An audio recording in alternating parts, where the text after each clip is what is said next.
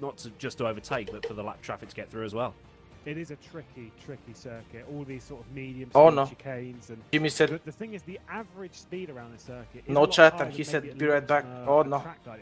It's very fast, and with that, it does actually create some difficulties when it comes to overtaking. Like you say, with traffic, to manage it is quite tricky. We saw plenty of that back in the 3 hours. It's only good 4 hours last season. It is a tricky venue, and of course, with the penalties coming into it, which we will get into, there have been some slaps on the wrist coming out of Nürburgring, and you hope that people will learn from that coming to such a difficult place. Yeah, it's Nürburgring is always a track where people try to fire their way through because of how difficult it is to overtake there as well.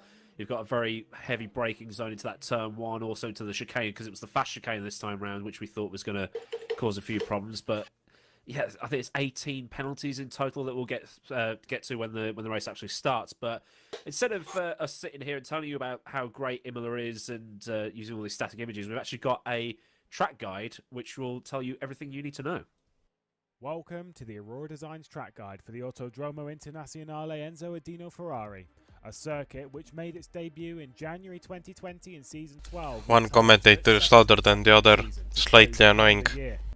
The second shortest circuit Tell them in chat. at just 4.9 kilometers in length, comprised of fast chicanes and narrow sections. Last season, traffic management was tricky, and that's set to continue. We'll take a look then around the circuit using the Aurora Designs flyover and heading into Variante Tamburello. On the right-hand side, you've got to watch out as the pit lane exit merges with the race surface. A tricky braking zone, a little left-hand kink into the left-right-left section. We can see some side-by-side through this section. Saw plenty of it last season. Variante Villeneuve, a very different case. Not an easy overtaking opportunity, but certainly one I'm sure some will try. And if not there, it'll be Tosa, the long left-hand hairpin, heading uphill. Quite a tricky one. It's always hard to keep the front end in all the way through the corner. With that uphill part, you just tend to drift out with the understeer towards the exit. Schedule a whisper test, but you can have one if you need it. This is the whisper test. Left-hander, find the second apex as well. Could be quite tricky when it comes to traffic. Then downhill to Acqua Minerale. That right-hander into the left heading uphill is an absolutely fantastic experience by yourself, but in traffic, it can cause problems. A straightaway into Variante Alta on the track layout. It looks like it's quite a good overtaking opportunity, but it's far too high speed. You absolutely muller the curbs coming through here. Watching out not to run too far wide. There's a sausage curb to greet you and potentially a track cut as well. Down the hill through the left and then right-hand kinks before we hit Ravazza. That final right-hand kink is quite tricky. You need to be straightened up as you leave that kink.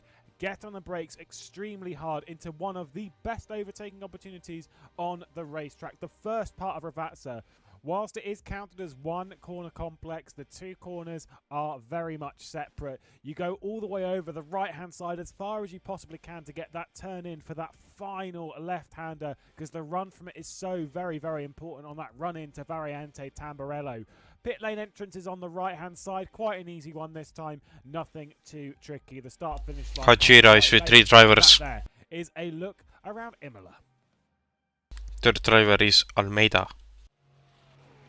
Isn't he bad? I don't know. Well, those track guys never system is absolutely brilliantly done, but that's how you get round Imola. I just wanted to think about Wait, how do you know? corners like Piratella, where Team you've got a speak. blind entry, and Acqua Minerale, where the closing speed is going to be so big between the three classes. It's going to be a pretty big. Let me try that again. It's going to be a big ask for some of these drivers to try and get through there without hitting anything. It is a tricky track, especially with the traffic. Like I said, we saw that plenty of times last season. We saw some great racing last season. Of course, whilst being at this venue, it is a great time to give a shout out to our man Enzo Fazzi, who was in an LMP2 last season. He managed to hit a hypercar as well. Just got to give him a bit of a shout out because I know he hates it. Either way, we'll focus on this season as well as a little bit of last season, because it's important to know who won here earlier in the calendar year in last season. AAA Sports Risto Capit Erhan Yovski. Why do I bring that up? It's because R8GE... These guys are impossible. I shit you not. Which is really, really important. They're going to miss out on the 50 participation points for being here, as they are not here in any sort of capacity. We were expecting maybe Erhan to come along to do the first part of the race, because I believe he is free. but so they could at least bank the 50 participation points. None of that though, so they are dropping. Commentators are shocked that RAG is not here. Academy, whilst there's been a massive split behind the scenes there. It is what it is. They said they were expecting Erhan to do the first part of the race. So there's a departure there, which leaves Jordi Zwiers as the only driver in that car, and obviously he's decided that he couldn't find anyone, so it was time to pull out. Also, Zancho have pulled out in the hypercar category. There is so much drama, Aiden, and we're not even halfway through the season yet. No, it's all kicking off behind the scenes. We'll try and get some more details on that as we're Epic intro time behind the season, things like that. But just want to talk about that because you said that Jordi Zwiers hasn't shown up for this round. He actually got a stop and hold for 60 seconds, so that's not going to be applied for him this round. But so many penalties were picked up after the Nürburgring. It's insane. It is a huge list that I'm sure we'll get through as we get into the race. And yeah, with Jordi, well, we'll have to see what happens with that lineup. Here's the lineup for the race then. Ajira with G-Drive alongside and Pinsim Drillers Esports. That's quite good for them. And then in fourth place, the One Acco. The rest of the hypercars left. Blackhawk Racing, One Acco and Arm Sim Racing on pole position in LMP2. Of course, it is Varga Sim Racing and how impressive they have been when it comes to their quali pace, currently championship leaders. Pinsim Drillers Esports leave Waveframe Esports Burst, only fourth in category with Rookie Monsters in behind that in the fifth place. Live timing a bit broken, but okay. Team Spirit Racing, DX Droids and Nita Velix, a little bit of a disappointing qualifying session from Rory McDuff. I did expect him to be up towards the top five. I believe Devin Browner is returning to that car this round as well. Rasmus Andreasen for Burst Esports Hungary.dk in the penultimate position with Peo Pev in behind. Rasmus is going to qualify last, so I guess it's a bit of a one-up on that one. Pole position in GTE goes the way of Satellite Racing with Wilder Sim Racing iZone Performance in behind that. Then we've got Waveframe Esports, Butler Powell, Juices, and the other Nita Velix down in 24th overall. Blackhawk Racing leads Speedy Might, Vargas Sim Racing, and Ground Effect leading us down the order for Ferris Stanley. That'll be a decent qualifying just to get inside top 10. Paul Honan, who has a fair few penalties. Does Borka have a penalty or just Shepard? Shepard. Previous champions Goran Djordjevic in the number 87. Okay, so he will be in the mix. Wilder Sim Racing iZone Performance's Porsche down in 13th place with Matt Beavis driving the Rookie Monsters car. Musto GDE Sports only 33rd overall, being 15th in class. Like RT Sim Racing for Holland Championship leaders. Way on the order, we'll get onto those moment with Cameron Sansano driving the Speedy Mite racing car. The rest of the order, DX Droids with Waveframe Esports in behind. Your Name Here Racing for Sebastian Pfeiffer. Maybe a little bit disappointed with that because we know he's pretty quick. Blackhawk Racing, Melichak Mackley for Caspian Motorsports and Ramada Motorsports, who have had two drivers banned after incidents in practice, in the official practice. They've had two drivers removed courtesy of them of retaliatory driving. Either way, though, deep breath. With all that done, with all the drama, there's Arne Skånvli, just chilling, relaxing. He's a bit of a busy man. And whilst RHG aren't here, the perfect time. Please don't give me updates about Martin. I want to focus on my own race, okay? If you're not really much of a follower of sim racing, if there is someone, I mean, I told you I don't care about the LMP2s. By the end of the race, put your hands back on the wheel, Arne. You were telling me about him in it's usually Erhan Yujovski who likes to obliterate fields, but obviously not here tonight. This afternoon, well, it has gone dark outside, so yeah, we'll call it tonight. Then and Jean Alazy not here, so two big names from the world of Formula One not having their teams in the field. But whilst last round we saw a great performance from G-Drive Racing and also the Pinsim Drillers Esports car, obviously both of them are Drillers outfits, they finished second and third, continuing that by qualifying in second and third. And how that's going to unfold for them, there's only one way to see. We're going to stick 6 hours on the clock and we're going to get racing here. The control handed to the number 2 Ajira racing car, one that was towards the top end of the hypercar class last season, dropped off a little bit, but this could be the perfect way to end 2020. And of course, the momentum that happens from finishing a season on a high, from finishing a year rather on a high, can carry the momentum into the next part of the season, and how crucial that will be. Our road to Le Mans continues now. The 6 hours of Imola about to get underway with Azura Racing on pole position ahead of the number 8 G-Drive and Roan Quakel in behind. We are underway here at Imola. That's a decent launch from Timotej Driving, but look at Chris Shepherd as well, trying to force his way around the outside, almost squeezing his teammate off the G-Drive car. Oh, but it's Chris Shepherd who gets squeezed off into the background. It is Arne Schoenvliet leading the way for Azura Racing. Overlooking the corner though, the G-Drive car, that's Timotej Driving, who's also dropped behind Chris Shepherd, and he's also going to drop behind the other one, Akko car of Borja Milan, going side by side in the background, out of Tamburello towards Villeneuve. We are slicing and dicing our way through the order, and Danovsky holds up the fourth with Borja Milan, Roman Jakobovic and Valerio Ferraris in behind. Oh, that was a great start though from Arne Schoenvliet, running away at the front end of the field. Marcel Chinchik doing what he does, holding on to the race lead, at least in the early stage of the race in LMP2 with Hemmington, Lorenzo Arisi and Dennis Jordan in behind her. No real progress from Dennis Jordan, starting 11th. Currently running in 11th and 4th in class. In the GTE category, it's still going to be Satellite Racing leading the way from the wave free number 99 Ferrari in behind. Yeah, I was flicking through the timing screens, and there's actually been no incidents in the first half a lap or so, as we see Jimmy Nazula leading GTE through Acqua Minerale as the LMP2s pull away and they head up the hill towards the Variante Alta. It literally means high chicane in Italian. Bouncing over the curbs. We've got to be careful not to either spin the car out on that yellow sausage curb or even get a cut track penalty. But Jimmy Nazula, he's absolutely bolted away at the front of the GTE field. There is a big loss in the GTE field. I don't actually know what happened to Jordi San Andres for Wilder Sim Racing iZone Performance. Started in 2nd place in class, currently running 10th in class, 28th overall in the favoured Porsche. That's a pretty large drop from them, or way down the order. I think now's the time to speak about Sim Racing for Holland. Andras Kirili currently behind the car. Our championship leaders are way down the order. I would be worried about them, but we know they don't qualify well. But boy, oh boy, do they race well, finishing 2nd and in the previous race, 1st in the one before it. As I'd still favour them. Do we have cut track? Yeah, it's defending very well from the big boy M8 there as they come through Tamburello corner and then out onto the straight that leads between Tamburello and Villeneuve here. It's that BMW just having a little bit of a sniff, but still Kirili keeping it there in 16th place in GTE. Previous race winners as well. Oh, Rory McDuff has dropped down the order as well. I don't actually know what's happened to him. Down to 20th place now in the GTE traffic. What's happened to the LMP2? Way down, Nita Velix, soon to be rebranded. We saw them in the Spa race to Cetres Nita Velix. A very pretty livery on that. At least we get rid of the one I made. But drama for them already, dropping way down the order. We last round, again, it was a bit more of a disappointment from the drivers that won the team's championship when it was Singularity. Let's have a look then. Racing, I believe. That is quite Spinala a hit with, I believe, David Marocek. Our champions of last season, when they were Singularity, and of course, Rory McDuff and Devin Brown are both Le Mans winners. It's a little bit of a curiosity as to what's happened to them, especially whilst their sister car in the GTE category is doing so very well, having won at Nürburgring. Curiosity there.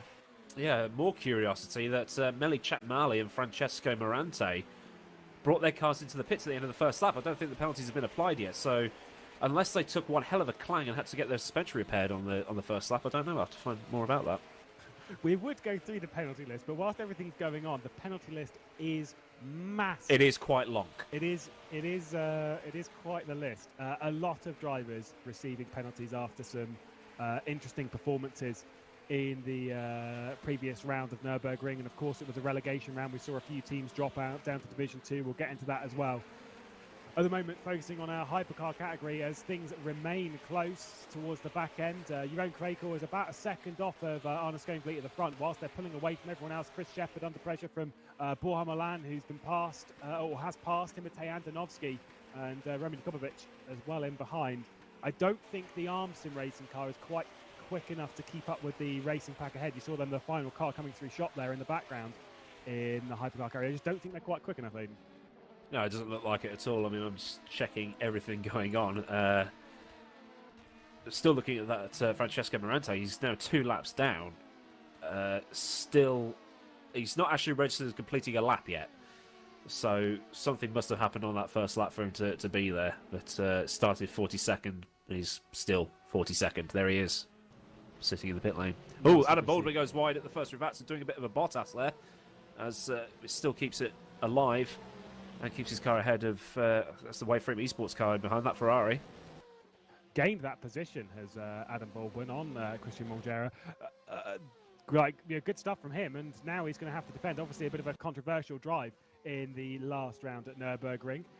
Having got involved with a few incidents late in the race, was one that was really looking to be a bit further up the order. Of course, the satellite racing car ahead of Jimmy Nasula, Satellite Racing and Juice's Motorsports Club, they came together to form a bit of a partnership in the recent Spa 3-hour Invitational with WTF1. They sort of came together as a team. Now they're running 1 and 2 in this race. I'm sure there'll obviously be no favours between them. But at the moment, it seems like Juice's Motorsports Club is helping out Satellite Racing in the early stages of this by defending from Christian Molgera. I'm sure he'll try and close that gap. Satellite Racing was so impressive in the early stages of the Nürburgring before it all really fell apart quite dramatically for the Porsche. And we'll keep our fingers crossed it doesn't happen today. They seem to do well over like a short and early part of the race, but the longer the race goes on, obviously the longer the race goes on, the more potential for drama there is. And unfortunately, that was what happened at Nürburgring. But of course, that was a 6-hour race. This also is a 6-hour race, and we're expecting some drama. Yeah, Porsche 1 and 2 in GTE when everybody favoured the Corvette at the start of the season. But it seems to be, or am I thinking of GT3? I'm thinking of GT3, aren't I? I mean, no. But even in this, I was going to say the Callaway. The Corvette. The Corvette is a perfectly fine car. It's quite meaty in a straight line. We'll go with that. But the Porsche seem to be handling very well on a track that's got a few more twisty bits. As that's the Butler Power Motorsport car coming into the pit lane. Penalties have been applied. Ibrahim Khan's already served his. Valerio Ferrari also has one. Pev for Butler Power has one. Morante has one. Brioni. Goran Djordjevic has got a drive-through penalty as well. One of the Burst Hungary, the Burst Esports Hungary DK car has one. Paulie Honan for Volante has one. Molgera, Juan Carlos Fernandez, Chris Shepherd, Jerome Quakel as well, who is in the LMHC category, currently running second on the road. So there is a lot of penalties being dished out in the early stages of this race, and we'll try and keep track of it all, but there's a lot going on naturally. One of those cars has potentially 6 penalties to serve for stuff that happened in the previous round. Indeed. The thing with penalties in the Virtual Endurance Championship is applying them to the next round is supposed to be a very healthy deterrent. Well, we'll have to wait and see. Chris Shepherd, by the way, who we just focused on, had dropped down to 5th place in class. A couple of issues. He was running in 3rd, but the last few laps dropped down into 5th place. Now under pressure from Jukovic. In behind, Timotej Andonovski directly ahead. The Macedonian just trying to fend off Shepherd at the moment. But it's given them a good 2-second gap to Borja Milan in the Monaco ahead. So it's not looking ideal for the hypercar category, especially as they're starting to hit bits of traffic, pockets, as some drivers have come in and served their penalty and have now departed pit lane. They're coming across the first sort of GTEs. Yeah, this is what we're talking about at the start of the show, really, is that Aqua Minerale, you've got the fast first right-hander, but then you've got to slow right down for the second right-hander, and those Senna hypercars are going to be going through there much quicker than the GTEs, so if they misjudge it or don't, or the GTEs aren't predictable enough, that could be one hell of a crash later on in the race.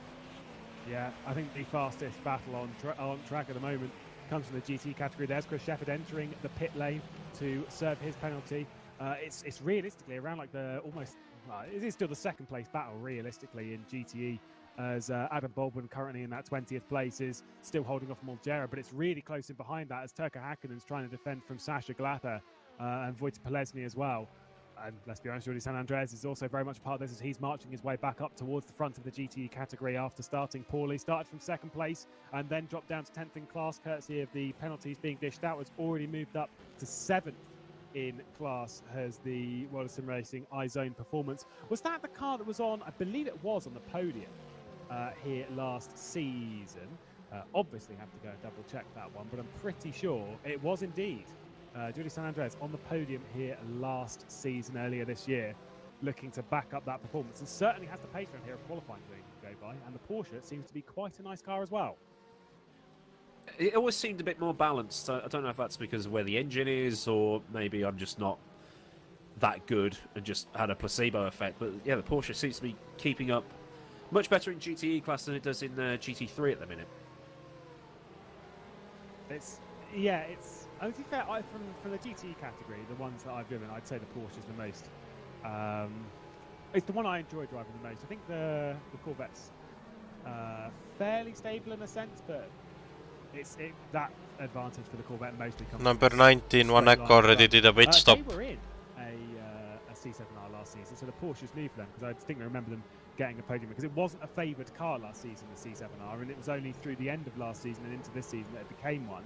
The Porsche was a very good car, but obviously the favoured one last season was the M8 in the GTE category. This is why I prefer the LMP2 category, because it's just dead simple. It's what car have you got? Oh, the LMP2. The same as me. Same as me. Speaking of that, we've got two teammates even battling this one out at the moment. It's Dennis Jordan, the Burst Edge Esports, with David Moreau in behind for Burst Esports Complexity. Trying to battle it out for what is currently 4th place on the road. Dennis Jordan, I'm sure, is running some sort of fuel strategy, and that's why he's not keeping up with the top lot. Literally what happened in the 3-hour invitational was they were cruising around the sort of like 3rd, 4th, 5th, and well, who won that race? Of course it was them.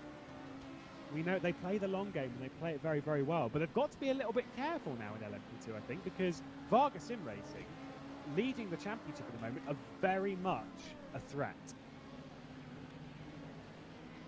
And especially as they're leading the way right now.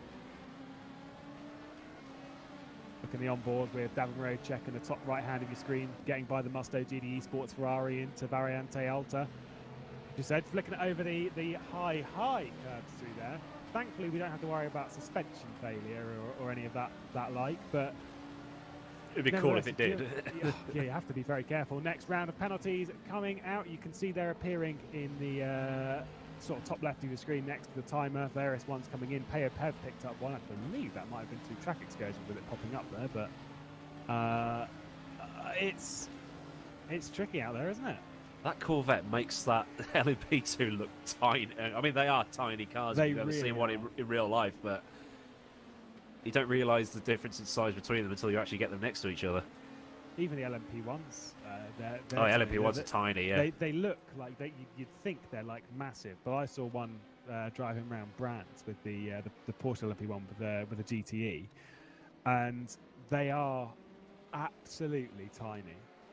They genuinely, not a joke, they come up to maybe about your hip. Yeah, I mean, I saw an actual Formula 1 car, 2016 Formula 1 car, a Williams at the NEC, and it's like, they're long, but they're so low down. Yeah, I had the same thing with the Donington Museum. I think that's closed now, isn't it? Yeah, they got rid of it. Shame. Yeah, went around there a few times, and obviously tiny cars. The thing is, people don't quite get that with race cars.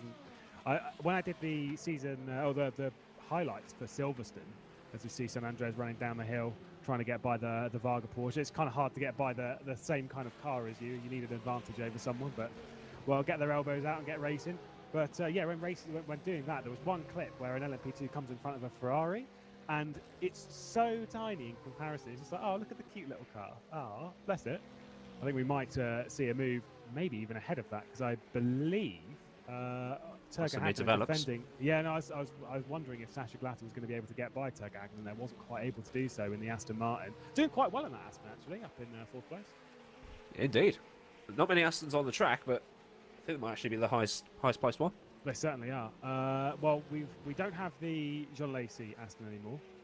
I didn't know if they'd pulled out full time of all of it. I thought it was just the LMHC one that pulled out. We don't have that one, and then of course the other one is the Volante racing car, which is currently running in 18th in class, quite a way down the order. Battle for 3rd at the moment, with the Nita Velix defending fairly heavily. Sasha Glatter, though, runs wide at Piratella, and that'll just give a little bit of breathing room to to third place man Turka Hakkinen. Obviously, great drive from the Nita Velix bunch last round to get that race victory at the Nürburgring.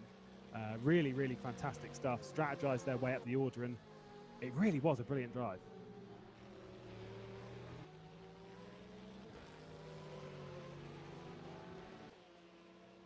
I'm just seeing where some of these penalties have affected other drivers. You've got Quakel making his way back through the field. He's 7th overall now, but he's in behind 2 LMP2s. Valerio Ferrari's, he's in the midst of those LMP2s as well. Chris Shepherd is at the back of the LMP2 field. And then Juan Carlos Fernandez, he's quite far back. He's in the middle of the GTEs, so penalties affecting a lot of people. Christian Mulgera in the pit lane. That'll be for a penalty, I'm sure of it. Yeah, he's just coming through now. So that might be one of the cars that got multiple penalties. Yeah, there are a few with that. I don't think the Nita Velix has one, the number 60. No, that was just infraction they got on that one. Yes, obviously being informed again, as my memory evades me, that of course the Jean Lacy Aston was departing Division 1 to gloriously head down into Division 2. And I remember, and like, this is a shot, fine, we'll roll with it. Did anybody else pick up a cut? It was the Aston Martin and this, that, and the other. I know Number 19, one Echo and Arms. Obviously, there's 2 Aston. There was 3 Aston Martins. There's still 2 in Division 1. You do the maths. Bit harsh, isn't it? Blame the tools. Yeah, exactly. It's the same thing as, you know, with a class where there's a balance of performance, where it's so easy to be like, oh, it's not me, it's the car, when unfortunately sometimes that isn't necessarily the case. That, you know, it's easy to point fingers in the small areas that you're losing out rather than the areas that you're also gaining an advantage. So, you know, it's happened anyway, and either way, Blackhawk running up towards the front end of the field, trying to get onto the podium. Although that has been broken up a little bit as the traffic's just seeping their way through bit by bit. As well, Johan Quakel, by the way, has been into the pit lane service penalty. That's why the order on your list there is quite a mess. Obviously, red is LMHC, blue is LMP2, green is GTE, and that is why it is quite chopped and changed. It's almost similar to how it was at Silverstone when we had that wet race to start the season, and we had LMP2s very much within the LMHC category. Now Sasha Glatter's the one defending. Yeah, Juan Carlos Fernandez brought his DX Droids LMP2 through the pit lane for a penalty.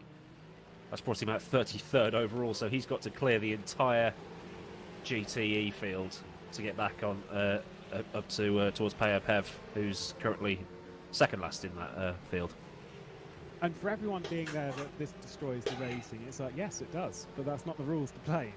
How is my pace? Drive better. Drive better. You are absolutely right. Is that if we didn't have driving issues, it'd be fine. And, you know, sometimes we do need to penalise people heavily. So, hopefully, heading into 2021, you, B2, B1 are doing mid 29s. Everyone behind you is doing 30s. It might do. Yeah. Well, you've got a lot more faith than me. Someone has to. Uh-huh. Are you saying that I'm not really a massively faith-driven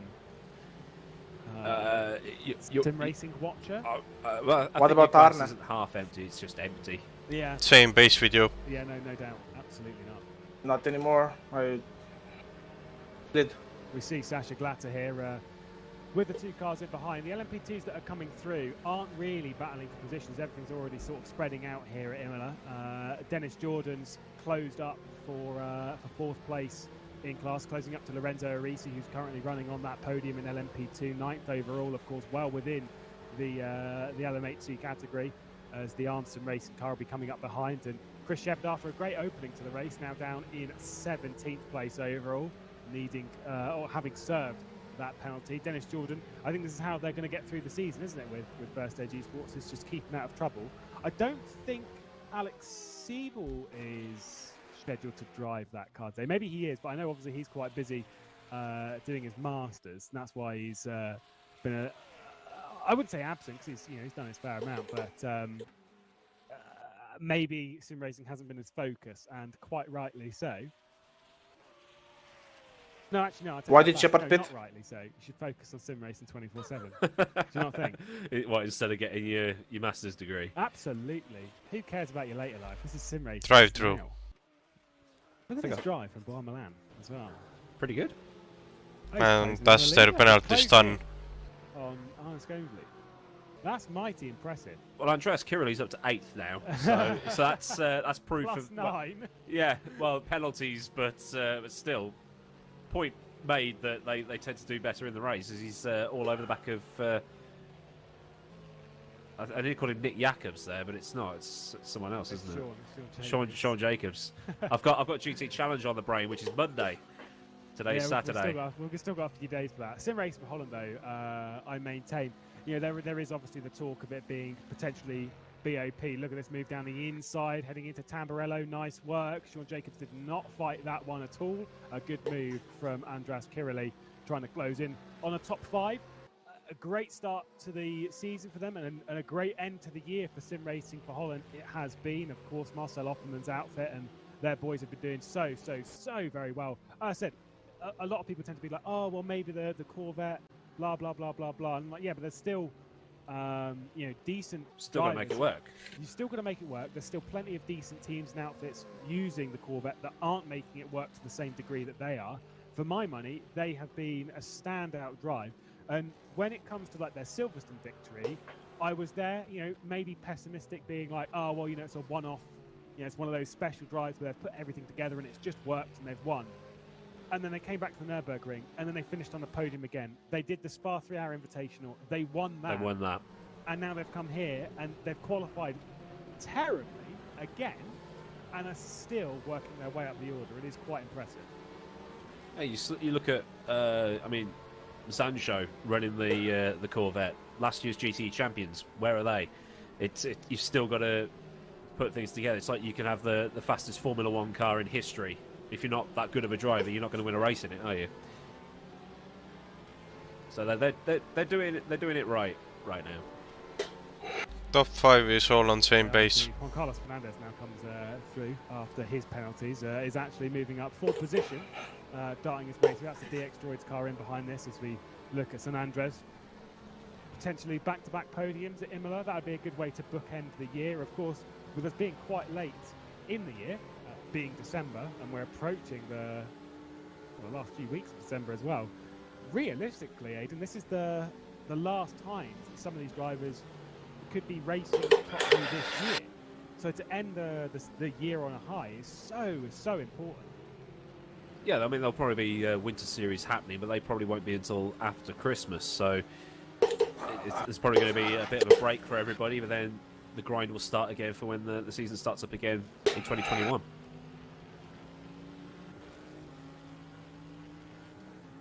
It is very much a momentum-driven sort of. I mean, to be fair, all sport is momentum-driven, regardless of what you do. So, like I say, ending a season on a high. We saw it last year with when we came to end the calendar year and the decade as well.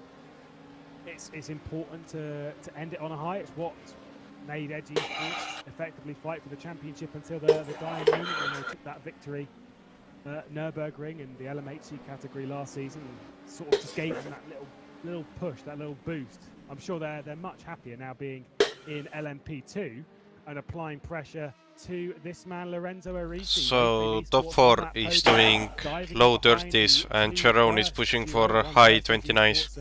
One at Burst Esports Simplexity, trying to vie their way onto the podium. Where is Jeroen though? Almost. I don't really P5. want to say disappointed because it's not really disappointed, but they didn't. Look, Burst Edgy Sports didn't win last round. We were kind of like we were almost. He came out from bits. He was like 25 seconds behind. Now he's 20 seconds behind. Especially for Mitchie Hoyer. For Dennis Jordan, well, Mitchie Hoyer as well. And, to come along and to sort of like cruise it. They finished 3rd though, which for them is not good. No. They're one of those teams that you expect to be fighting for the win every time they go onto a track as your own Quakel sets the best lap time overall as he comes back through the field. But is it important at this stage of the race to be setting the fastest lap? You can see Not really, no. No. It's quite tight at the front of LMP2. We saw it sort of drift apart and then close back up as Martin Hemmingsen has got the gap down to under a second. Borja Milan's efforts to try and catch our race leader have sort of dissipated a little bit. He's dropped off now 1 and a bit seconds since the last time we saw it. It's now out to 2, nearly 2.5 seconds between Wanako and Najira. But with Hemmingsen applying early pressure to Marcel Chinchik, that's a good effort from the Pinsim Drillers Esports bunch, who seem to really be getting stronger and stronger and going from strength to strength in the Virtual Endurance Championship. I mean, there's currently a 4-5-way battle for 5th in GTE at the minute as they come fine at the start-finish straight. I was just seeing that at the corner of my eye on the screen. But you got Glatter, San Andreas, and Kirili. All oh, that's tight. No. Oh, there's been a clang. Yeah, he's round. We almost died. Fantastic. Okay. My goodness no. Me. Here we go. And now he's going to what was that for? In first chicane, 5 GT spun. There we go. Well, we were It's only taken us what? Very lucky. 27 minutes, mate. 27 minutes. Oh dear, oh dear, oh dear. Oh, Right, never going to watch it again.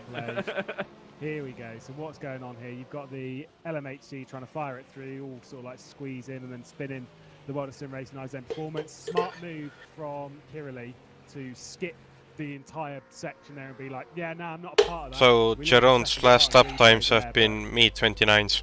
Oh, he's falling off. I think he's got a lot of damage. I think he has a lot of damage on that car, and that's really silly. I mean, the track tightens up so much as you go into Tamburello anyway. It's very wide for the start-finish straight because of FIA regulations, and then it narrows up, and that's where you get that bottleneck in a way, and it can happen, but you know that element. Okay, no more talking. To fire its way in like it did. It didn't. I'm just taking a little look now to see. So he accelerated and hit Sean Jacobs, and then spun back around, hit the Rookie Monsters, and then accelerated, which then spun the Your Name Here racing car, which that's sort of really unacceptable. You know, you've got to, I mean, it is what it is. We're not gonna. We've been told that we're not allowed to drill people about all of it too much. So we'll just brush that one under the carpet and move on. Either way, Chinchik leading the way from Hemmingsen, fresh promoter into Division 1, and doing very, very, very well, at least through the early part of the race. Potentially taking the race lead there. You saw in the pit lane, by the way, the World of Sim Racing iZone performance car of Jordi San Andres into the pit lane to serve. I guess in some way you could call it a penalty. A large damage repair. It's going to be a very long one. If the suspension's caved in, bodywork, aero damage, taking tyres as well, why not? Might as well fill the tank back up. But yeah, I'm gonna do a little bit of a stopwatch on that and see how long he's going to be there for. Well, I mean, it should say it on the side of the car. Yeah, but it can only go up to 99. Then it starts counting. Oh, he's only been in the pit lane for like 11 seconds. It's fine. No, it's much longer than that. We've also got a little bit of a battle still raging. I mean, to be fair, I don't know if I'd call it a battle between the Burst Edge Esports and the Burst Complexity. Like, if you're Burst Complexity, you've got your teammates, your championship protagonists ahead. You're not really going to fight it. We'll keep our eye on this battle though for the LMP2 lead, as it's quite important. There's the timer ticking along for the World of Sim Racing iZone Performance drivers as they just wait it out. And yes, like, you're absolutely right that the incident I'd go with caused by the LMHC, but then after the incident has been there was caused, the unsafe rejoin as well. After the incident is caused, it's about what you do after that point, and I'm sure it was all good intentions to try and get off the racetrack, as you're like, he was very much in the fire, and I'd almost say the first car that came through, which was Sean Jacobs, is almost not San Andres' fault, but the second part where he spun 5 was there's no doubt. That's just not pretty. Hemmingsen darting through traffic. There is the Your Name Here car, the one that was spun out. Pfeiffer behind the wheel. Loves a good Porsche, because distinctly remember last season in the rFactor 2 GT Challenge Series when he got promoted into Split 1. It was a Porsche for the final 2 races that they took part in and did the final couple. I can't remember what tracks they were. I remember it was Le Mans was the last one, but I couldn't remember the penultimate track. Saved my life a long time ago.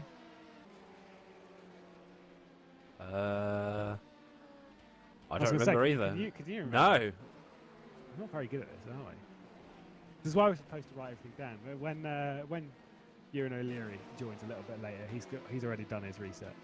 He was talking to me earlier about like, oh, I've got so many bits of paper. And I was like, I'm not good enough to write anything down.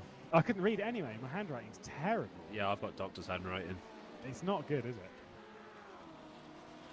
Battle for 10th place on the road in GTE as Andrea Terzi working his way up on the back of Sean Jacobs, who's potentially got quite a damaged Ferrari there. I'm not going to be harsh on Terzi as I was in that GT Challenge race at Portland, because he's driving quite well. He's inside the top 10 for Wayfree. He was a very nice man. He's moved up from basically last on the grid. I think it was penultimate position on the grid that he was in. Oh no, he started from 38th overall, which would have been around sort of 20th in class, and has moved up to 10th in class. Yes, of course, penalties, but still, you know, you've got to keep it on the road, keep confident, and that's exactly what he's been doing. And now trying to get by his fellow Ferrari in the hard to miss it Speedy Mike Racing colours. Yeah, the LMP2s have sort of helped him along a little bit there, because he's managed to close up a little bit. Traffic giveth, traffic taketh. We'll get that one in now as they fly up the hill towards Piratella hit. Easy place to get off-track warnings there.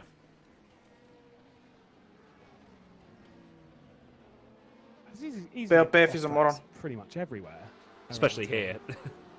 Yeah, around this circuit. It's certainly one that we are expecting to see a good few prior to the checkered flag. And how it will impact things. I think we saw quite a few at Nürburgring as well. Obviously, the track cut's all done inside the simulator in the Virtual Endurance Championship. And Aiden, I don't know how many you've picked up in your time in rFactor 2, but it's a good few for me. A lot, yeah. Especially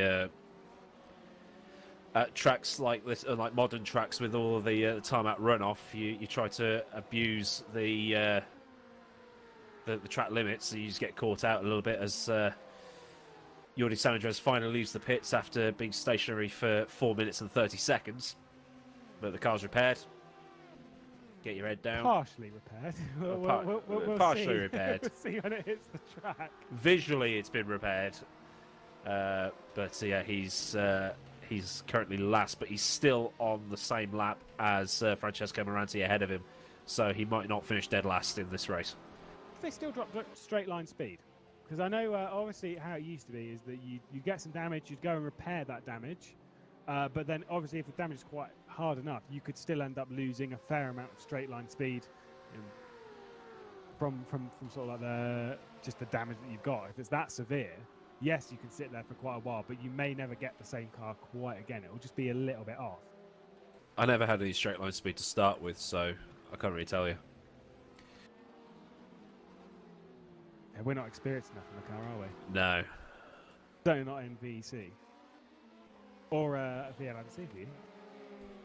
I did 200 yards. But I don't think you can get any data from that. You can extrapolate as much data from anything.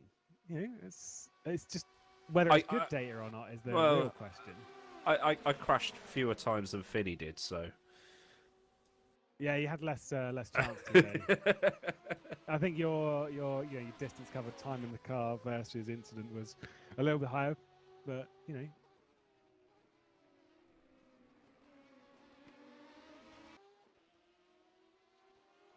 Chinchik still under pressure from Drillers in behind.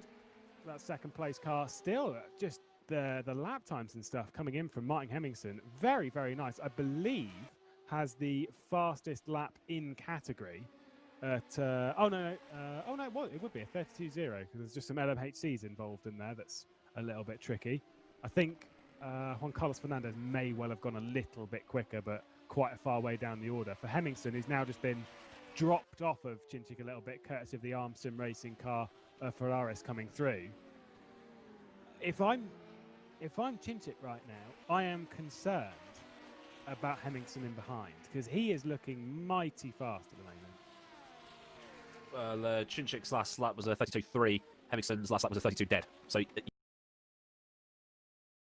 yeah, probably would start getting concerned if that was happening lap after lap after lap. But traffic can put a dent in that. Correction, Ibrahim Khan has set the fastest lap of the race in the LMP2 category for Rookie Monsters, as darting his way past the World of Sim Racing iZone Performance was the Marcel Chinchik. Here is Ibrahim Khan, fastest lap in category as well, now defending from Peo Pev in behind. A fair way up the road, I believe, is Rasmus. Yep, next car, about 7 seconds down the road. Good start from Rasmus. Not so great from some of these drivers who have already received a penalty, but nonetheless, it's kind of like you have to always remind yourself, I'm this far off of this person, but oh my goodness me, that is quite a dive there from Peo. That was a send. Nearly leaving it down the inside. Yeah, you've got to remind yourself there's still 5 hours and 23 minutes left on the clock. Plenty of time. Yeah, it's endurance, not a sprint race. It's the virtual endurance championship. Yeah, the one on rFactor 2. Yeah. Yeah.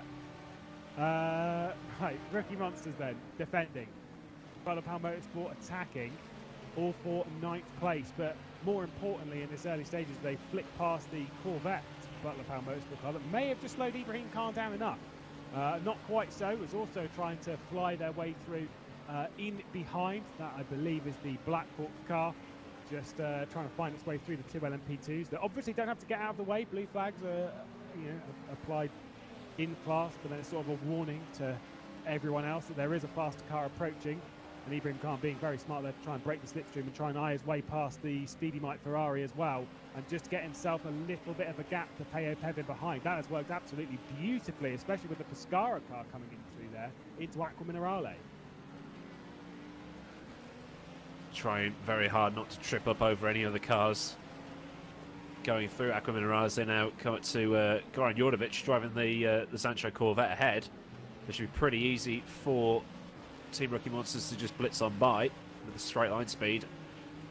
Then the LMHC will want to have a go maybe into the first rFactor, and he does.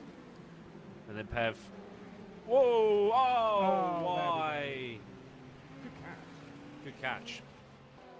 That's about the. That might be one. That might be one for Jimmy to look at. I don't know.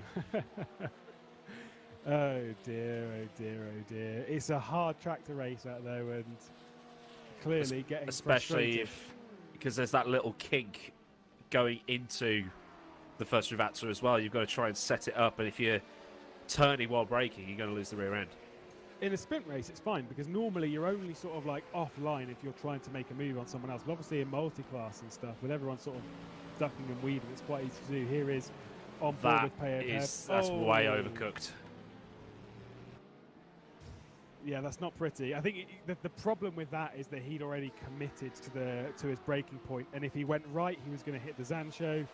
If he went left, he was going to probably square on hit Ibrahim Khan.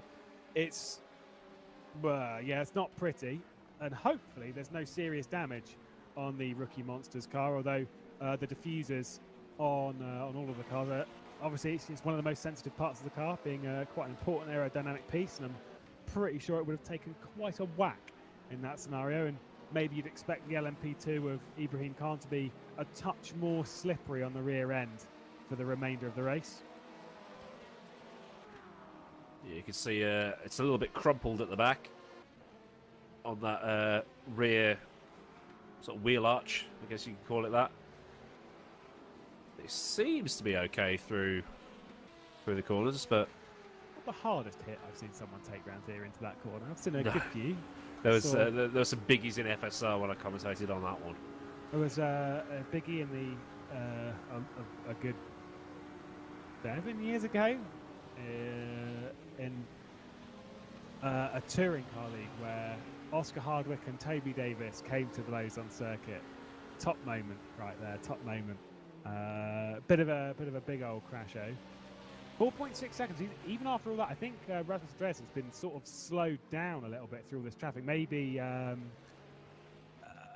lack of confidence in traffic, and also hitting quite a large pocket of GTEs at the wrong times. I'm reckoning he's hit those GTEs heading into somewhere like Tamburello, and there's not really much you could do about that until you've left it, and that can cost you a good second and a bit there alone.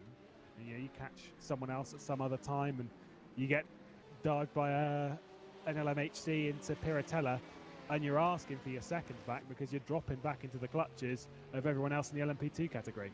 He was faster than Rory McDuff, who Rory McDuff's actually brought his car into the pit lane. So we're LMP2. 40 minutes. 40 minutes in, LMP2 pit stops starting to happen now. Hemmingson also in. Andreasen. I was going to say Rasmus was actually faster than Rory on the last lap, but only by a 10th. But I think he'll be pitting this lap anyway, unless he's managed to eke out his fuel mileage. And he hasn't. He's going in. Hasn't indeed. And that DX Droids car that came through was one that was a lap down anyway. That's why he's gone a lap further. Ibrahim Khan also into the pit lane.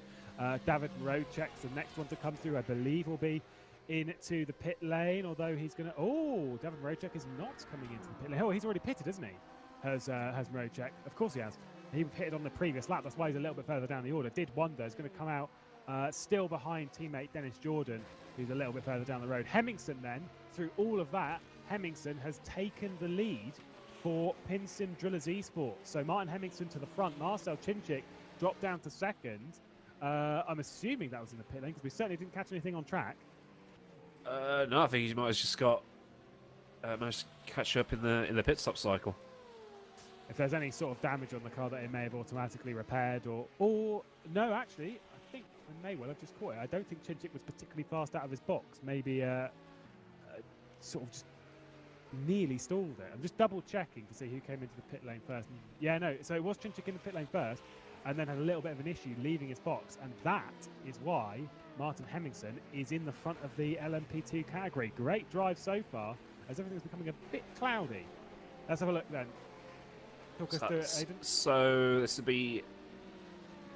Stalled it. He definitely stalled it. Ooh.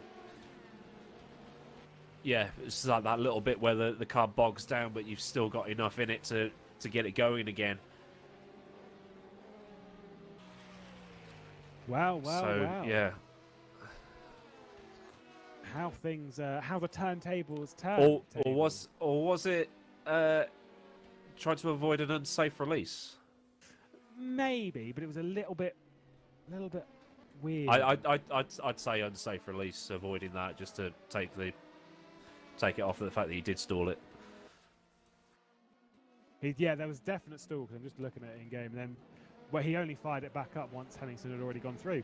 So wow, there we go. First bit of drama, at least when it comes to track position and stuff like that, with Chinchik dropping that one to Hemmingson. Lorenzo Arisi's also not too far off the back, and neither is Dennis Jordan realistically. So we could see potentially a four-way fight for the LMP2 lead coming up shortly, focusing down the order with some of the people that also have already pitted. Anthony Yans trying to get by the first Hungary.dk car.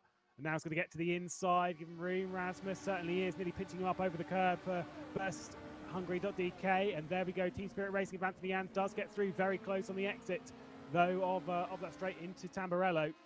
And Anthony Yans goes up to 7th place. Obviously, Season 8 champions in the LMP2 category a fair while ago. Good half decade ago. God, I'm old. Well, now you've put it like that. You're not going to defend my honour? No. Don't blame me. I do appreciate with the Your Name Here card that it says or name here on the or there or something. Whatever. It's on the wheel arch. It doesn't say Your Name Here. It says something different because it's just cut off because the logo is too big. It's like the HRT car from like 2012 where it said this could be you, your logo here, and all that stuff. It's good to see a bit of humour. I'm not sure if Jimmy Allison appreciates the colour palette on it though, as it is a bright green digital camo. Just put not really. Trying to get itself inside the top 10 as well. Sean Jacobs, I still think obviously they wouldn't have repaired that car, the 51 Speedy Motor Racing car, and so obviously there is still some damage on that Ferrari. I don't think, because obviously Pfeiffer was spun in that as well. I don't think though that his spin received quite a large whack, that he was okay, like realistically, and the spin was absorbed most of the impact, I guess, is the way to do it. So there's not too much damage on that Porsche in behind. Ramada Motorsports in behind that as well, led by or leading Goran Djordjevic, one of the drivers for Sancho, the series champions. # no bias. Arne Skånevliet at the front end of the field, leading by 3.4 seconds over Borja Milan, maybe about halfway, just over halfway to a pit stop for the LMHC category. We'll be closing in around 15 minutes, maybe 20, as there is that potential to push it to an hour and 5 with the GTE category. Plenty still to happen. There is Borja Milan in behind, that 3 seconds off. The LMHC category has already got massive gaps. They are all ahead of the LMP2s though, so that's a good sign, but they are all quite far apart. Which does beg the question, what happens to the category? Well, 2 cuts. LMP2 though is still seeming plenty close enough, as Marcel Cinčić has closed up to Martin Hemmingsen, 8th place at the moment. There they go through. Oh, bit of a slide there from Hemmingsen. I think he's feeling the pressure, Aiden. Yep. Overdriving the car, driving in your mirrors. Still doing a better job than I would. I'd have stacked it by now, but when you've got a driver in your mirrors that close for that long, you just got to keep your head, make sure you get all your braking points, try not to overdrive the car to eke out some time. Just keep it on the island. Finished without bidding it. I think it might have been... I can't remember who it was in BTCC. It might have been Ollie Jackson. There you go. There's another overcooking of the corner. It might have been Rory Butcher. But either way, it was someone, and I remember them saying on the broadcast that he defended in the most perfect way possible, i.e. didn't defend ever. Did not defend a single time, just kept on the racing line, because what's the fastest way around the track? The racing line. And if slipstream's not going to be too big of a deal, which in the LMP2 category it's a fair deal, but it's not like a guaranteed pass. You see here that Marcel Cinčić isn't quite close enough to do anything into Tamburello. So if I'm Hemmingsen, you give him a good couple of looks in the mirror to see, is he going to be close enough? No? Fine. I'm focusing on what I'm doing. I'm not going to move off my line. I'm not going to defend. I am just going to do what I do and try and make that work as they reach the Caspian Motorsports car of, I believe it might still be Jack Mackley behind the wheel. It certainly is. And there's Cinčić, there's his mistake, running way too wide at Tosin, nearly being pushed out as well by the C7R, and that's just given a little bit of a gap there for Martin Hemmingsen. Like I say, he just needs to focus on what he's doing. And if it's a track where overtaking's at a premium as well, like, if we're talking about the BTC, if it's Brands Hatch, then keep it on the racing line. And just make sure you get a decent exit out of Paddock Hill, otherwise you're just going to get caught into Druids. But as we now see, Andreasen being chased by the Team Rookie Monsters car of Ibrahim Khan through Tamburello, all nice and clean. See what he does for defensive driving here. He's got a bit more traffic ahead of him though that he has to sort of pay. I think this would be the bear with me, just because like obviously wildly different circuits, but the Brands Hatch in the sense like it is the virtual Druids, but it is a hard track to overtake at. It's a very very difficult circuit to pass. It's not like, say, for example, Le Mans, where you are, as soon as you get onto the mile sign, you are checking your mirrors constantly to be like, where is he? How do I cover him off? What do I do here? What do I do there? Around here, the most important thing is to make sure that you do not miss an apex, that you don't do that, because that's where the opportunity comes. If you underdrive it effectively into, say, Acqua Minerale, even if you sort of give yourself a little bit of time on the brakes and stuff to really think about it, they're not going to be making a move into Variante Alta. For one, it's not really a large braking zone. It's too fast of a chicane. It's just not really the greatest overtaking opportunity. And once you've got to that point, if they've left it on the inside, you've already gapped them down to Ravazza. Sean Jacobs there defending from Pfeiffer as we see that battle come through shot. with Rasmus Andreasen leading Ibrahim Khan. We've got the one Akko as well in behind all of this. That one is Borja Milan, who has just been cost a few seconds he could ill afford for the Gira up ahead. I think this could be a move, Aiden. I think Five is thinking about it. Yep, he's definitely thinking about it. He's having a look to the inside here, so he'll have the inside through the little kink. Just watch out for the LMP2 of the Butler Power Motorsport car coming up from behind, and he's made the move. Not fought at all there by Sean Jacobs. We've seen a little bit earlier as well, being a little bit patient when it comes to whether he's defending. Definitely thinking about the long game rather than the short-term game, which is even in a 6-hour race, which obviously in our line of work is considered quite a short race, all things considered. It's you've still got to play the long game. I mean, even a 3-hour race, you're thinking of the long game. I mean, to be fair, even me in a touring car race, I'm still thinking of the checker flag more than I am this current battle, and it's all about weighing up whether you should be fighting this position, because you could gain something more by not fighting, if you get what I mean. Yeah, because if you fight too early, like nearly an hour into a 6-hour race, you end up potentially crashing and having to come back in and pit and waste time in the pit lane. That just puts you way too far back. Just keep it nice and clean, and then the race really starts in the final hour.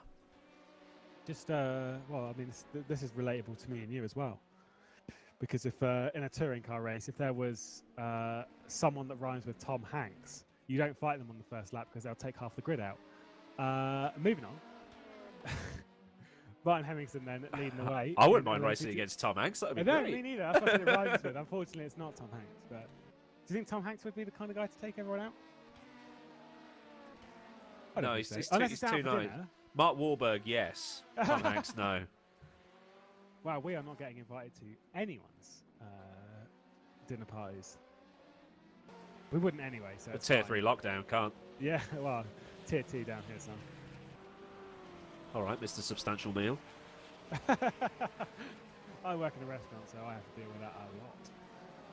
Goran Djordjevic, who's now dropped down into 13th. I'm pretty sure he was 12th in class, so I'm assuming they've been passed, because I'm still thinking he was behind Ramada. No, he's been there for a while. Yeah, no, he's been behind Ramada. I'm pretty sure he was 12th. Either way, no, maybe he has been there for a while, and I'm just going cranky with my old age. Who knows? See, this is the thing, right, with that Corvette, and I know, again, very different circuit, Imola to Spa, and also not trying to be too harsh on the team, especially considering I also still want to be a part of it at the end of all of this. That's quite wide from Goran Djordjevic. Considering how the 3-hour invitational unfolded, with Dankel driving really, really well towards the front, penalty for Chris Shepherd. I think that will be down to track excursions. It's not appeared in game. Yeah, that will. Certain way, so there's one tick. It was such a good drive from Danko, and I wondered if that would give the team that little boost. Maybe they'd figured something out on setup. Maybe they'd figured something out with the car that's really pushed them forward. And here we come to Imola just a week later, and you can't help but feel that we're just back in the same boat. And you can't say that it's the Corvette, because that's always the argument. Oh, well, maybe the car's not very good. Maybe the car's not doing that. First place in the first race, second place in the second race. Shepherd got penalty for contracts. Holland. And also, to be fair, by this point, with the race victory at Silverstone, a Corvette was the car that won Nürburgring as well. And there is currently a Corvette on the podium. It's not the car. Could it be that Zancho spent so much time with the BMW they're still adapting to the Corvette? I mean, I think we've all given our opinions on what's happened with the team. Maybe they should have stayed with the M8, but we know the M8 is not a good car. I don't think they've adapted to this Corvette particularly quickly, and it's not going well. We'll just say that. Series champions down in 13th place at the moment, and I'm assuming they'd be wishing. I have 9 laps to go. A bit more. Well, they got the world's fastest truck driver in the car. Good old Goran. who's having a bit of a sniff at the. And you are doing another Motorsport stint after car that. in front of him. No. You do the next one, I do the Well, final this was 1.5. originally gonna be the 20, 30, 40, 50 lineup because it was originally going to be Dankel, who is 20 Doom. Right? You've got Cedo, who is 30. You've got So I'll JJ, do the who's one 40, you've got Goran, that who's now 50. starts after 9 laps. So it was going to be a nice line. Yes. But then, Okay, I'm gonna JJ, start joining soon. so, and Dan's also busy at the moment or something. So He said he was freezing to death in the Lake District today, doing some sort of karting, but it's always an excuse, isn't there? yeah. So Rasmus has defended for long enough now that someone else is coming to his rescue. As Ibrahim Khan is under pressure from Peo Pev. Now the Pescara car coming through sort of breaks that up a little bit. But, you know, there's always a bigger fish. So, you know, if you defend for long enough, someone will come along and will attack them and then you can run away. That's obviously the mindset at the moment, isn't it? Defend for as long as possible and then hope for the best.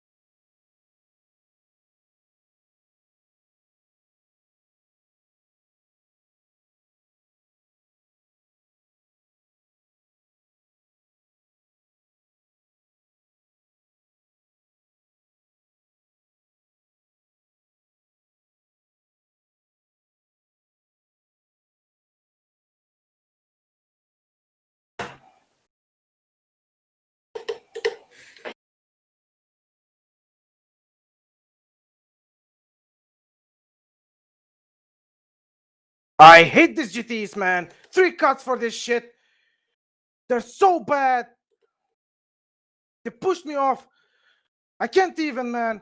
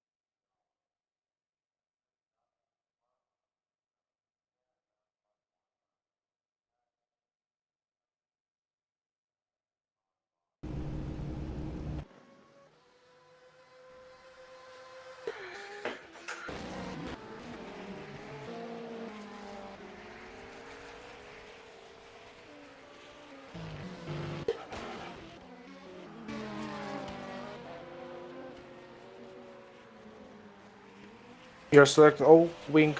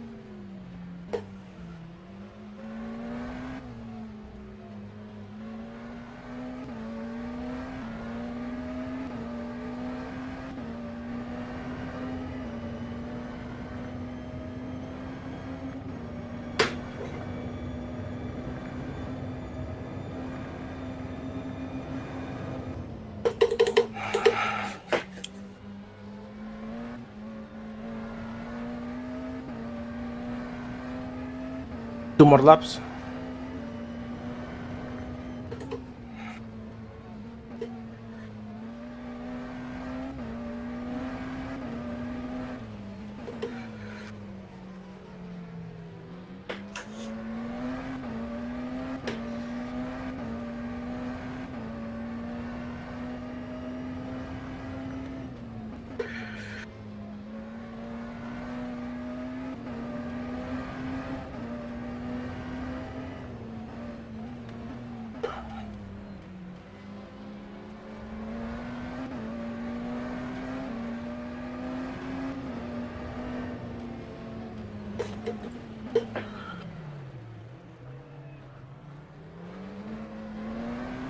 Really, nigga?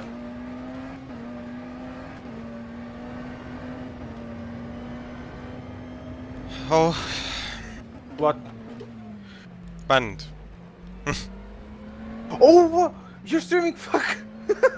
I'm sorry. I thought I was muted. No.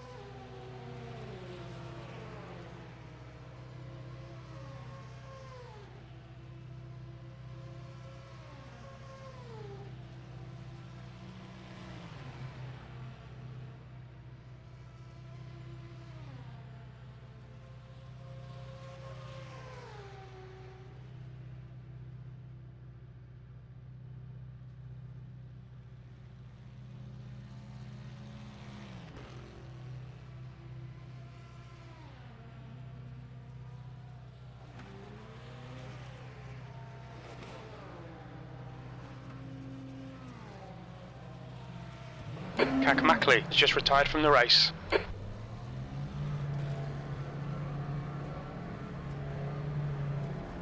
Car approaching, watch your mirrors.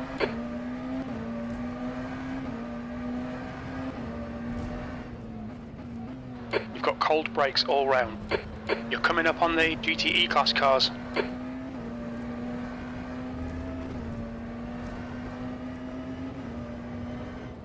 Car right. Clear right.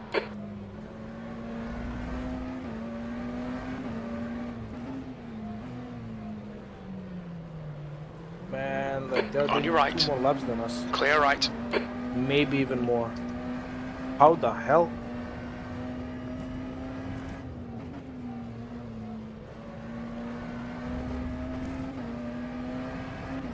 Slower class car ahead. The gap to Barkley in front is now 8.4.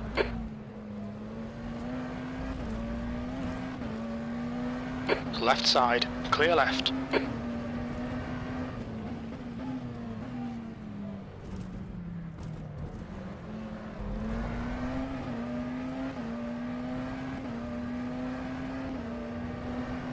On your left. Clear left.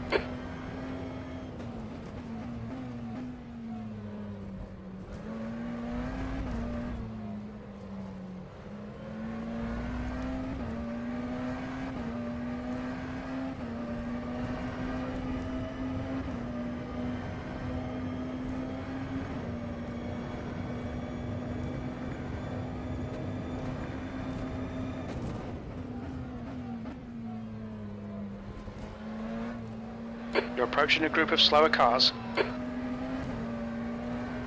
Car right. Right side's clear. Car right. Right side's clear.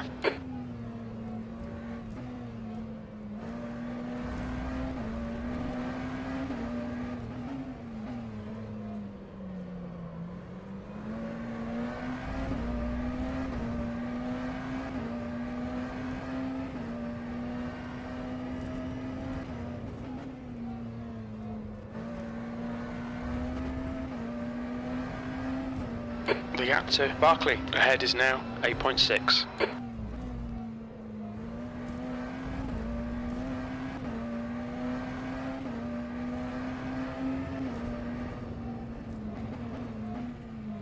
The leader, Scrolling Fleet, is pitting.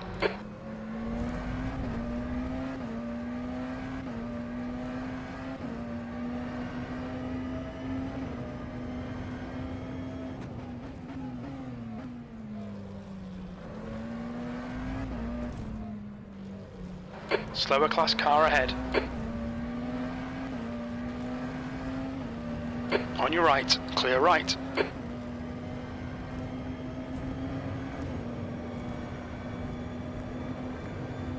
Okay, Henry, just keep hitting your marks. This is looking good. P4.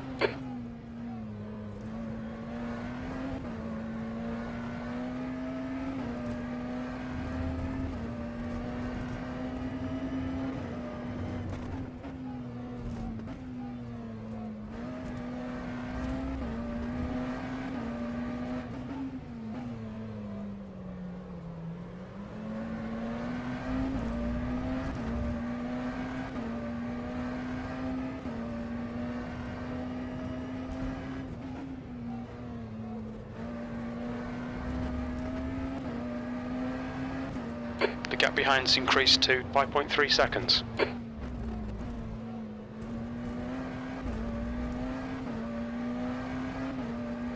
Right side, clear right.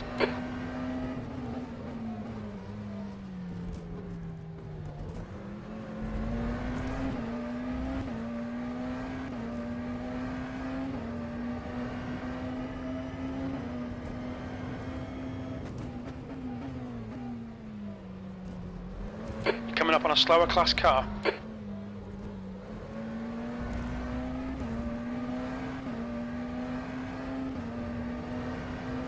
Car right. Right side's clear.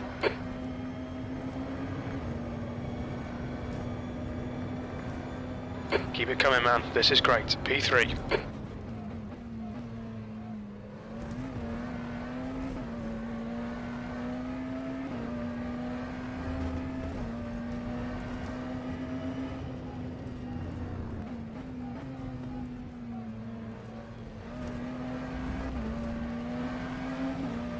Car right.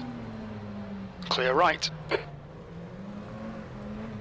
The gap to Barkley ahead is now 8.1.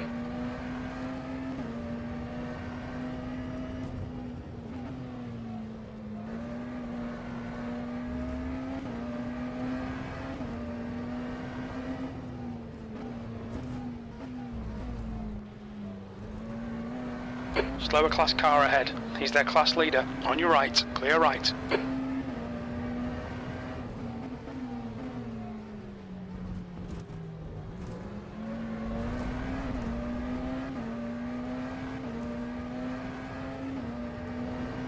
Car left. Clear left.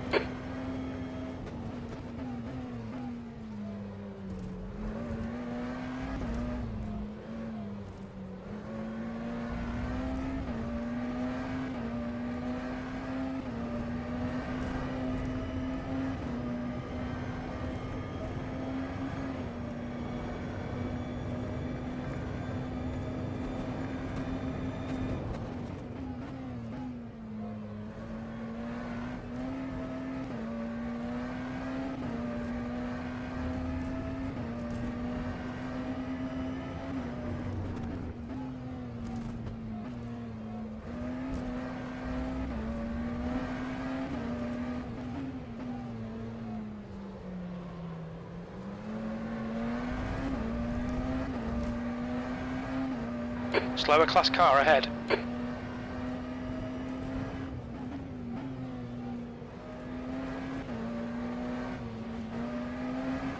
Car left, clear left. The gap behind is now 5.0 seconds. Nice meme, I'm getting lags. Left side, clear left. You're getting lag? Yes. On your right. Can you do Clear something right. about it or no? No.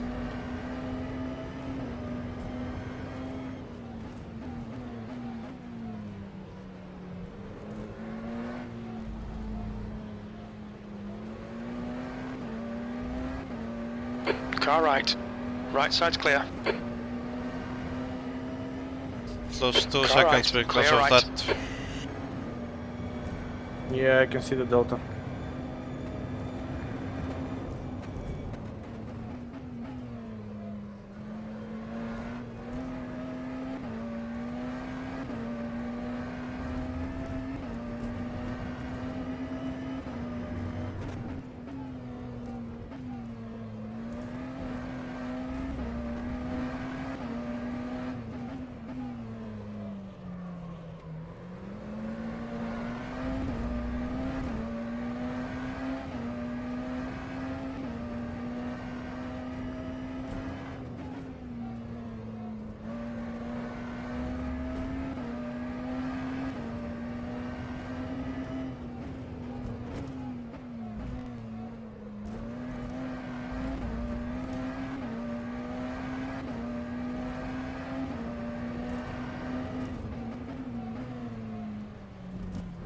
You're coming up on a slower class car.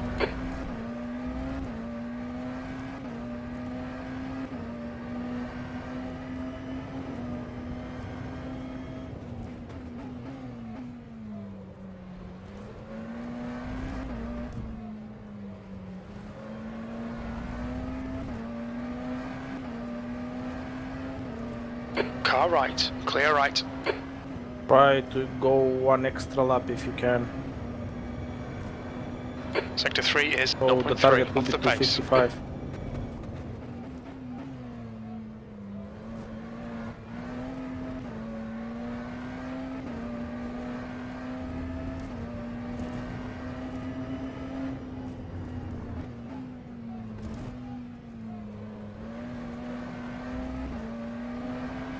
Right side, clear right. The gap behind is now 2.9.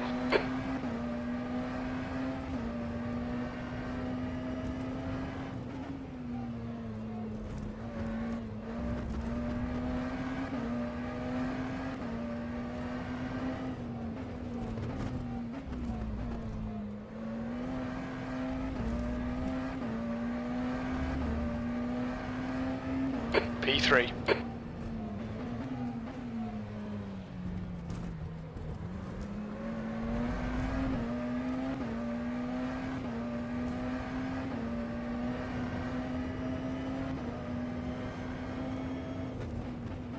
There's a group of slower cars ahead.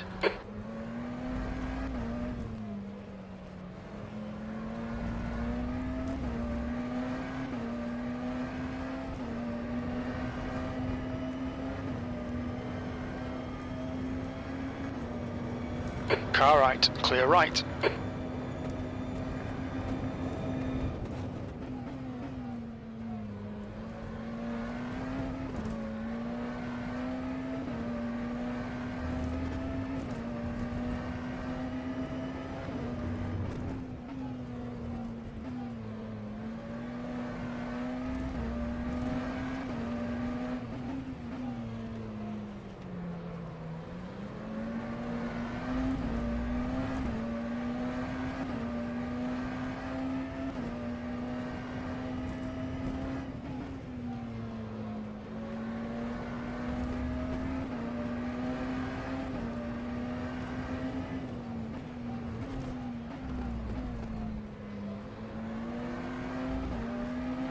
Car left, clear left.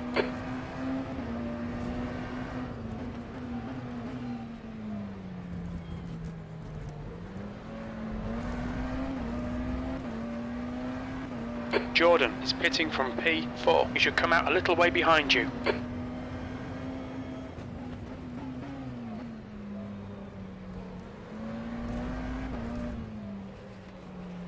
You're approaching a group of slower cars.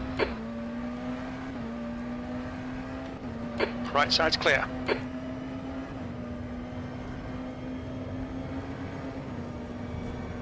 Car right, clear right. You've just done a 130.4.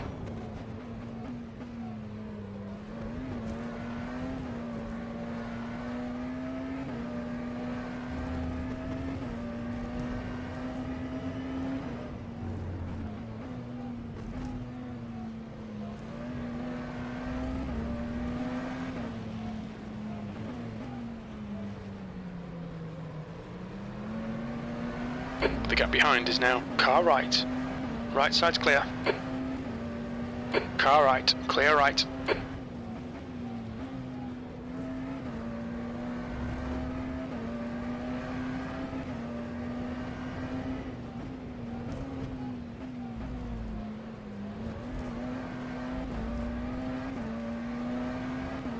There's a group of slower cars ahead. Left side. Clear left. Chinchik is entering the pits. He's in P1. We think he'll be close in front of you when he exits.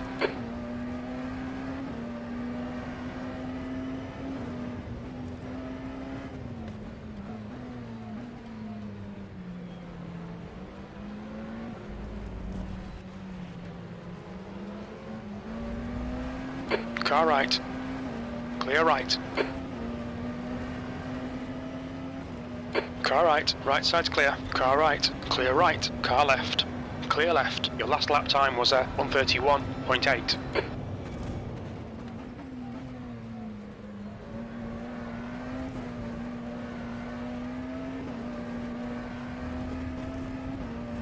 You're coming up on a slower car.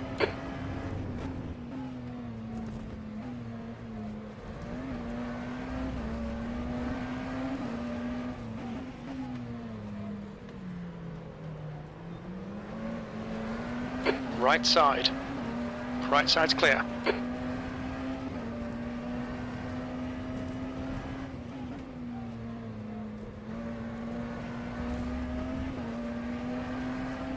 Don't battle with Jeroen too much. No, all that.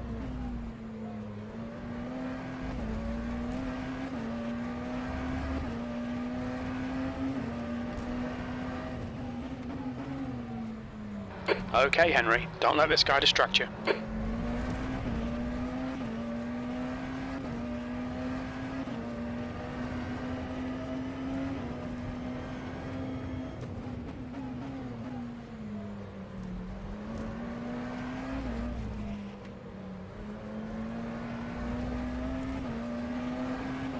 On your right, clear right.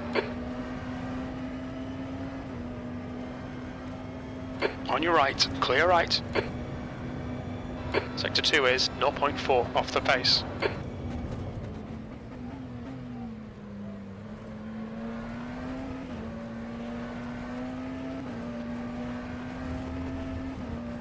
You're coming up on a slower class car.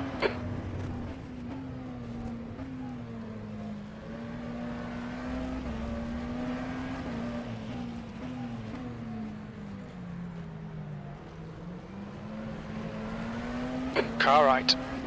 Clear right.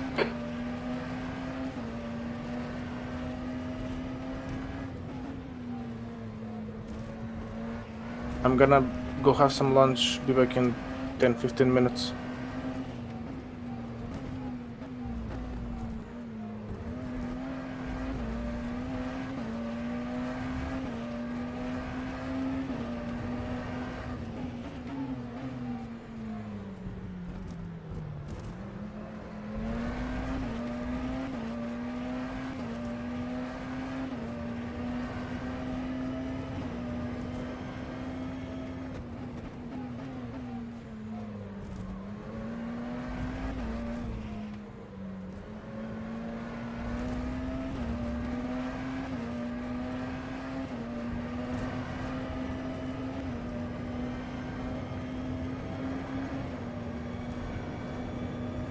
Your lap time was at 1:30.6. Sector 2 is 0.7. Off the pace.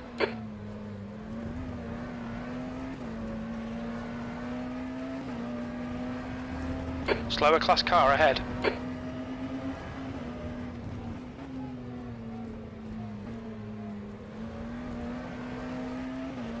Left side. Clear left.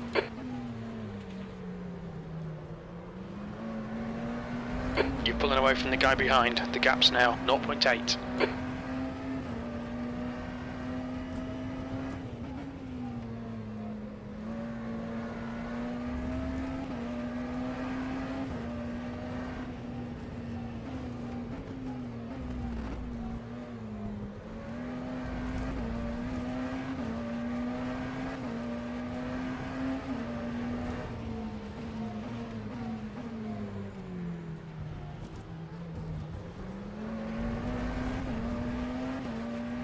On your right. Right side's clear.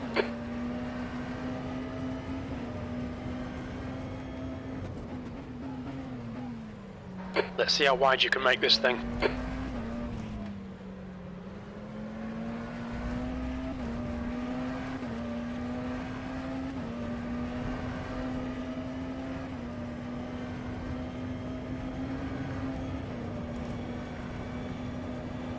Car right. Clear right. Coming up on a slower class car. Come on, Henry. Keep pushing. We might get him back. On your right. Clear right.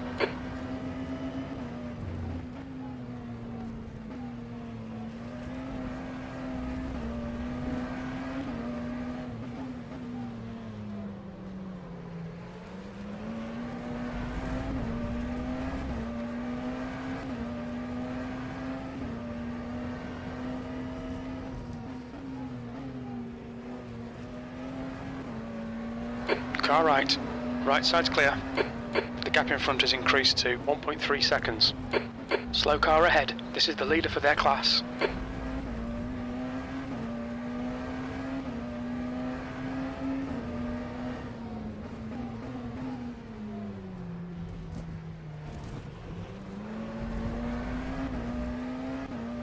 Car right. Clear right.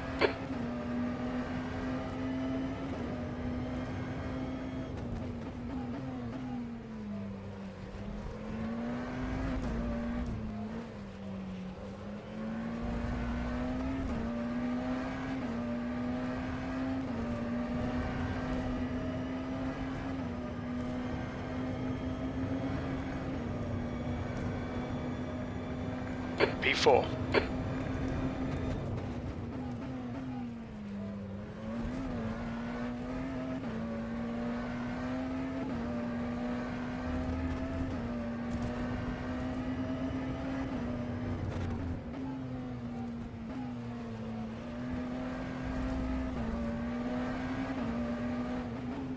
You're approaching a group of slower class cars.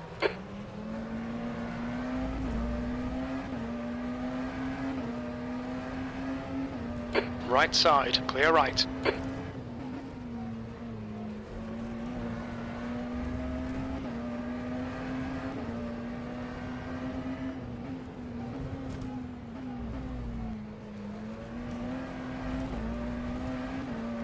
Car left, clear left.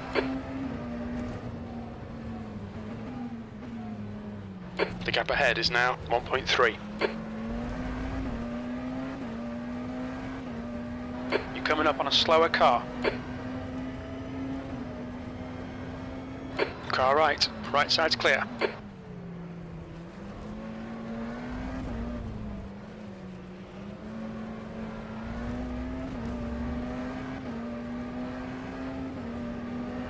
Car right. Clear right.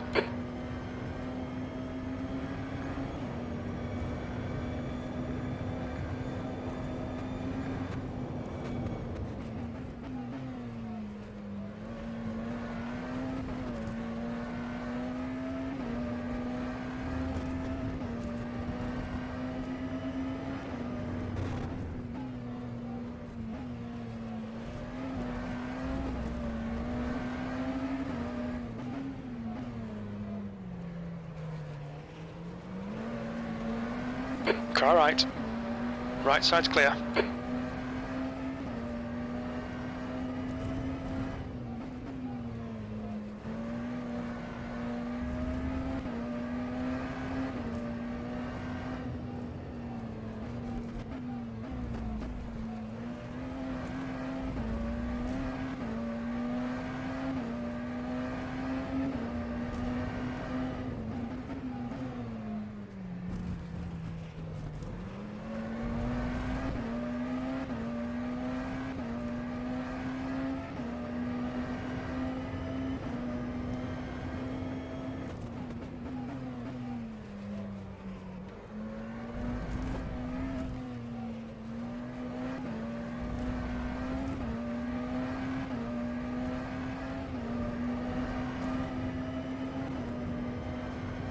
Incident in Sector 1. Sector 1 is yellow.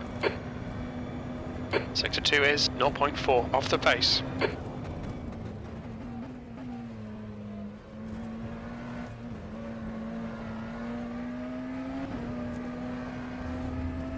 The gap in front is now 2.2 seconds.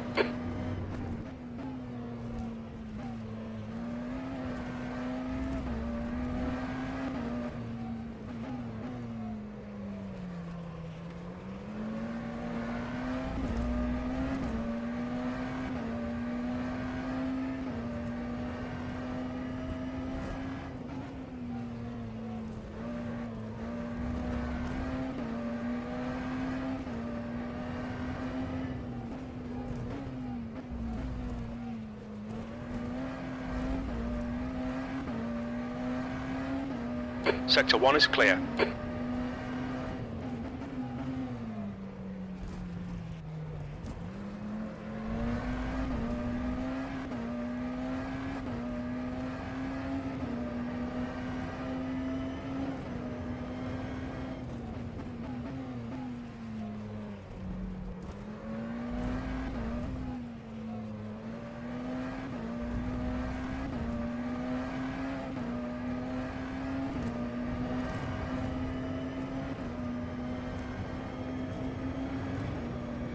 Slower class car ahead. That lap time was 1:30.2.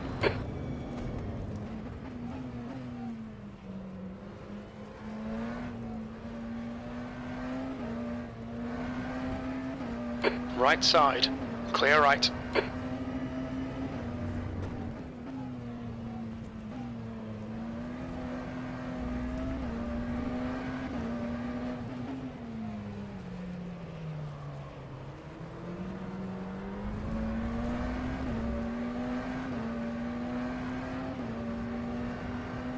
On your right. Right side's clear.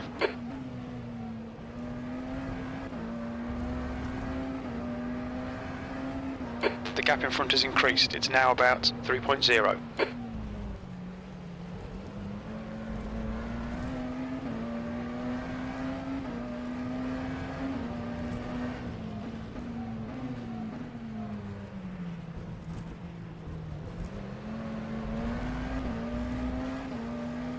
Car right. Clear right.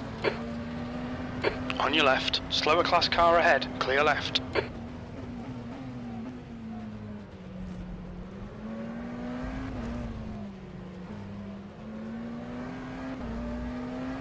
On your right. Clear right.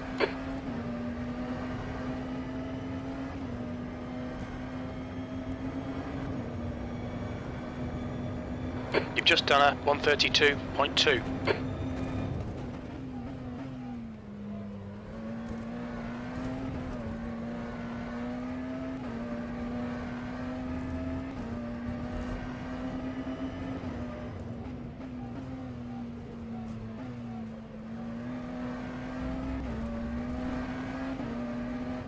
P4.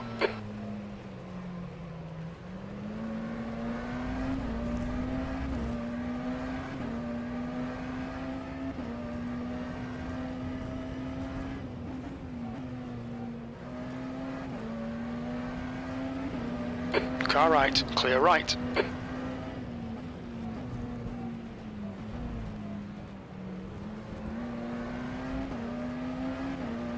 Car left, clear left, left side, clear left.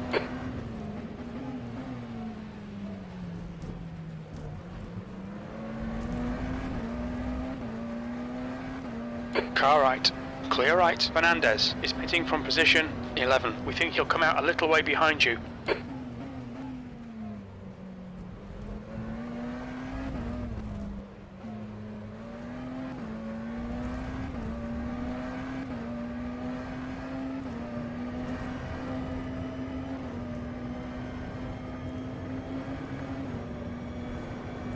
The gap in front is now 3.7 seconds. Right side, slower class car ahead. Right side's clear. Sector 2 is 0.6 off the pace.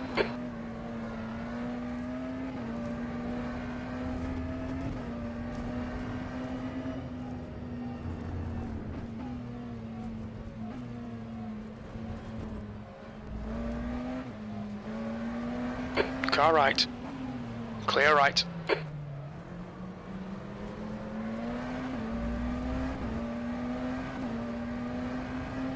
Car right. Clear right.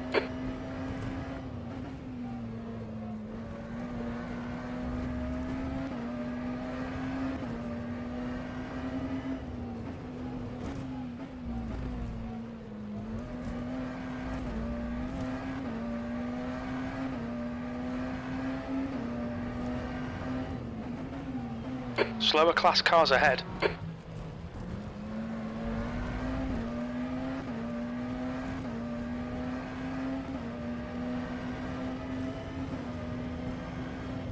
Car right.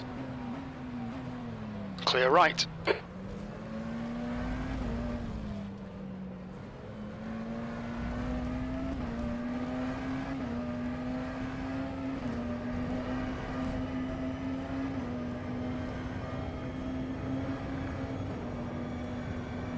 Sectors 2 and 3 are 0.6 off the pace. Sector 1 is 0.6 off the pace.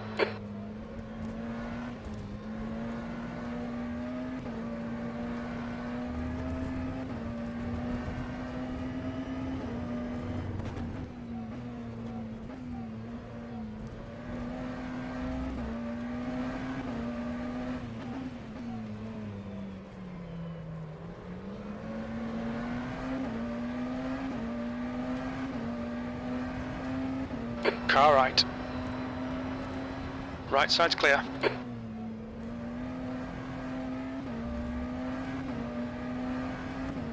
The gap ahead is now 4.8 seconds.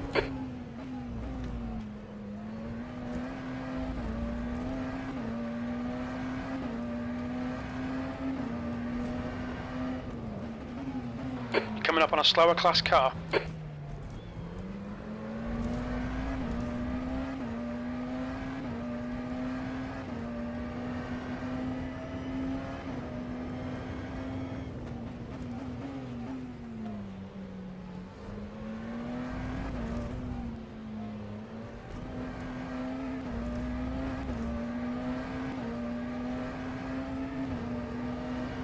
Car right, clear right.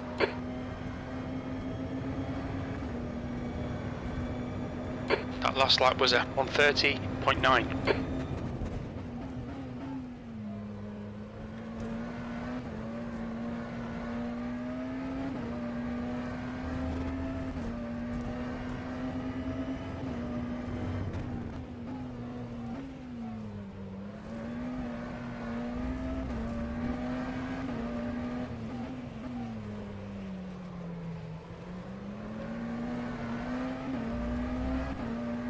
Slower class car ahead.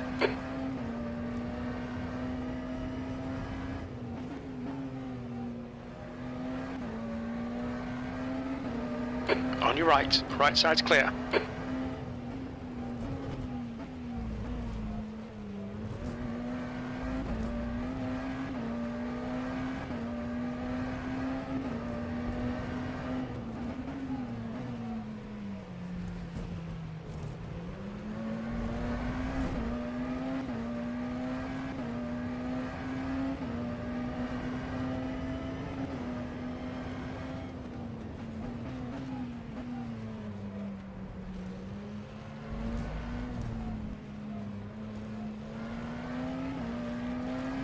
On your right. Right side's clear.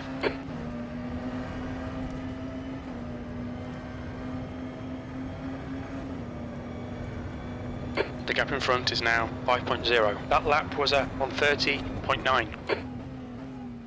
You're coming up on a slower class car.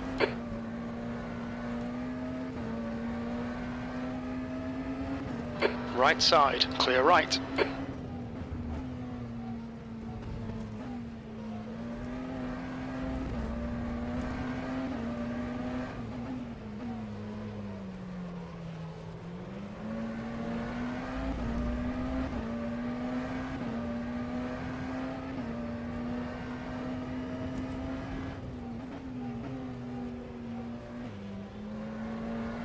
Car right. Right side's clear.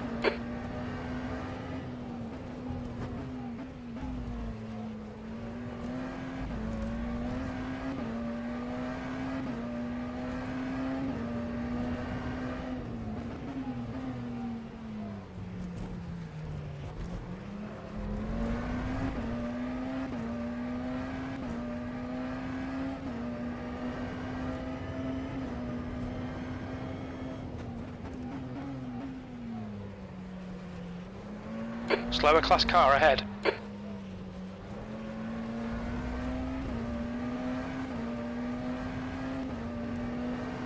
On your right, clear right.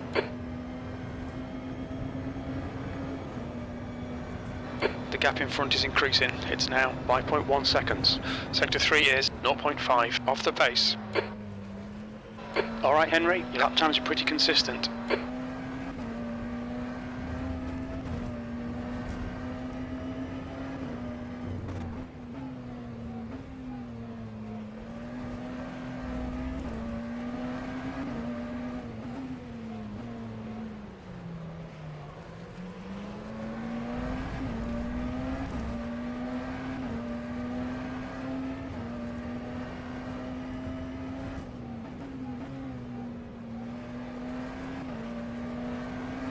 Car right, clear right.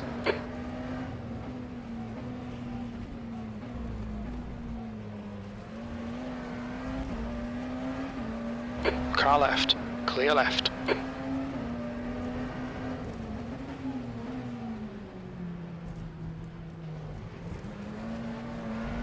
You're coming up on a slower car. On your right, clear right. That's half fuel. You've used half your fuel.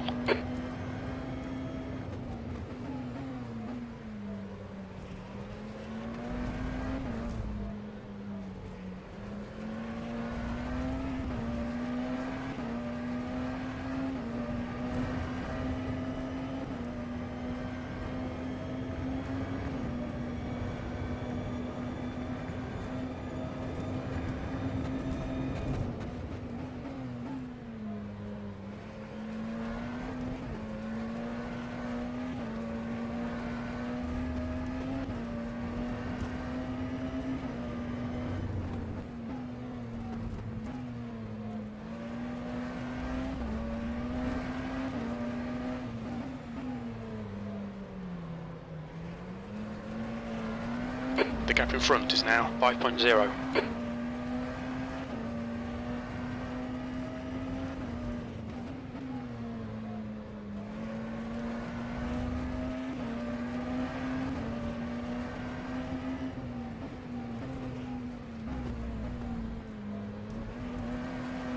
You're coming up on a slower car.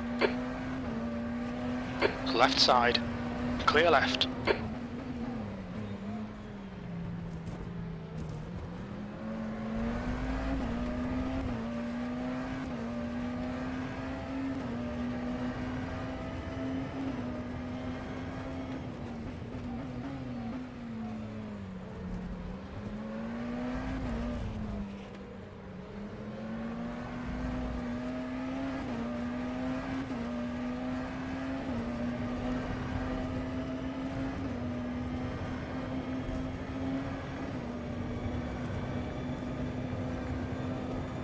Car right, clear right.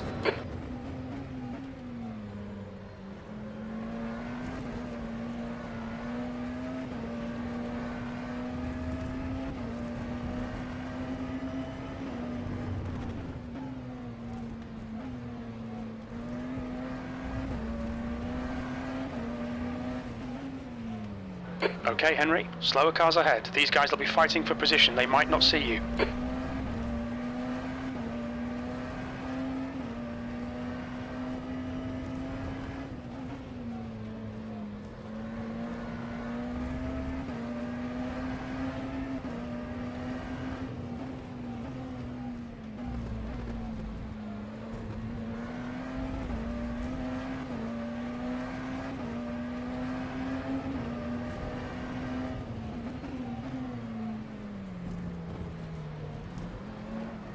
Slower cars ahead. These guys are scrapping for position. They might not see you.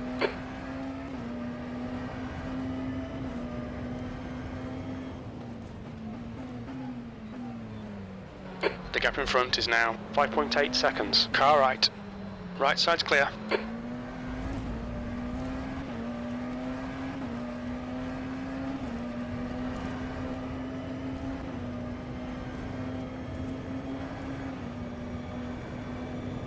Car right, clear right.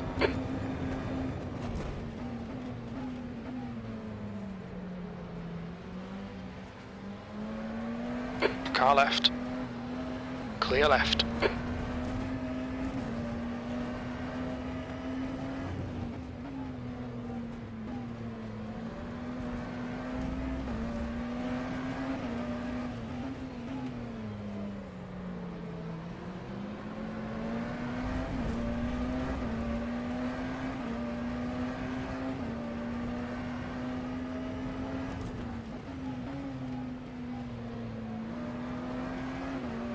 On your right.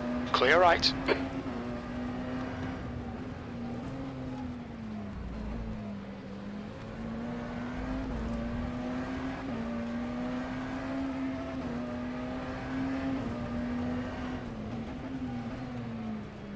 The gap behind is now 5.9.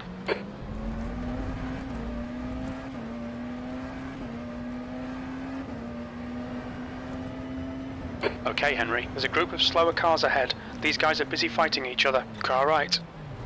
Right side's clear.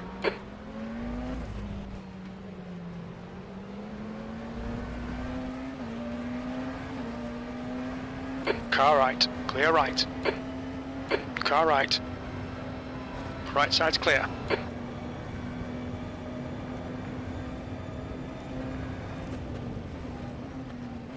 Right side. Clear right.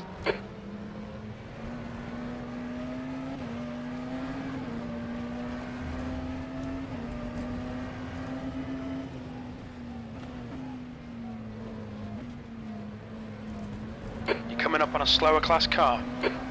Okay, pit stop requested.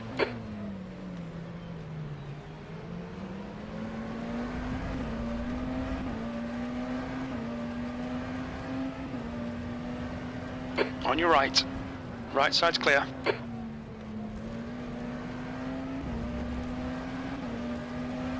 Car left. Clear left.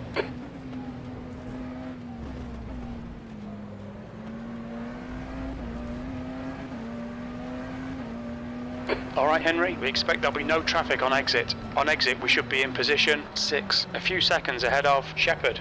Acknowledged. Pit request cancelled. Car right. Clear right.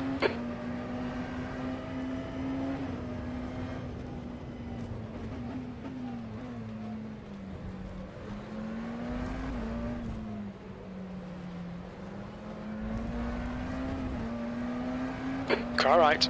Clear right.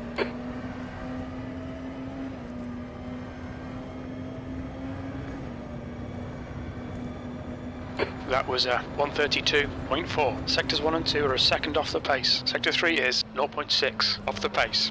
You're coming up on a slower class car. Car right. Clear right.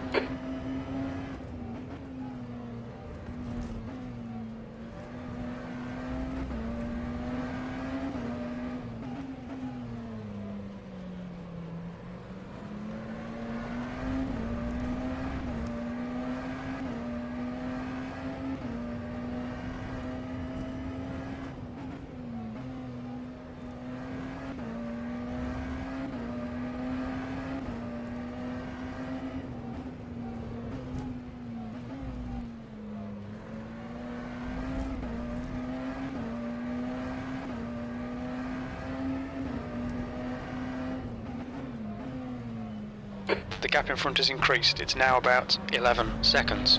You're approaching a group of slower class cars.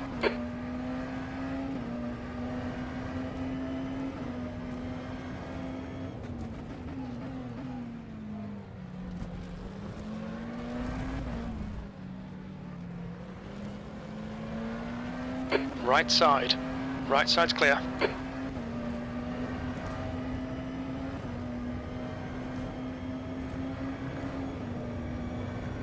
The gap behind is now 5.5 seconds. That was a 1:30.7.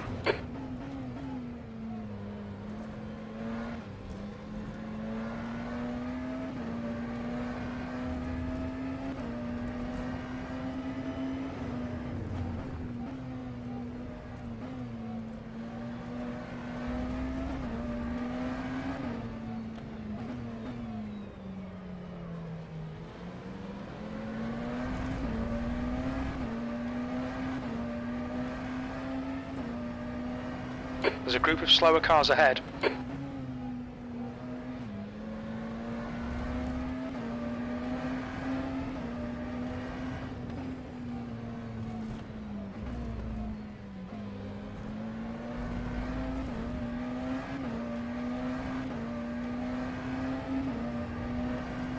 Yellow flag in Sector 3. We think that Pfeiffer has binned it.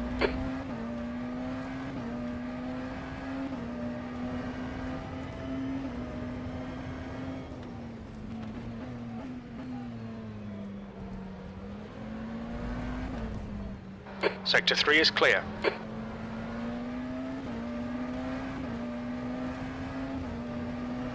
On your right. Clear right. Car right. Clear right. Car right. Right side's clear.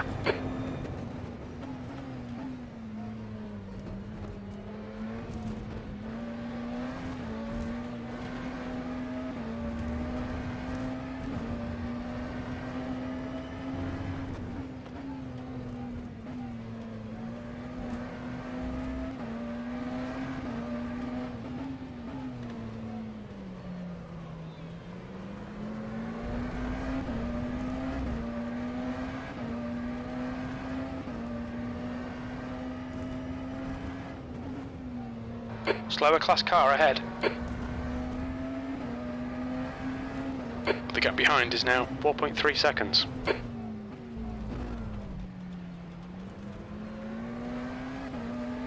Left side, clear left.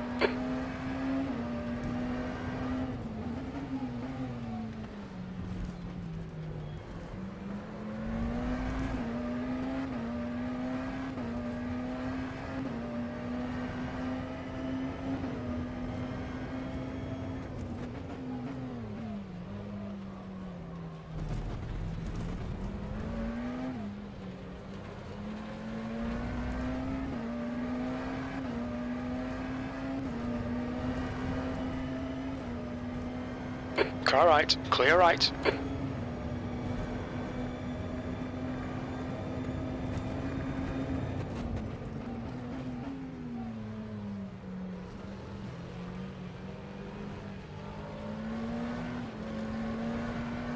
On your right, clear right. Slower class car ahead. Car left, clear left.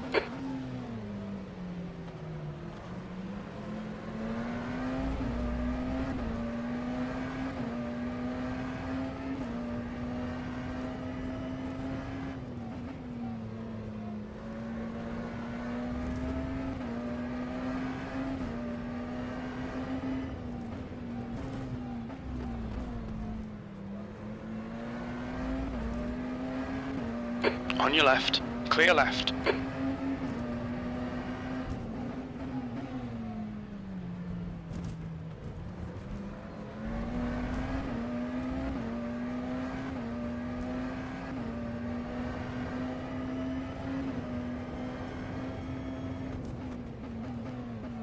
Slower car ahead, this guy's the class leader.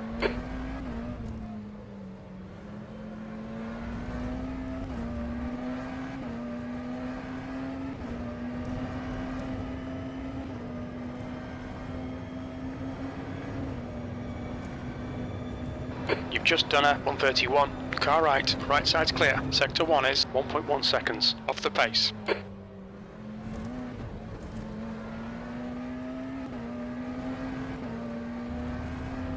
The gap behind is now 3.3 seconds. Okay, I'm back. How's it going? Not Shepherd good. behind is pitting What? now. Why? The pace is Slower pretty class bad. cars ahead. I was doing 29. The gap in front is now 13. Car right. Clear right.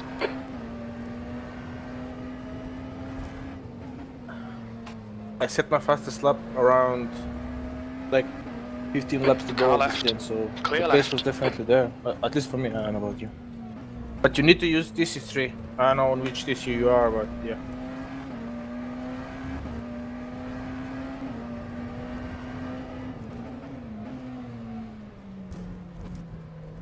Jans is pitting from position 8. He should come out close in front of you.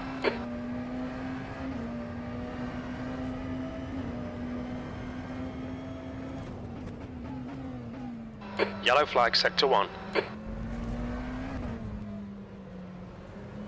Slower class car ahead. Green flag, sector 1.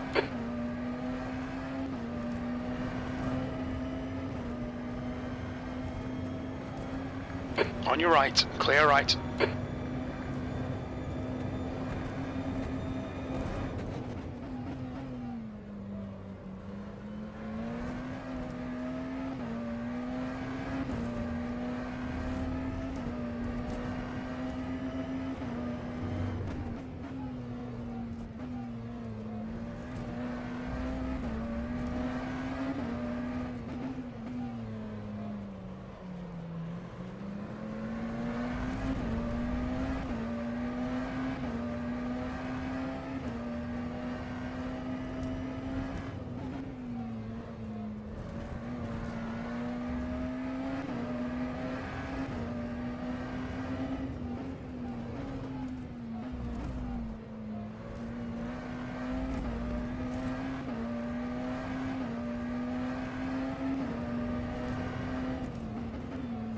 Huh, no way.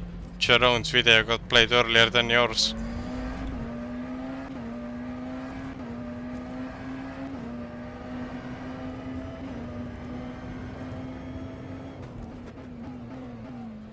You're coming up on a slower class car.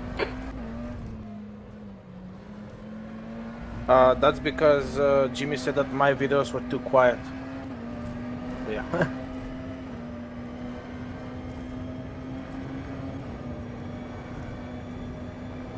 We're quickest at the moment. You're 2/10 off the pace in sector 3.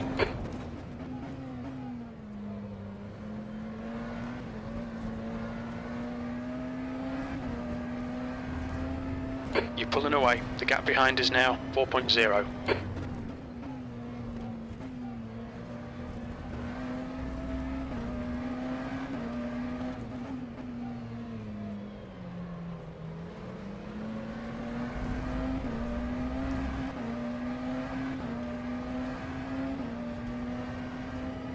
Car right, clear right.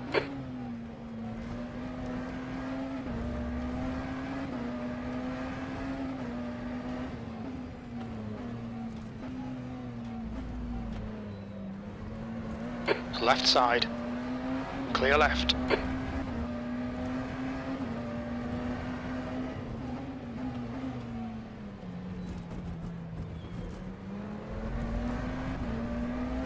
Blatter is pitting from P6. We think he'll come out just in front.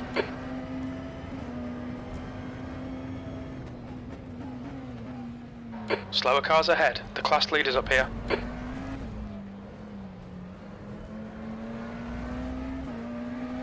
Did you pick up any cuts? No. Excellent. That's actually the Left most side, important thing. clear left. Jeroen is on 3 as well, just so you know. Sector 1 time is good. Sector 2 is 0.9 off the pace. Sector 3 is 0.4 off the pace. I lose at least 3 tenths per lap because of me being too careful there. It was the same story for me, man. I feel you. It was the same, like, yeah. It is what it is. Head down.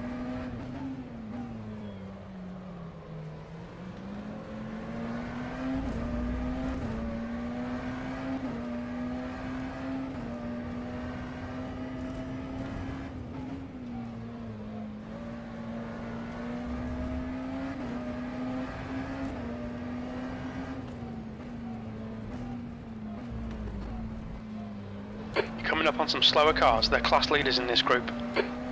Car left, clear left. The gap behind is now 4.4. Car right, we think that Jordan has binned it. Right side's clear. Chiarali is entering the pits. He's in P4. Looks like he'll come out just in front of you. Danish Jordan has crashed somewhere, I don't know where. Nothing on stream.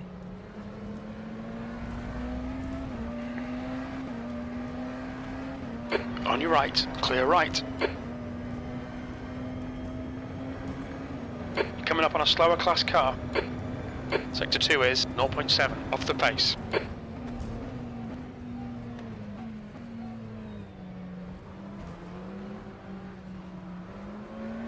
Car right. Right side's clear. Right side, clear right.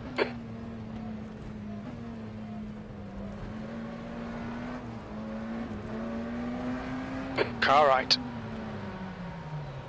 Hold your line. Clear right.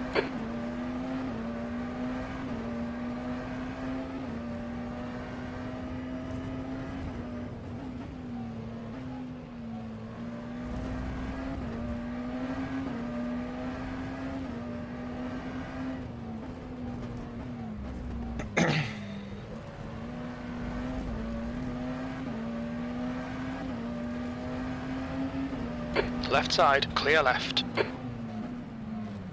The gap in front is increasing. It's now 17 seconds. What was your rear tire wear at the end of stint? Same as Left front, side, like clear my left. rears were the same as my front right. Maybe 1 or 2% difference. Slower class car ahead. I finished with like 60 something % on the tires. The rears. On your right, Wait, clear I right. have Motec on. Let me see.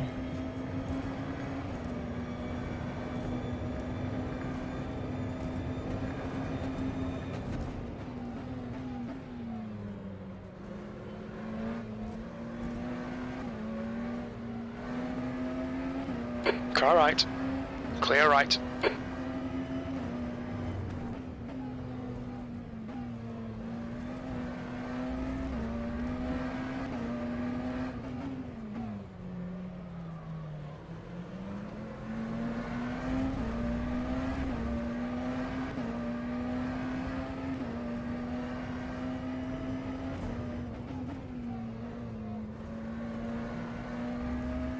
$57 were on the rear, 59 front right.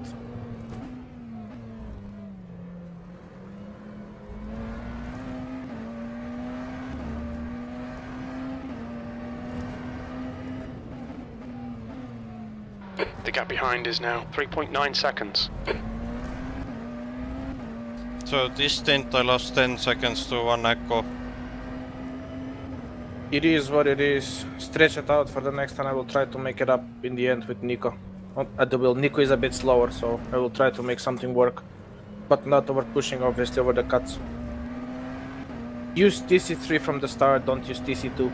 I don't know on what you're on. I started with TC3. I'm still on TC3.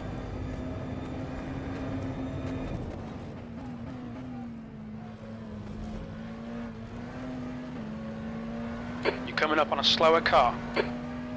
Car right. Right side's clear.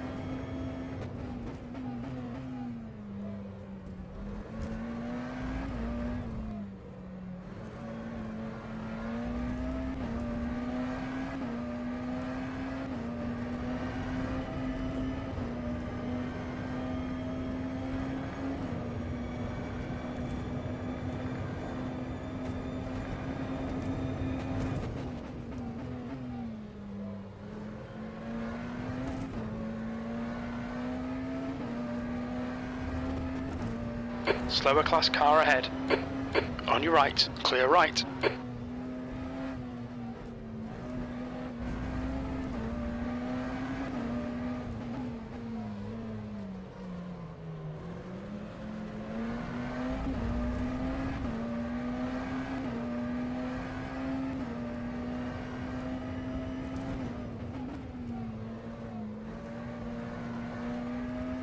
Okay, pit stop requested.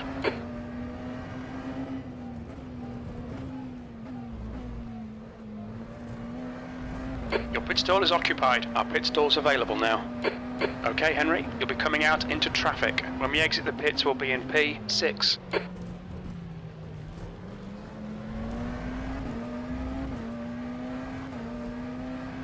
Car right, clear right. Pit crew is ready.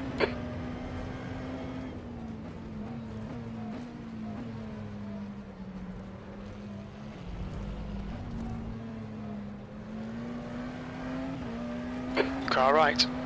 Right side's clear. You've got 10 minutes of fuel remaining.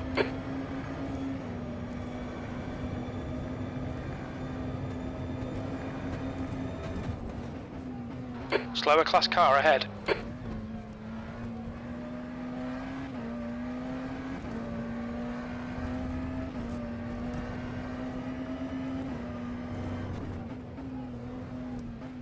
Your pit stall is unavailable. The pit stall is now available.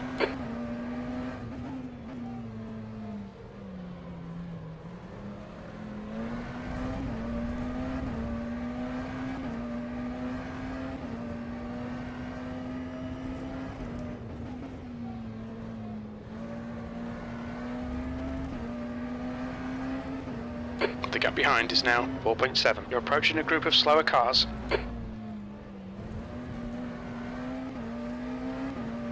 Car I'm left. surprised by Clear lack left. of crashes. I was expecting The more. leader's just done a 129.3. I don't know, man. Don't curse it. Your pit box is currently occupied. Your pit stall is now available.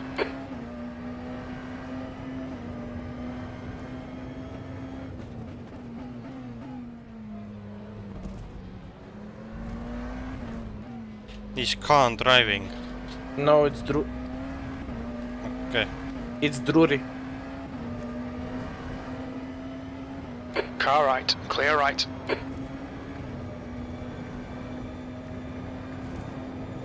Left side, clear left.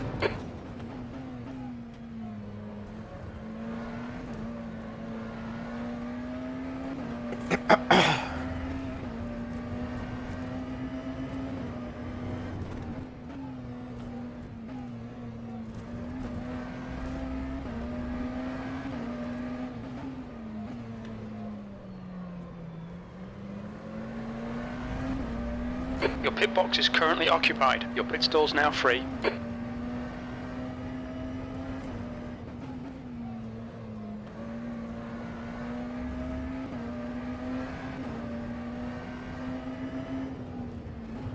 Coming up on a slower class car.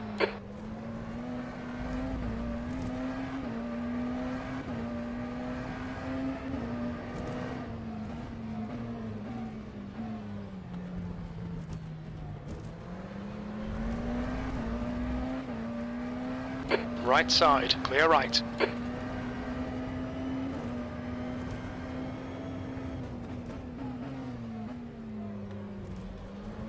Your pit stall is unavailable. The pit stall is available. Right side's clear.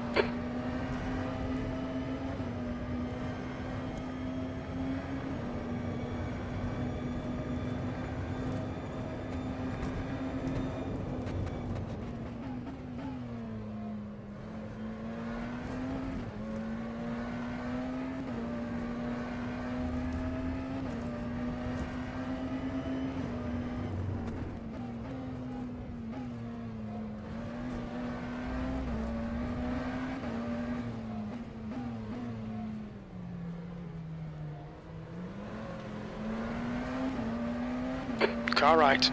Right side's clear.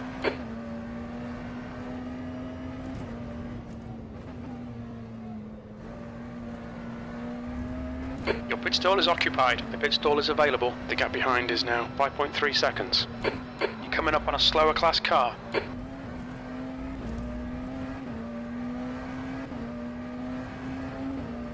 You're actually catching to Barkley slowly, but Jeroen and Arne are in a league of their own, so we should focus on Nico for the time being. On your right right. Right side's clear.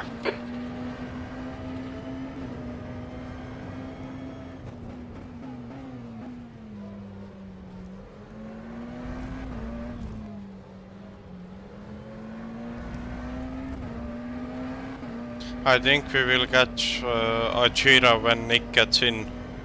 Car right. No, Clear no, right. man, Your the pit stall is gap is a bit occupied. big, Your but pit we shall stall's now see. free. That lap time was 1:30.1.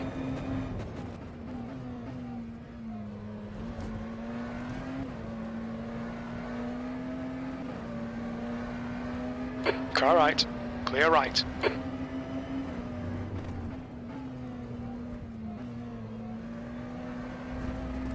The last laps is how I should have driven the entire stint. Okay, Henry. 5 minutes of Okay. fuel remaining. Just 5 focus on minutes. your own shit. Like at the end of the day, even if you're slower, just don't make any mistakes, and our time will come. And my target is really to not Your pick pit up box is any currently warnings. occupied. Our pit stall's Excellent. available now. Better than me. My target is to pick up no warnings. Slower class car ahead. Because of that I lost like 2 or 3 tenths each lap. Your pit stall is unavailable. Your pit stall is now available. Shepherd behind is pitting.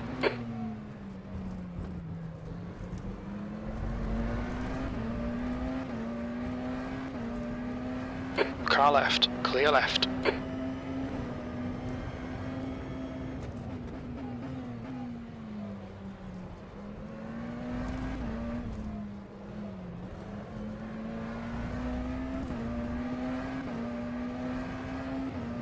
Slower cars ahead, including the class leader.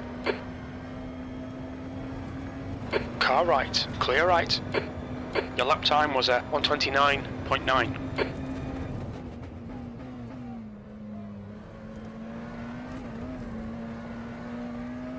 Your pit box is currently occupied. The pit stall is now available.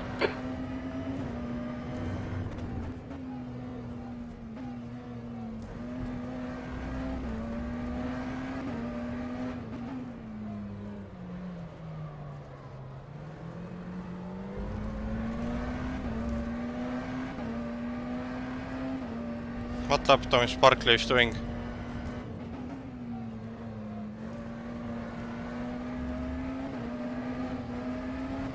Car left, Last clear lap, left. you On your left, were clear 7 left. tenths quicker. He did 30.6. Your pit stall is unavailable. The pit stall is now You available. were a 10 slower than Jeroen. 3 tenths slower than Arne. The gap behind is now 9.6 seconds. Your pit stall is occupied. The pit stall is available. You're coming up on a slower car. Car right. Clear right.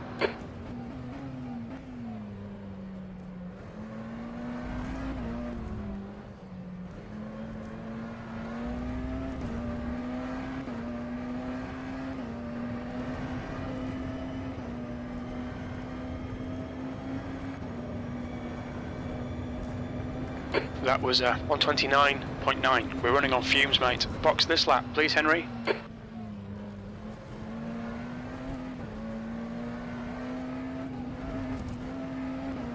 On your right. Right side's clear.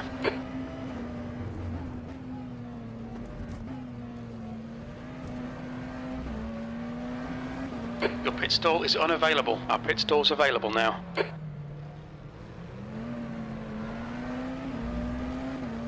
On your right. Right side's clear.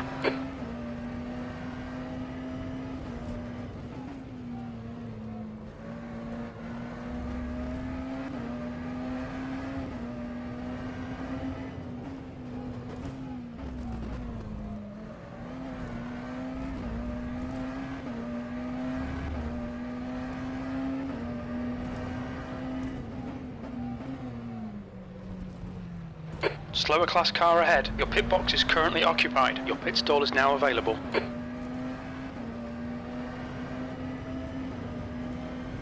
2 litres remaining.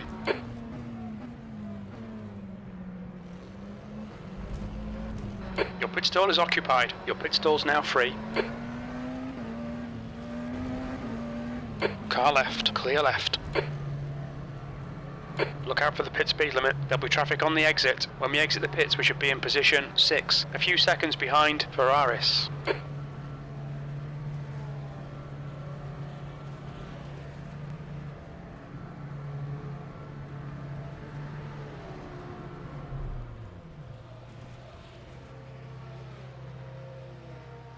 I'll try to get gap under 10 seconds by the end of next stint.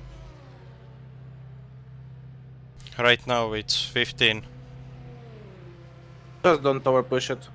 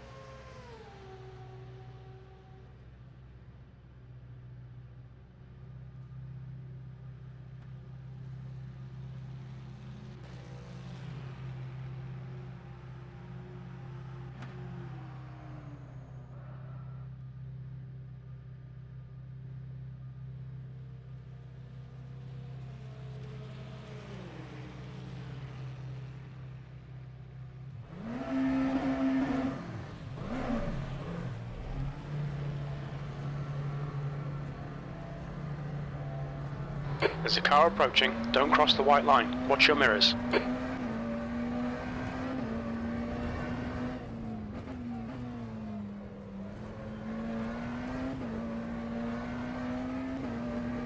Slower class car ahead.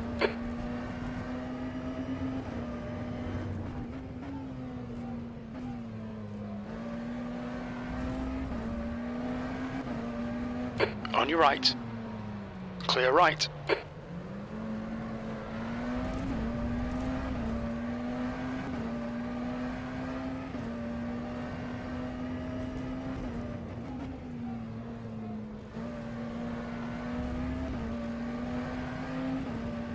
Okay, Henry, you're reeling. On your left. Clear left.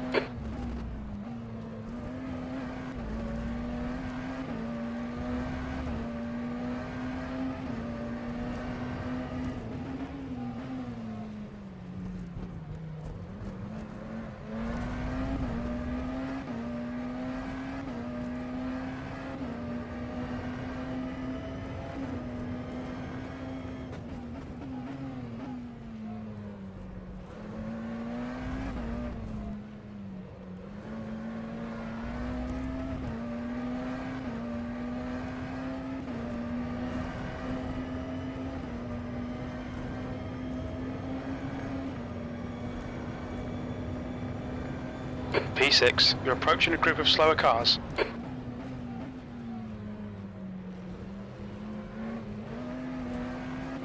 Car left. Clear left. Car right. Clear right.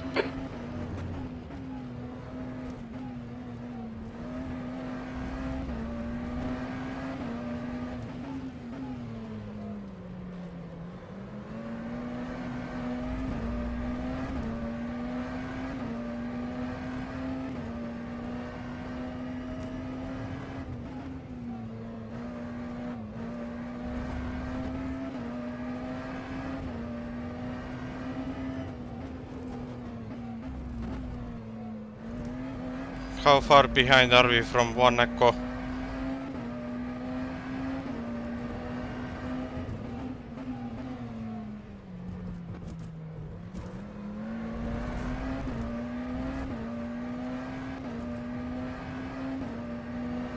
$14.8. Are you pitting? No. Are they pitting? They already did. Oh, okay. That's good.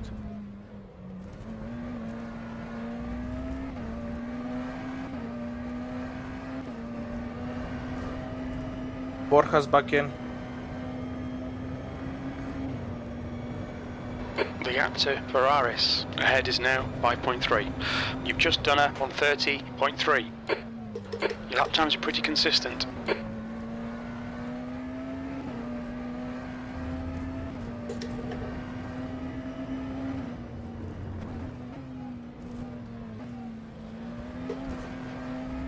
There's a group of slower cars ahead.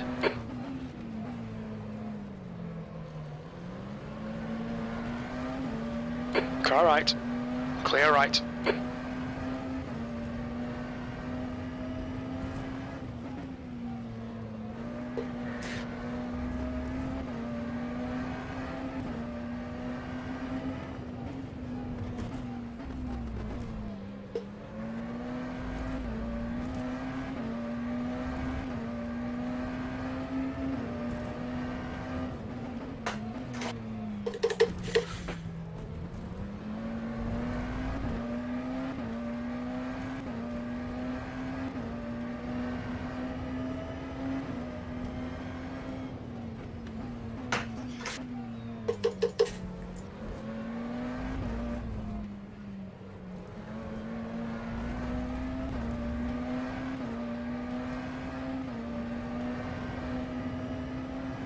Car right. Clear right. That last lap was a 1:29.9. You're coming up on a slower class car. Put push to dark on.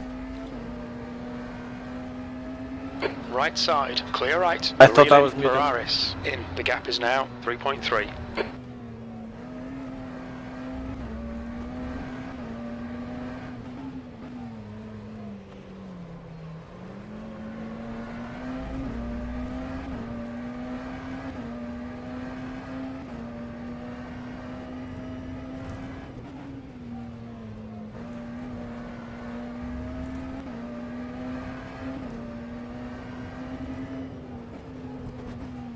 You're approaching a group of slower cars.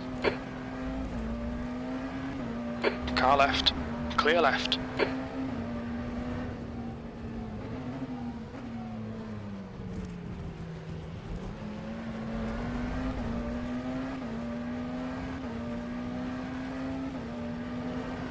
Car left. Clear left.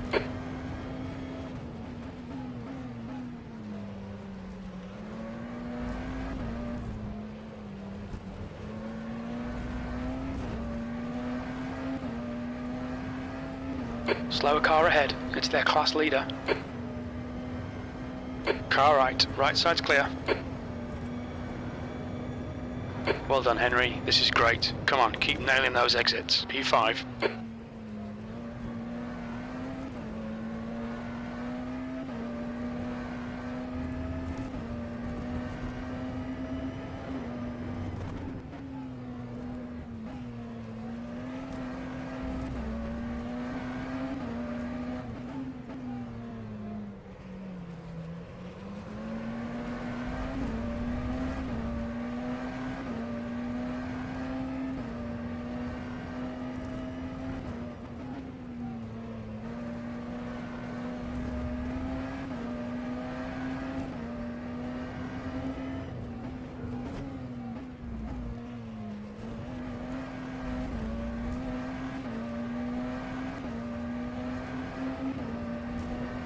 The leader, Scroll Fleet, is pitting. The gap to Ferraris ahead is now 1.4.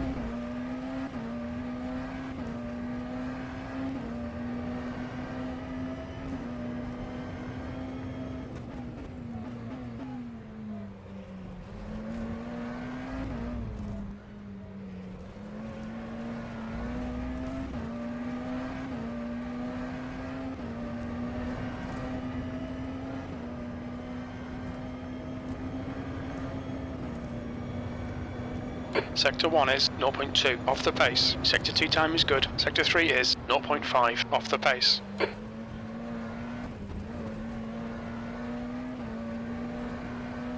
Slower class car ahead.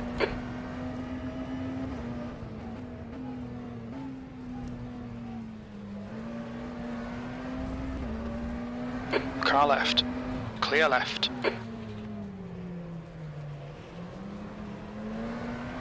Car right. Clear right.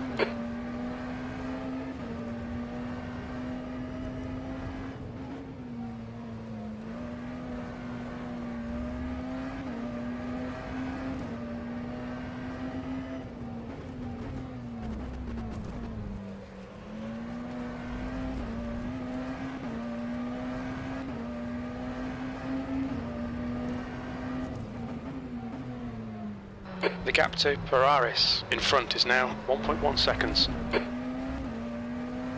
You're approaching a group of slower class cars.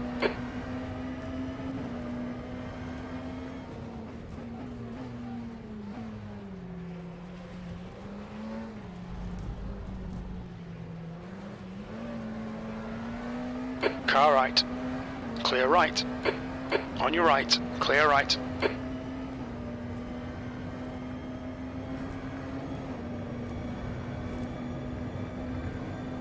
P4.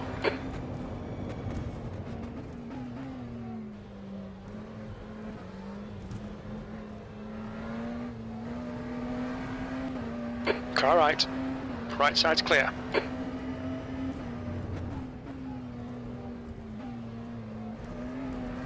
Slower class car ahead.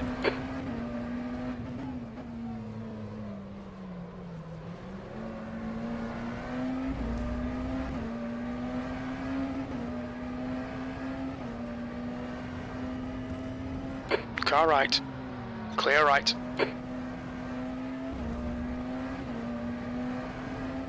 The gap behind is now 10 seconds.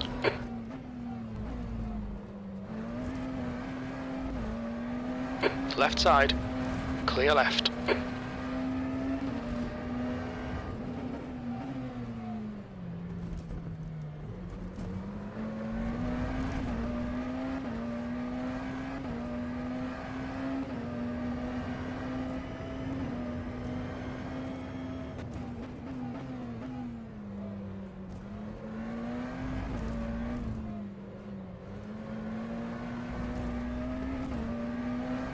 Slower class car ahead.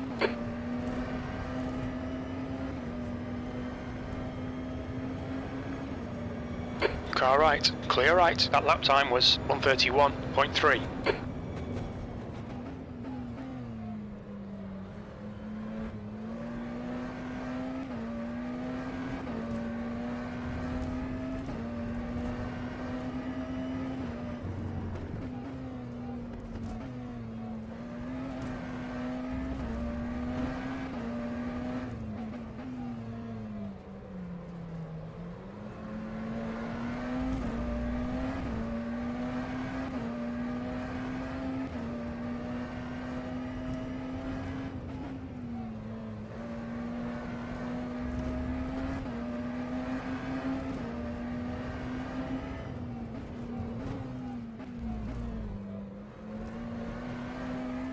Left side. Clear left.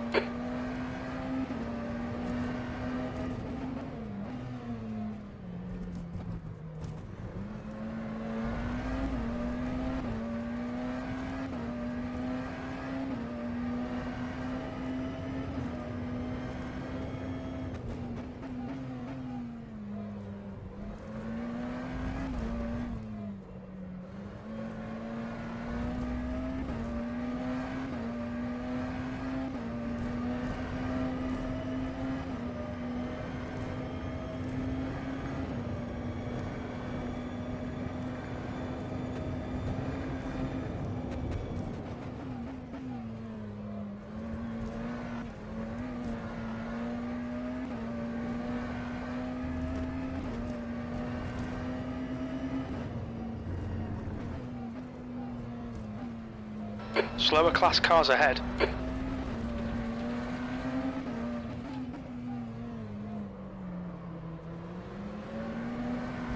The gap behind is now 14 seconds.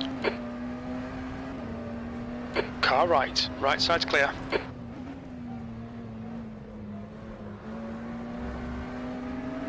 On your right. Clear right.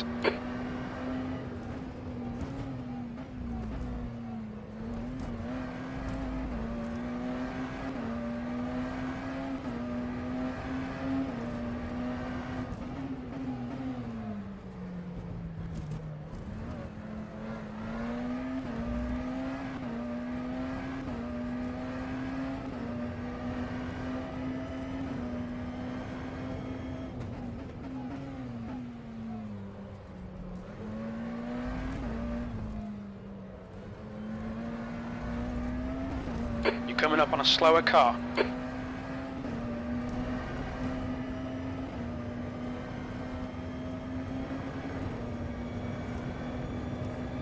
Right side. Right side's clear. That lap was at 130.6.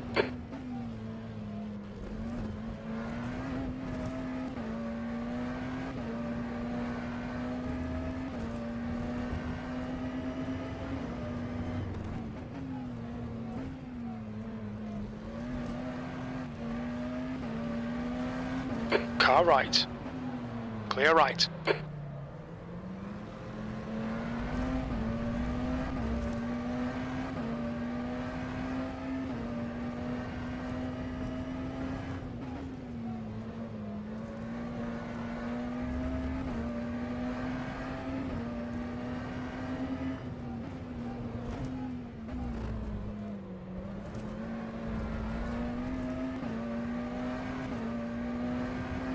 Coming up on a slower class car.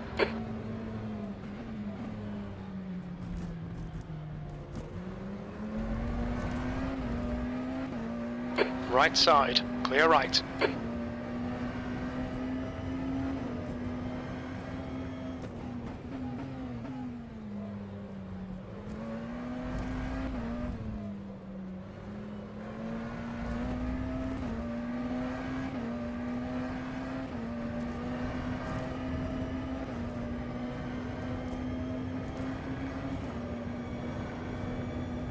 Sector 3 is 0.6 off the pace.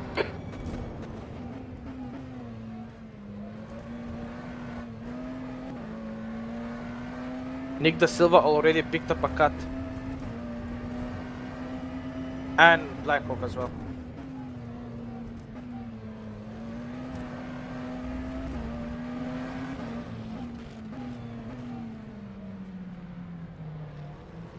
How many laps ago did you pit?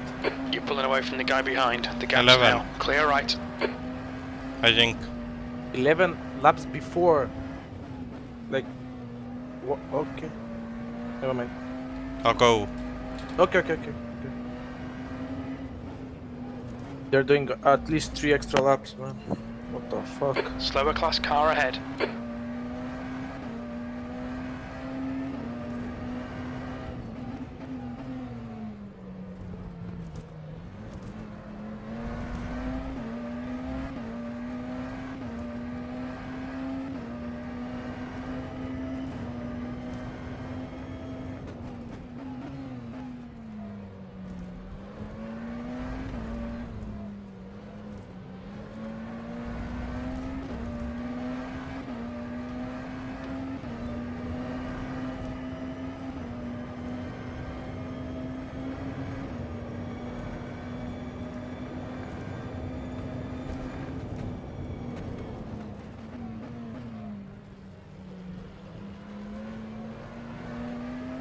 Left side. Clear left.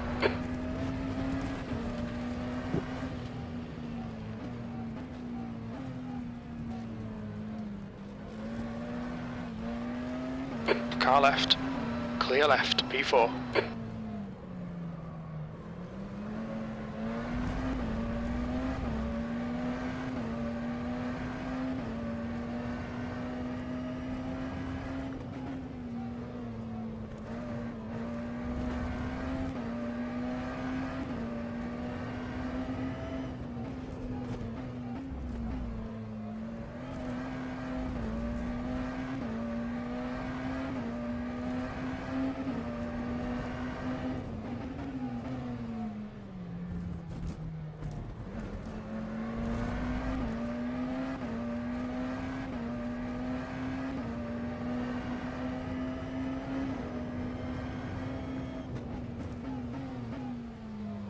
Slower class car ahead.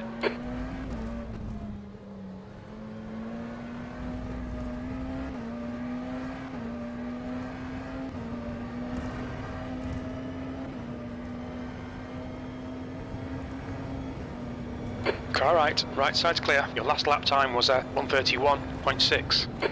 Car right, clear right.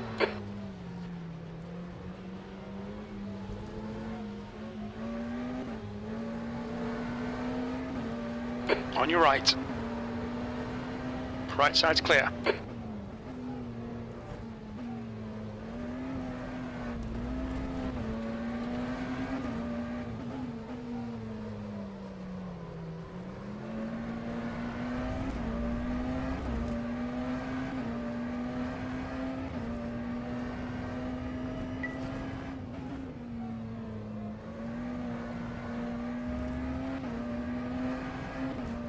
The gap behind has now decreased to 13 seconds.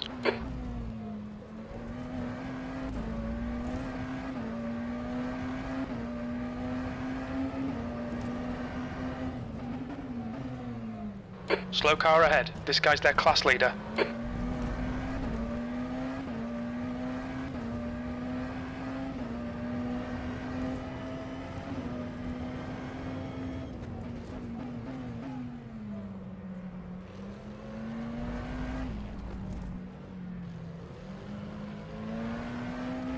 Car right.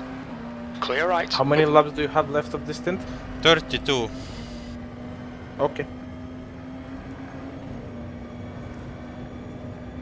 Sector 1 is 1.8 seconds off the pace.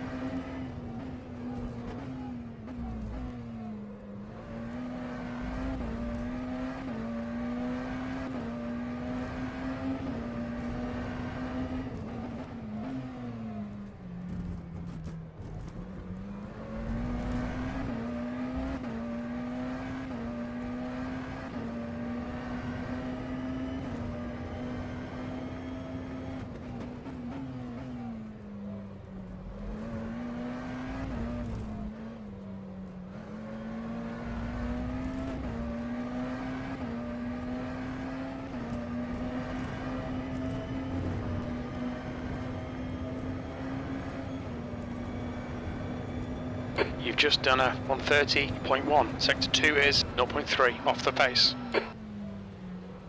There's a group of slower cars ahead. These guys are busy fighting each other. On your right. Clear right. The gap behind's increased to 14 seconds.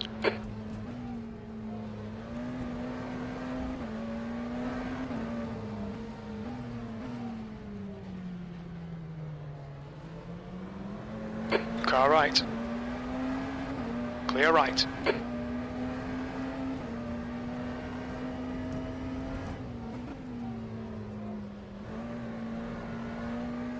On your right.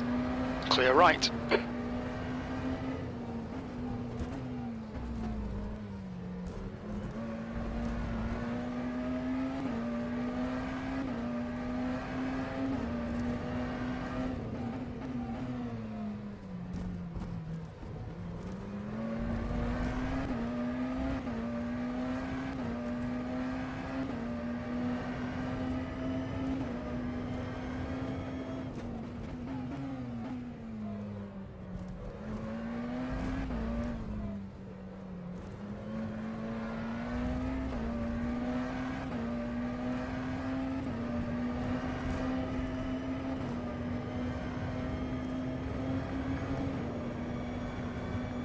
30 That laps lap to was go. at 132.2. Sector 2 is Noted. 1.3 seconds off the pace. You're coming up on a slower class car. Should be able to get 45, 46 laps. That's okay.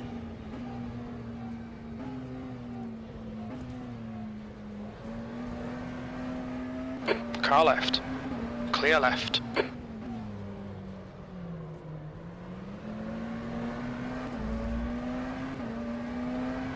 Car right. Right side's clear.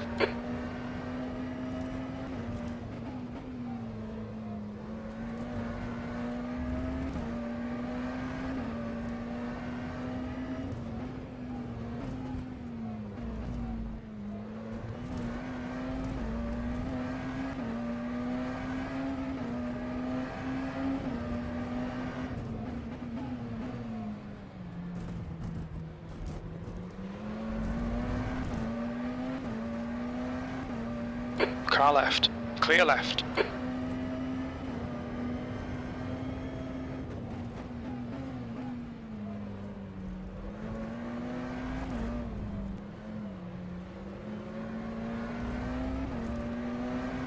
Car right. Clear right. Borja penalty, drive through. Okay.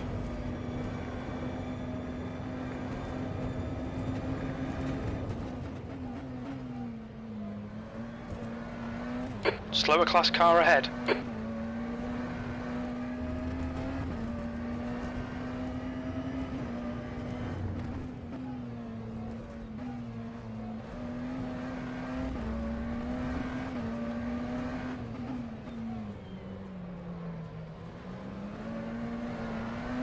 The gap behind is now 14 seconds. On your right. Right side's clear.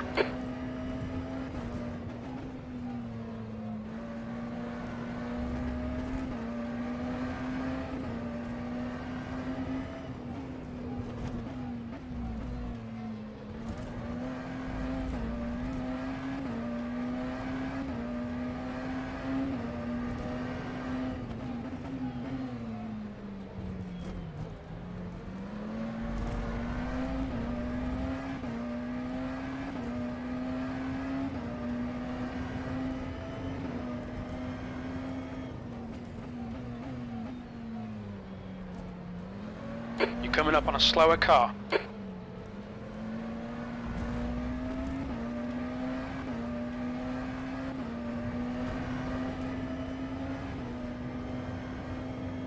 Right side.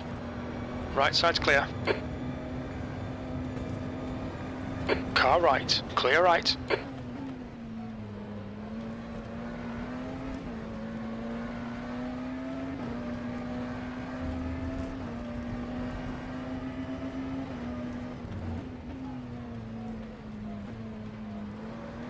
You're approaching a group of slower cars. Okay, pit stop requested.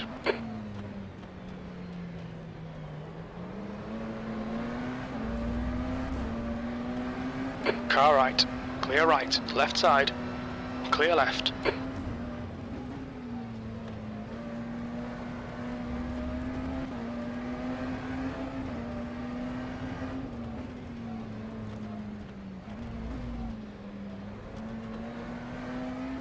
Car left. Clear left. Alright Henry, expect traffic when you come out. We expect to exit the pits in position 5 in front of Ferraris. Pit stop cancelled. I hate Barkley, auto pitting pit from request. P3. We think he'll come out just behind you. Barkley, ahead is pitting. What can you do? Borja in the pits. I'm not even 20 laps in and it starts auto pit requesting.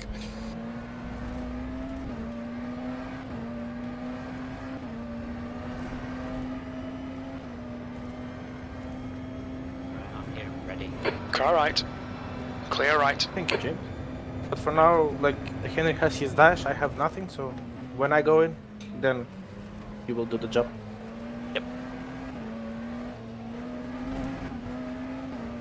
Car right. Right side's clear. The gap behind is now 14 seconds.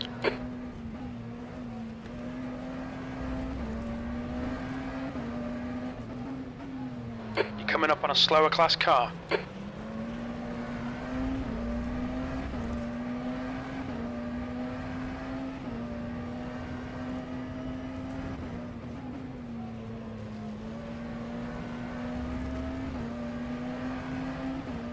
The gap to left side, clear left.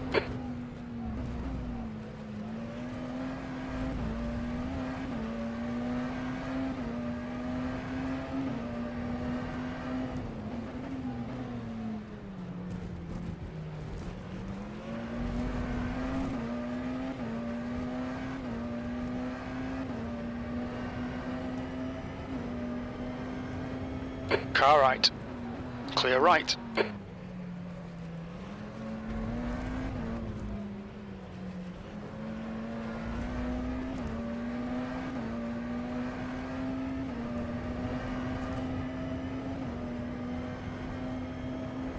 Shepard has retired.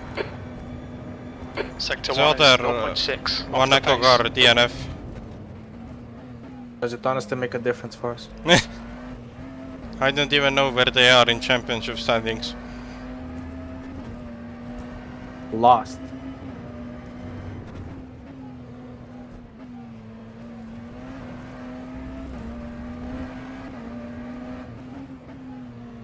There's a group of slower cars ahead.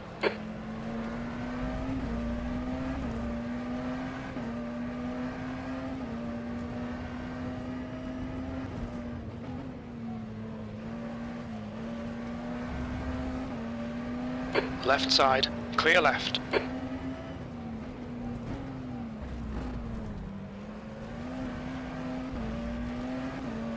On your left, clear left.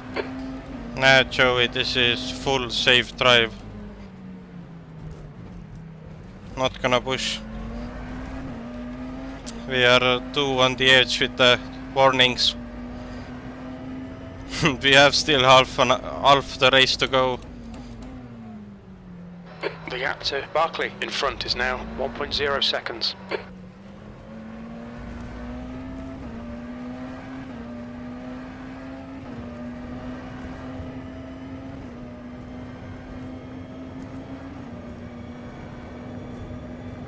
That lap time was 1:30.0. You're coming up on a slower car.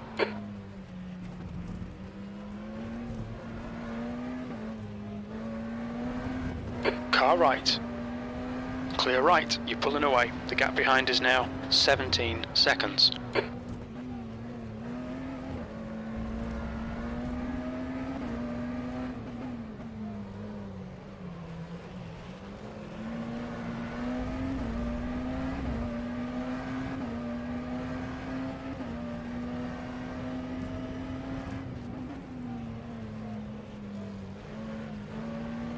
Car right. Clear right.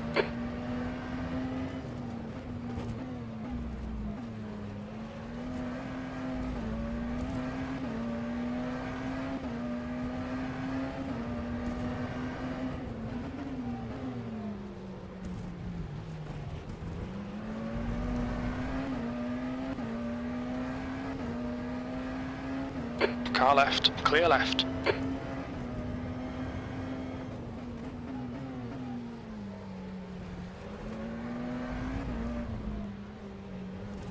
Okay, Henry, you're coming up on some slower cars. These guys are busy fighting, they might not notice you.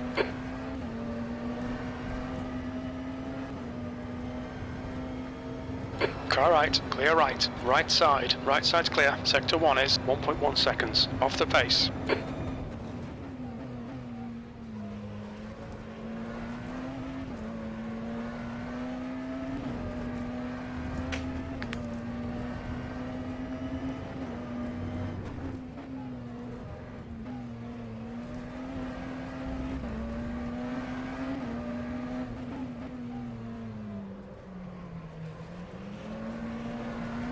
The gap to Barkley ahead is now 1.1.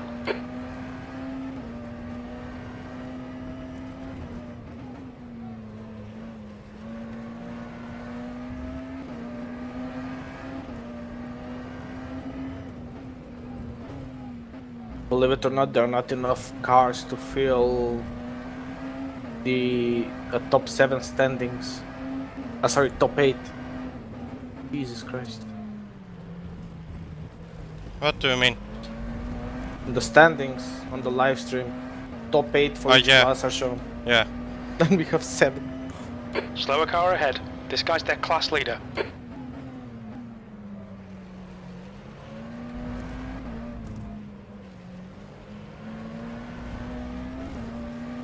On your right. Clear right.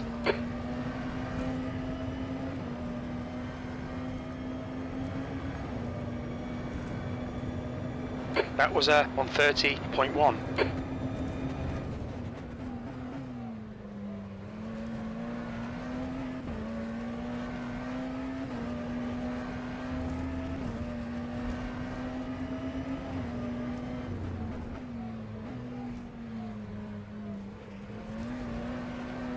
Left side.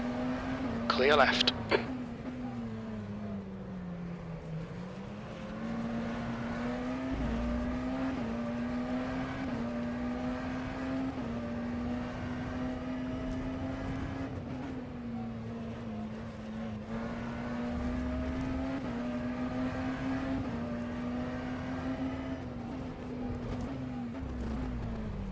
Slower class car ahead.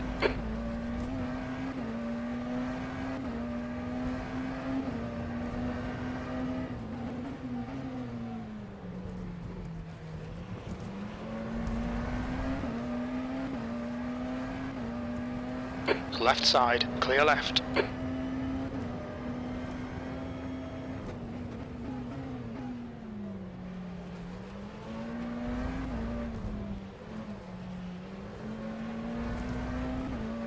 On your Check right. now, does Right side's Borja clear. get warning or not? Will do, will do.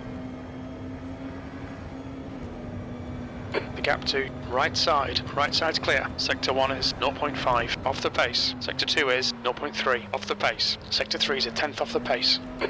Was his last time invalidated?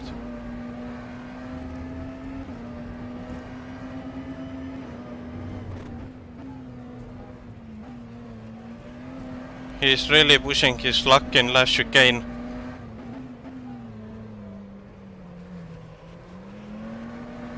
Like, he's really attacking it, he's gaining a lot of time on me there.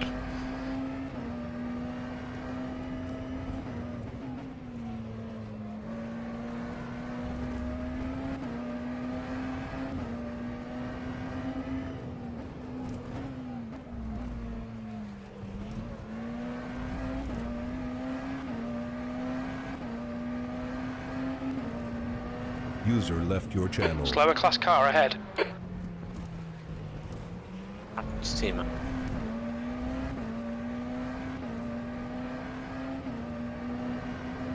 User joined your channel.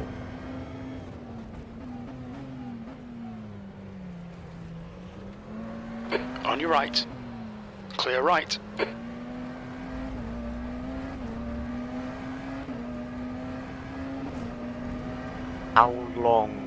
How much time is added to the start of the session? I don't know. Like, None, basically. none, none. Yellow flag sector 2. Clear right. Your lap time go at was green. 130.8. Sector a 3 is formation lap, a 0.7 proper off the one. pace. We think Ferraris yeah, of course, has crashed. There's a group of slower cars ahead. Someone has crashed somewhere. Car right. Clear right.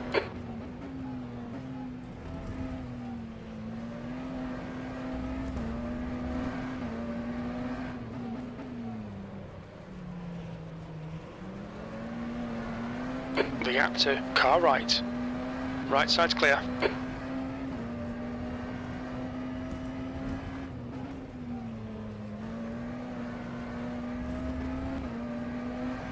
It's 20 laps to go. At 10, Coming I up will on a start slower joining. class car. As for now, I will go do 1 or 2 laps on the practice.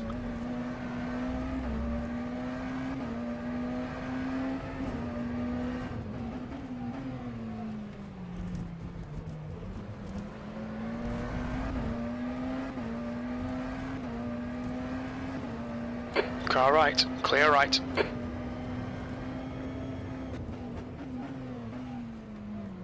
The gap behind is now 19 seconds.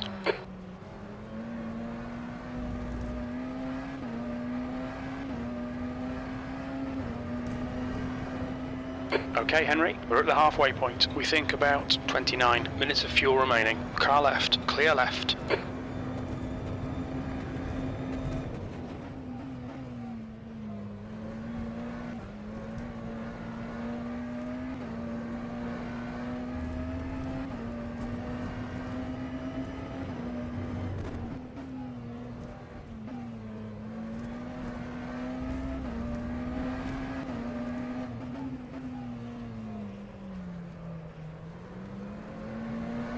The gap to Barclay ahead is now 3.5.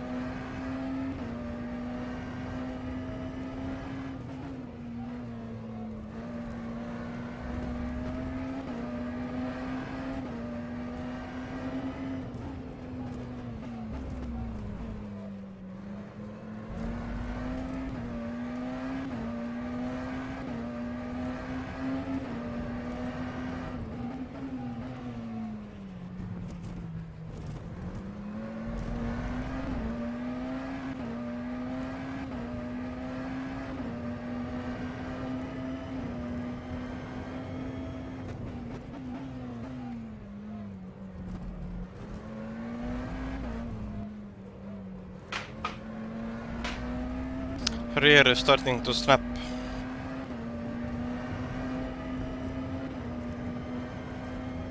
I fear for my life in Minerale corner. You've just done a 130.6. Sector 2 is 0.4 off the pace. Just take it easy, I guess. I don't know.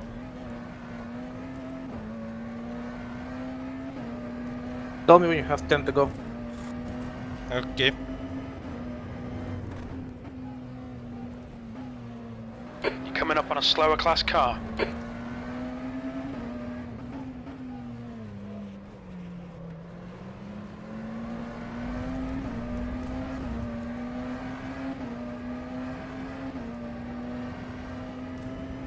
Car right, clear right.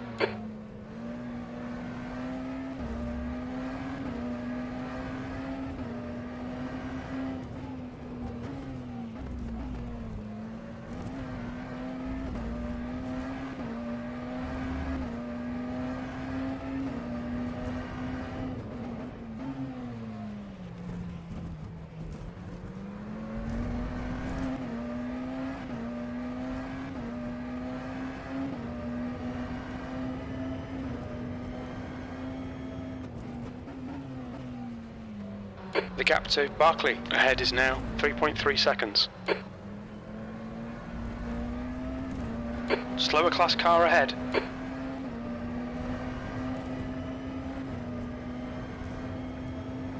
On your right, right side's clear.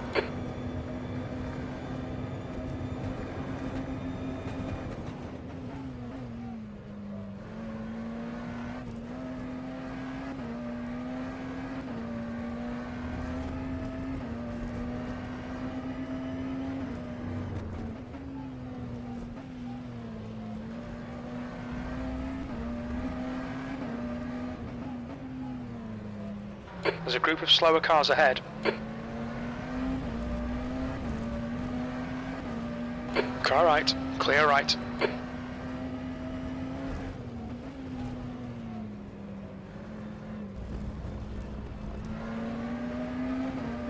Okay, Henry, we've just cut the track.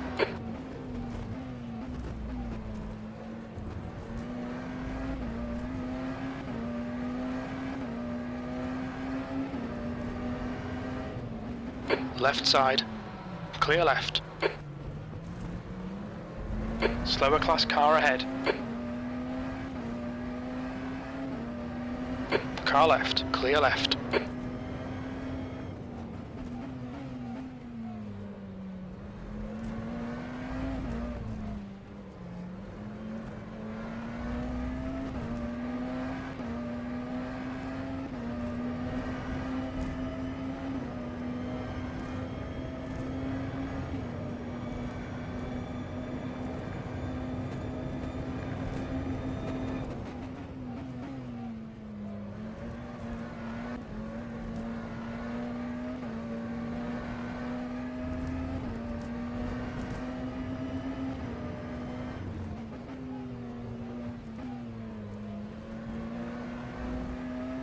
On your left, clear left.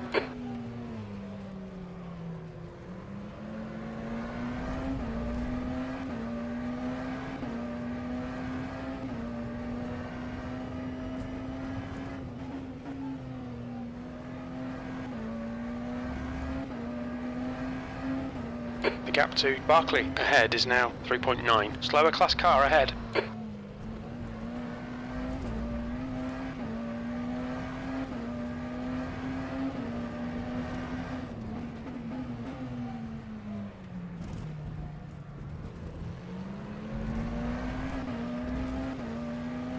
car right, clear right.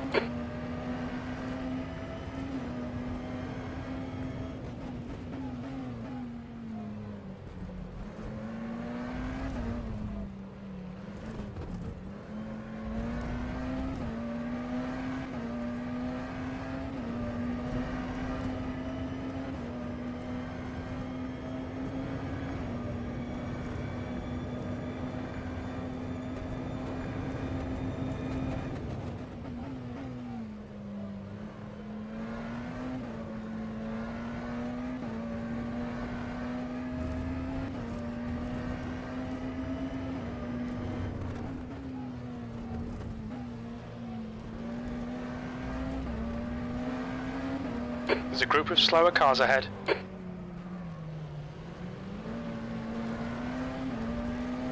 Right side, clear right, car right. Right side's clear.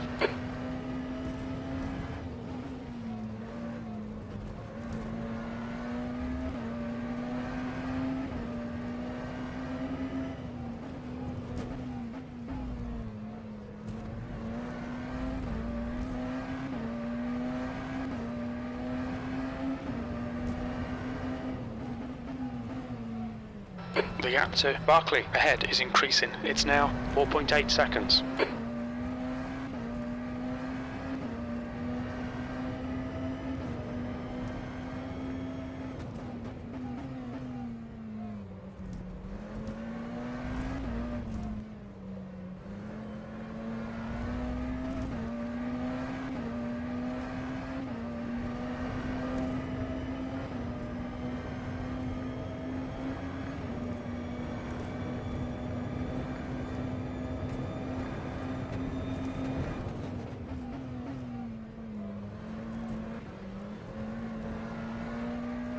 Slower class car ahead.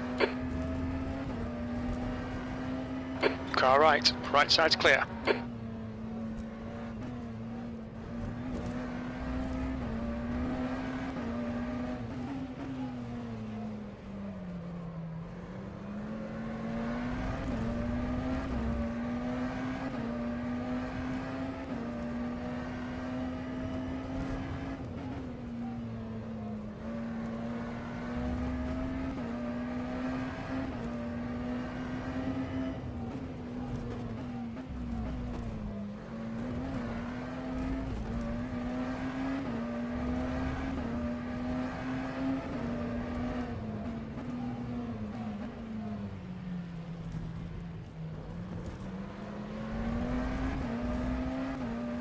Car right, clear right.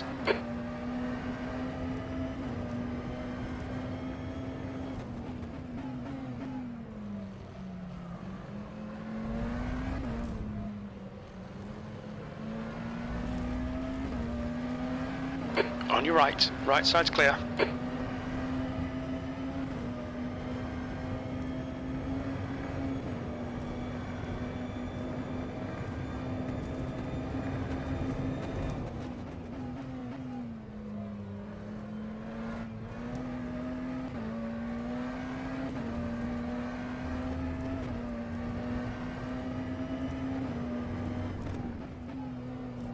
You're coming up on a slower class car.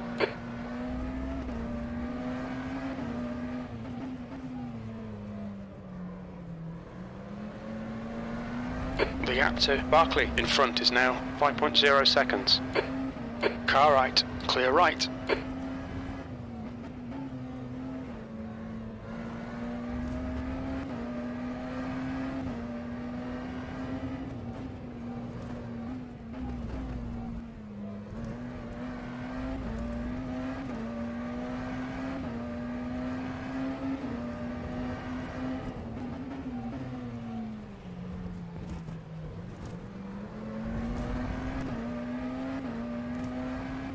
Yellow flag sector 3. Green flag sector 3.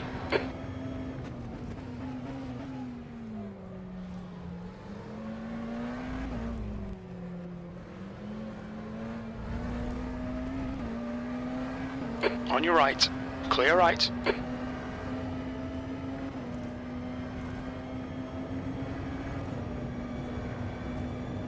That lap was a 1:30.4. Sector 3 is 0.3 off the pace.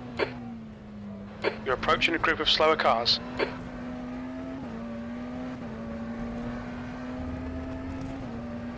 On your User right, left clear your right. channel.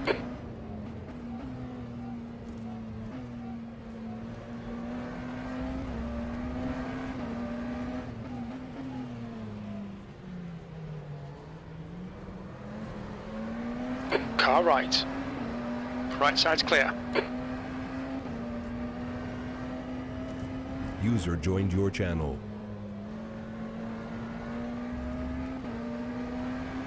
Car left. Clear left. You're coming up on a slower car. Are we still on 3 cuts? 4. Okay. I got it in fast left corner in sector 2. Okay. On your right. Clear right.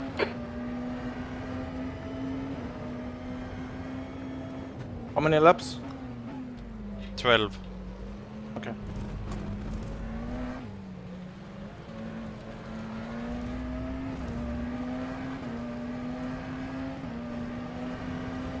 I'm gonna go Car take a right, piece break, then clear I'm right. gonna start joining.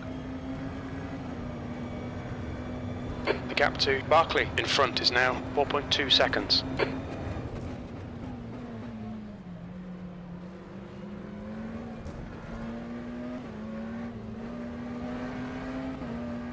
Car right. Clear right.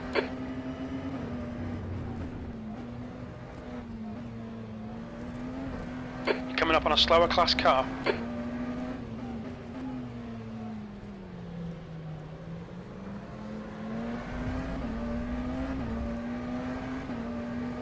Car right. Clear right.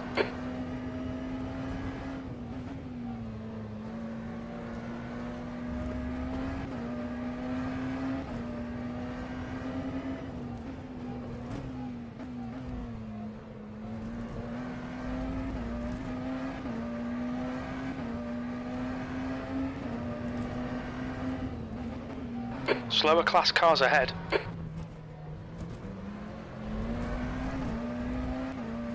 Right side. Right side's clear.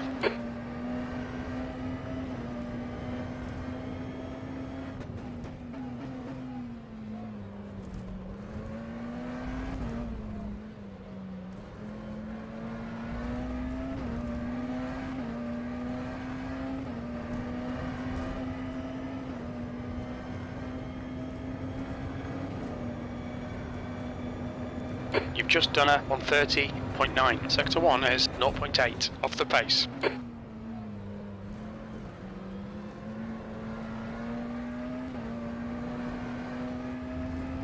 The gap to Barkley ahead is now 4.7.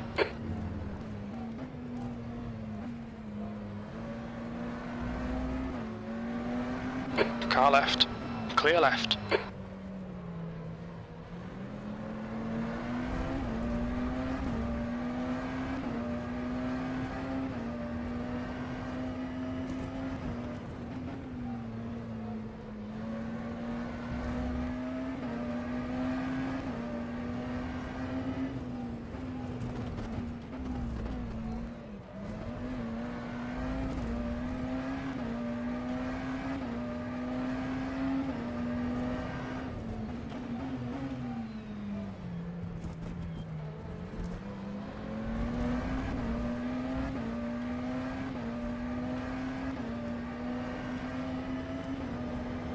Car left.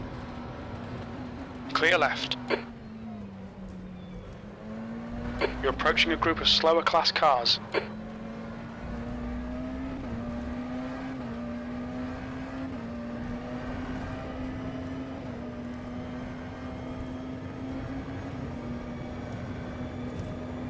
That lap time was, you're in the middle, clear all round.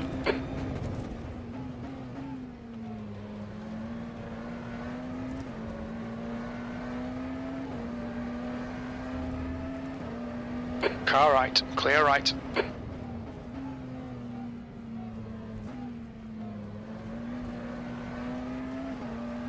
Left side, clear left.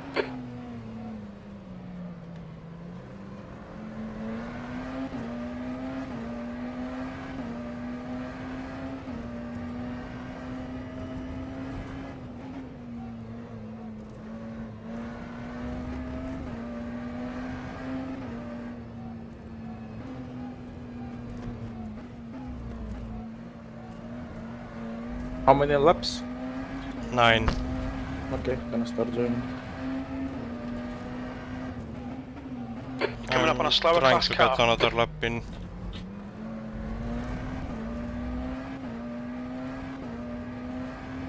Right now, when I cross the line, I have 8.8 laps to go. The gap to Barkley ahead is now 4.9. On your right. Clear right.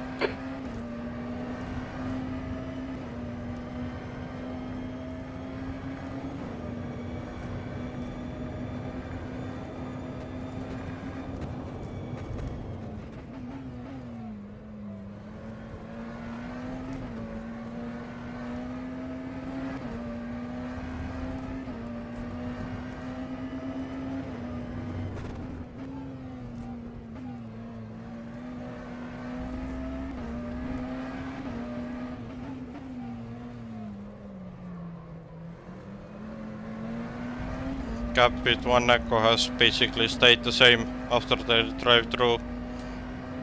Okay.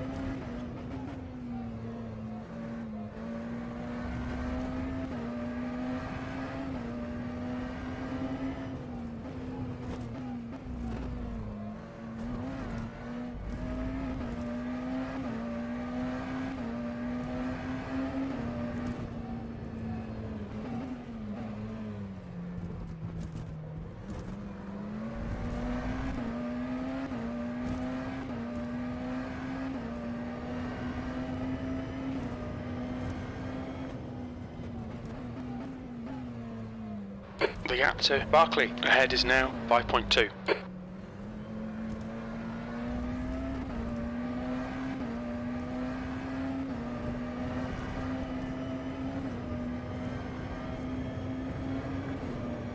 Did you join with spectate on? Your last lap time was at 1:30.1. You are pending open session.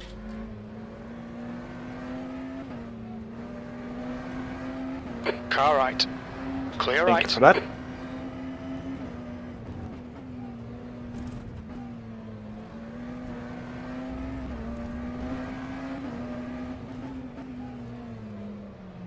Slower class car ahead.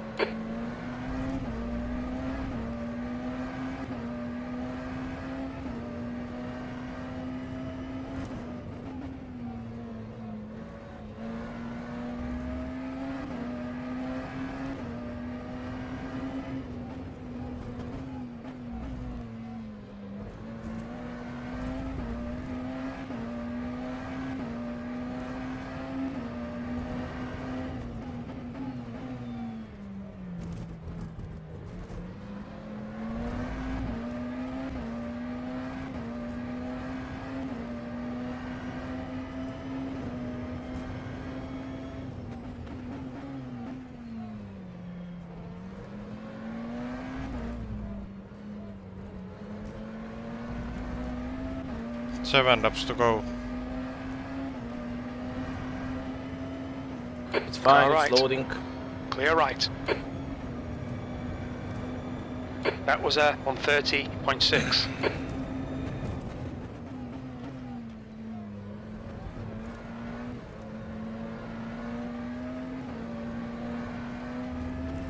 The gap to Barkley ahead is now 5.6 seconds.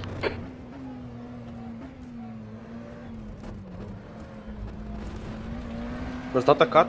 No. A cut now would mean a penalty. Okay.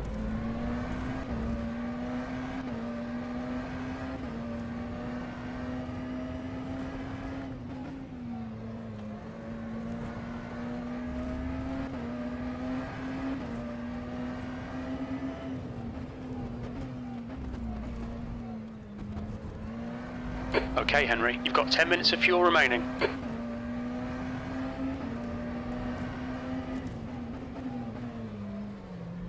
You're coming up on some slower cars. These guys are busy fighting, they might not notice you.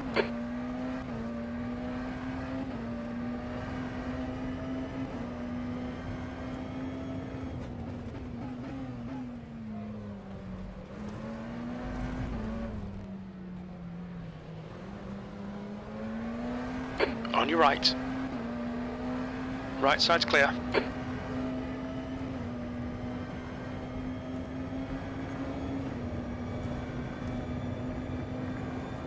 P3. Am I selected? Yes.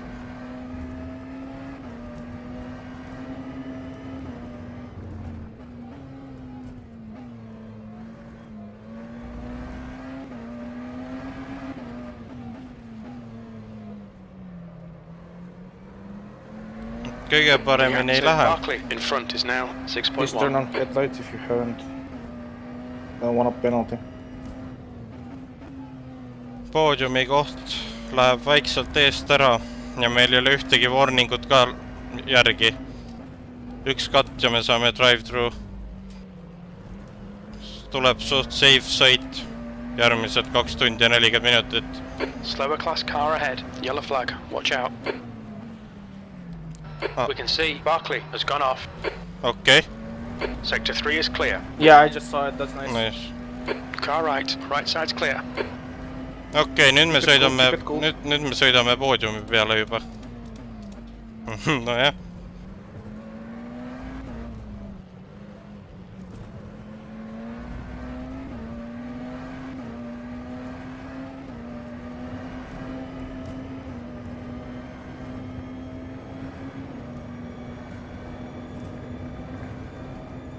You're the man. Stay on it. P2. It feels like I have driven 3 hours. Well, you have. Have I really? Barkley behind is Well, now close. 2.5. Like 2.5. This has been so long still. I'm so tired.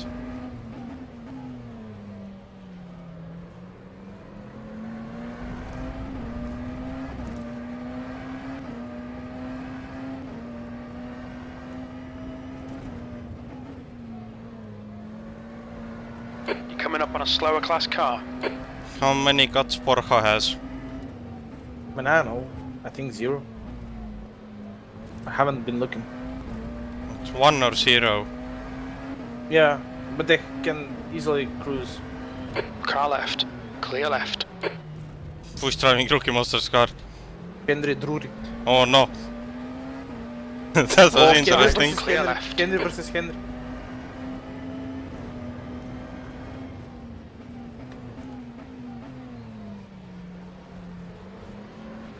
You're approaching a group of slower cars. Right side. Clear right.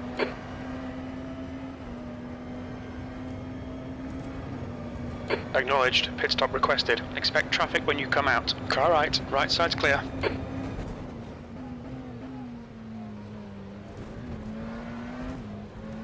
I want this stint to end already. You can pit if you Car want. right. Clear No. right.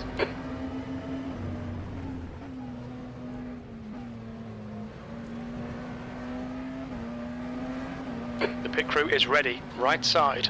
Clear right.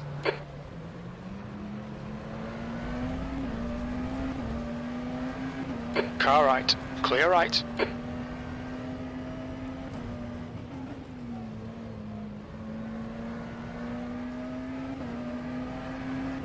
Okay, Nikto Silva is in the car.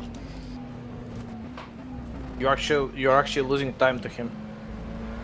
Slower class cars ahead. Yeah, Left side. I clear have no left. warnings left.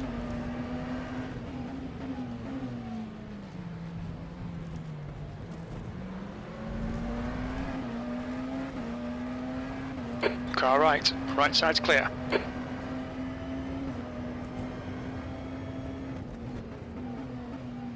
That's 5 minutes of fuel left. How many liters do we need until the end? You have the app? On your right. Right side's clear. 270. Car right. Clear right. What? Okay. The gap to Barkley behind is now What? 2.0. That makes sense. Slower class car ahead.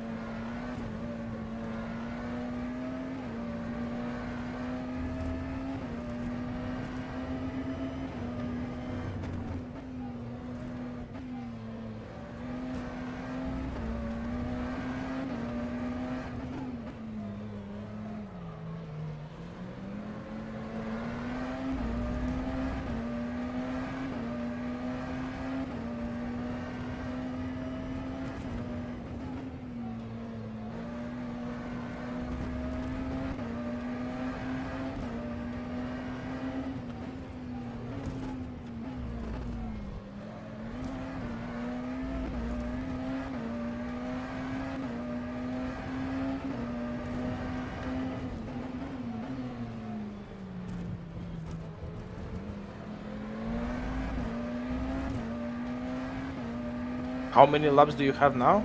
2. You pitting next? Car left. Clear left. Everyone after. You're coming up on a slower After. car. Okay.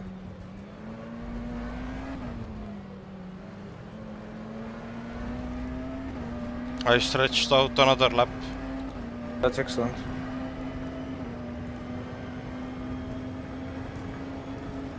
On your right. Clear right. Car right. Clear right. Very little fuel left. Car right. Hold your line. Right side's clear.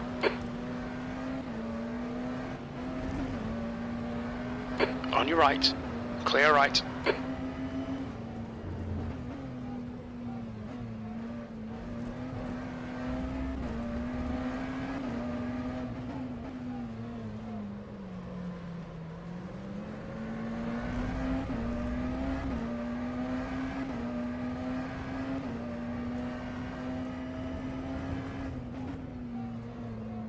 James, are you here?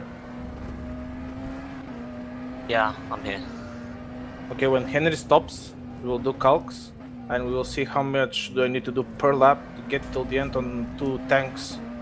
We horribly miscalculated this as it turns out. Okay. The gap to Barkley behind is now 4.1 seconds.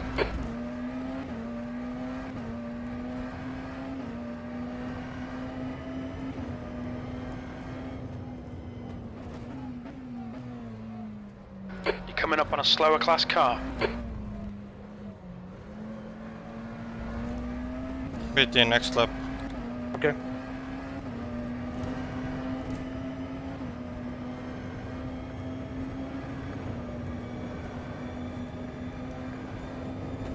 On your left. Clear left.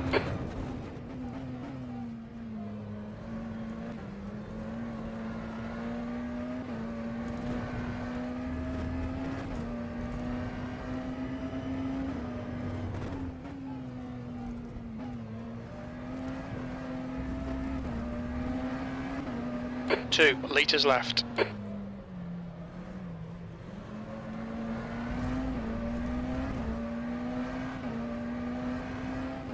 I repeat, Fernandez, blue flag. Fernandez, blue flag.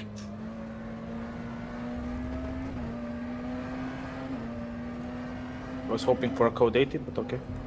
Same. But then again, Jerome will be dead. That car will be dead if there's a code 80 now. Happened to us last race. True. What's your average 1 lap litre time remaining. for the stint? 130. 90 seconds. Full tank's 120 litres, Slower right? class car Yep. ahead. Okay, Henry is pitting. I will tell you when I go to for you to put in the time. For now, put in 2.5 hours in. Yeah, I've got 228 at the moment. What's your speed limit in the pits? No, All 2.5 right, Henry, hours for expect now, because traffic there's when you exit the 2:32 pits. left. We should come Oh, out okay. into position 5. Alright, yeah, got you.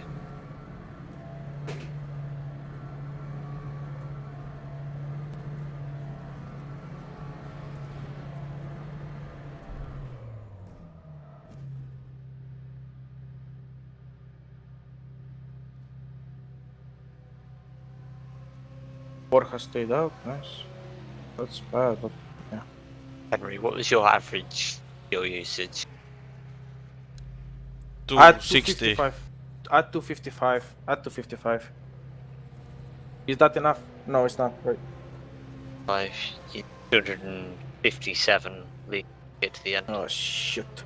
How low do I need to go to make it on 240?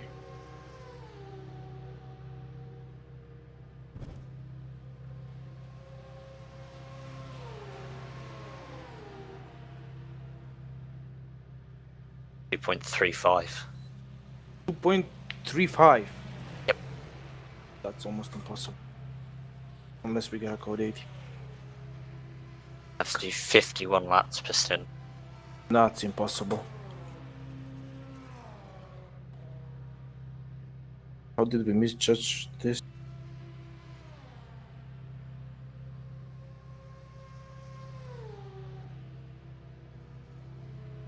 Barkley in front is pitting. Yeah, I'm gonna get out of the pit lane at exactly 2.5 hours to go.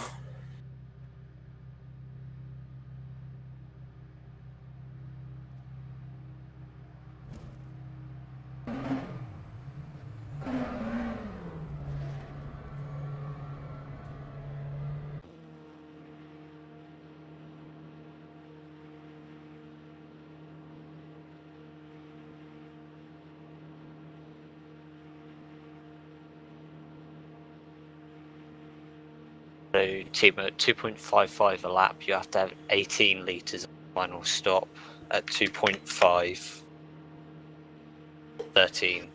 No, I'm not gonna feel safe. I'm gonna go flat out. Let me know your average. Around 2.75. Yeah.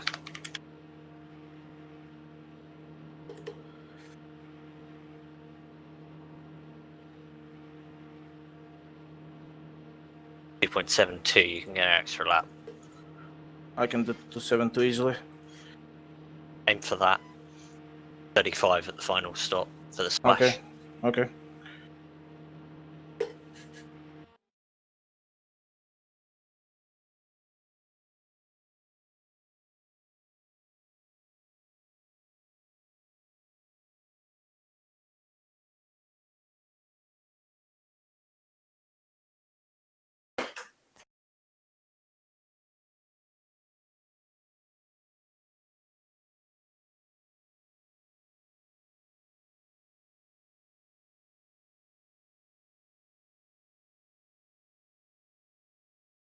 .72 was the target? Yes.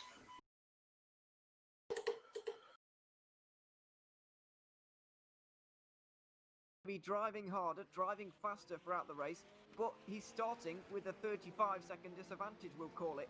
After the pit stop, he's going to have about 35 seconds to make up.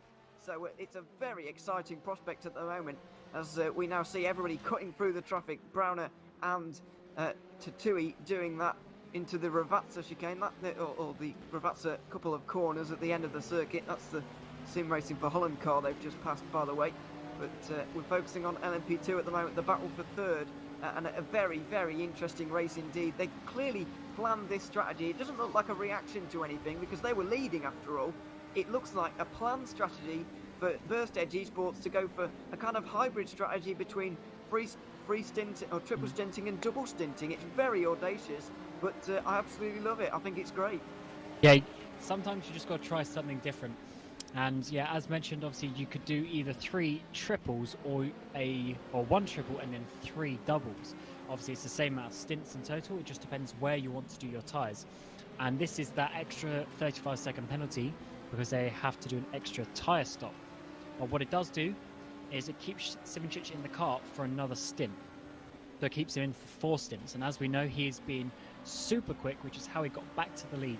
And because they had that track position, is potentially another reason why they would have tried this, because they were already ahead, so that offsets some of the time that they have to get back from the extra tyre stop as well. If they were 10 seconds behind, maybe they wouldn't have done it and would have just done it on pure pace. But they've obviously seen an opportunity, whether that was planned during the race or before or whatever. They've clearly, as you say, thought about it, because they put themselves in a very good position here, but they still need to catch up those few seconds. As we see Blackhawk now getting very close with one of the Monaco hypercars. I think that's Nico Barclay is now inside that car, but they're getting very close to Capusta, who's still in that car. Lost quite a few places now, as Jaeger in 9th place here, getting very close. But as we mentioned before, especially in the GTEs, this is a really hard part of the track to overtake, especially into Aqua Minerale. But I think he's going to try it down the inside, or at least have a look. But that, for the number 81, is not where you want to overtake. Absolutely not. I think nobody was more scared than Tom Capusta through there. Please do not put your car down the inside through that corner. It's extremely quick. And then the braking zone afterwards is difficult enough on your own, never mind with a car down the inside. So thankfully, Jaeger realised that the sensible thing to do there was just to wait for another opportunity, and he's got one right now. This is the battle for 8th place, and it looks like he's going to send it down the inside. He nearly did, clearly thought about it, but decided not to. I'll tell you at this point as well, Tom Kapusta cannot wait to get out of that car. He is losing so many places. He got into it when he was in the lead. He's now not even going to be in the top 8 after this battle, I don't think. The Aston Martin towering behind the Porsche, now going to try and get through as well. On the inside, you've got Yuri Toman in the background, who doesn't want this at all, but Kevin Yeager won't care. He's down the inside into Tamburello, and he's into 8th place as well. He's overshot a little bit. Tom Kapusta is going to get a better run through this section of turns, but I don't think he's going to quite have enough to go down the inside at Villeneuve, and he doesn't indeed. So Kevin Yeager up to 8th. Oh no, there's a bit of an incident, more contact. A little bit of just getting a little bit oversteery there for Kapusta in that chicane. Hit the back of the Aston Martin and saw a little bit of debris as well falling off. A little bit more crumpling going on at the front of that Porsche. So just not having a good day is Tom Kapusta. Yeah, it's a difficult one. Be interesting to see if Nasula gets back in the car, because then that would tell me that they maybe only had 2 drivers available or something. Something like that. But obviously, there are maximum driver times of 70%. So in this sort of race, you wouldn't be able to have a driver do 5 hours. So with the stints being an hour each, that means that you need one driver to do at least 2 hours, which means even if you got a driver struggling a little bit, then you need to keep them in there for those 2 hours. But that's obviously just how the rules work, and another reason why you need to try and get as good a team as possible, because that car is now in 9th place overall, and yeah, struggling a fair amount. I don't know if you know the answer to this, Cameron, if somebody listening does, whether is it 70% of the laps, or is it 70% of the time? Because that's difficult to work out. Did we get in front of one Echo with pit stops? Because obviously there's not a set number of laps in this race. You can see it's a timer, so you can predict kind of roughly. They spun, remember? When you're trying to just get someone in the car and get them out as soon as possible, it Oh can be yes, very difficult. I already forgot. It could be very easy to get that wrong. Well, certainly it can, and this happened to my team a few years ago. I think it was season 10, I think it was season 10. With the LMP1s in Fuji, it started raining, so obviously the laps got slower, and one of my drivers had to quickly run to the shops or something, so I had to do a quick driver swap. But then obviously the first driver had then already done quite a lot of the time, and we ended up being something around like 68%.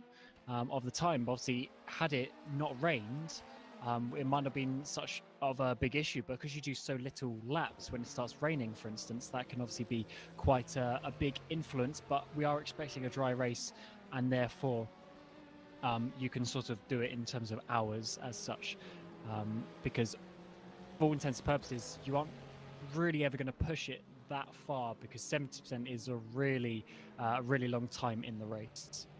Yeah, absolutely. And anyway, you wouldn't really want to, or so I certainly wouldn't want to be driving for that amount of time, especially not in one go. I know that Yumi has been, or if he does indeed, we're hypothesising a little bit, but if he does indeed get in for the final 2 hours of that car, at least he will be rested, having had those 2 hours off in the middle, not just banged out straight 4 hours. That would be pretty brutal, especially around a circuit like this with the traffic flying past you all the time. It would be a pretty heroic effort from him, but I haven't seen anybody still in the car who started it. I will stand corrected if there is, but I think everybody has had a pit stop for a driver change at some point throughout this race. I can't see anybody who I'm thinking, they've been there for a while. No, I think everybody's had a pit stop, and that's the sensible thing to do, to keep the drivers rested and so on and so forth. But still leading this race, by the way, just to update you in the Hypercar class, it's Nick De Silva who's actually got a lap on field at the moment. Daniel Brewer is in second, and he's got 50 seconds on Timotej Andonovski, who's just pulling away from Nico Barkley at the front of the field. Nick De Silva, though, is still awaiting a pit stop in this race. I don't know quite how he's been running out there for so long, but he's been able to stretch out these stints a lot further than those at G-Drive have, and that is a little bit worrying, because the window for them to catch a lucky code 80 is just getting bigger and bigger, and that can cause a few nerves for those behind. And that is one real benefit of doing this long strategy. Obviously, there's a lot of factors that come into fuel saving, because obviously generally when you go faster you just use more fuel, because one reason why you go faster is because you're pretty much flat out for more percent of the lap, in easy way of understanding. So to save fuel, obviously, lifting closed happens. You have fuel mixtures as well. You've got traffic, all these things, your downshifts, your upshifts. There's a lot to it. So to get it right and to go many laps further than someone else generally has to be all those things coming together.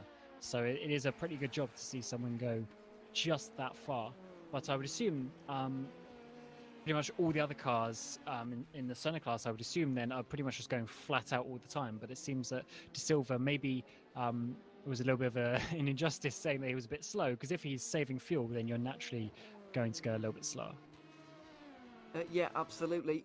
That might be what's happening there. Even in a 6-hour race, you can maybe even save a pit stop. I don't think that's quite going to happen for them, but certainly 2 stops to go for those guys, and maybe even those behind as well. They might be trying to do it on 1 more, but I think it's going to be 2 stops all round for those in the hypercars at this stage in the race. We're still 3 hours and 19 minutes to go.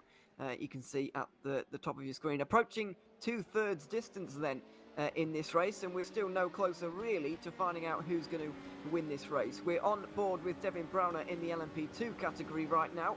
He's currently on the podium and doing a good job, just extending his gap to Jamie Tatui ever so slightly. 2 seconds at the moment. He's passed that Drillers Esports car in this stint. He's still got another half of this stint to go, and he can get these very old tyres off. And ahead of Brown is Simoncic, and he, at least last lap, was over a second a lap quicker than Browner and Toman. And he's now down to just 21 seconds. Remember, that was over 30 seconds when he came out. So he's already done over a third of the time retention that he needs. So I wouldn't be surprised if he actually manages to make this work. But Devin Brown is also doing a really good job there. But obviously, with the tyre situation, he's not able to keep up with Simoncic. But I think Devin is still going to be looking at a podium here. But Simoncic, I really think, can get this win, as there's still 3 stints left after this one that he's going to have new tyres, or averagely newer tyres. However, next stint, he will be on second stint tyres when everyone else is on new tyres. So that's still a disadvantage, but it won't be as much as at the moment, where he's on first stint and everyone else is on 3. So that obviously balances and swings each way. Yes, absolutely. But the next stint that he has is going to be the last stint where he's at a tyre disadvantage. He's going to be in the clear from then on in, because the last tyre change of the race is coming up for some of these guys. He's still thinking, with over 2 hours to go, you're thinking the last tyre change. You're absolutely right. It's triple stinting to the end for some of these guys. I think my prediction anyway is that Simoncic is going to keep bringing this gap down in this stint. He's going to get to about 12 seconds. He's nowhere near going to catch Thierry Toman in this stint. That's just, unless there's a mistake, of course, that's just not going to happen. He's going to reel him in slowly, get to about 12 seconds, and then they're both going to have to come in. Yuri Toman's going to claw back some of that, maybe even get back towards something like 15, 20 seconds, and then it's up to Juraj Simoncic, or whoever it is. I would leave Simoncic in there personally, but whoever it is, it's going to have to just be a slow reeling in of Yuri Toman from then on into the end of the race, and then we'll see who comes out on top, really. So yeah, with an hour and 20, we'll know the gap, and it's just going to be standing in front of whoever it is in that car, and we will know they will know exactly what they have to do. We will know exactly what they have to do. It's just a case of whether they can or not. And as you said, at the moment, it is looking in favour of Burst Edge Esports, but a lot of things can change in between now and the checkered flag. Yeah, they certainly can. That was an interesting thing you said there about maybe leaving Yerny in, but then that would mean that Jordan would have done 3, which means Simoncic would then be doing 6 stints, basically 4 hours, which is quite a lot, as we're seeing Greco get close to Mantis Rekas here for 12th place overall. Sorry, 12th place in GTE. Yeah, getting very close into turn number 2, but not quite close enough, as quite a few penalties are coming out. But now got Mariano Callo getting a penalty, as well as Fernandez is getting on the back of Greco. This three-way battle looking very good, despite being a bit lower down, but points do go down this far. So the drivers will also be trying to get those last few points available. Yeah, they are indeed. And now that you've put it like that, Dennis Jordan, this might have been planned from. I personally think Burst Edge Esports planned this right from the start of the race. So Dennis Jordan, in practice, will have just been doing he will have been practicing triple stinting the tyre. He won't have been bothered about double stinting. He's bothered about getting those tyres through 2 hours of the event. Joni Simoncic not bothering with the triple stint in practice. He can just do double stint in practice, and you can kind of change your practice around a little bit. To what the strategy I mean, if that is true, it's insane planning from these guys. It really is. There's meanwhile a lot of traffic coming up for Simoncic, but either way, it's such an incredible planning from Burst Edge Esports to go from that far out. They'll be practicing, you know, their strategy. They will have known possibly for days in advance what they were going to do here today.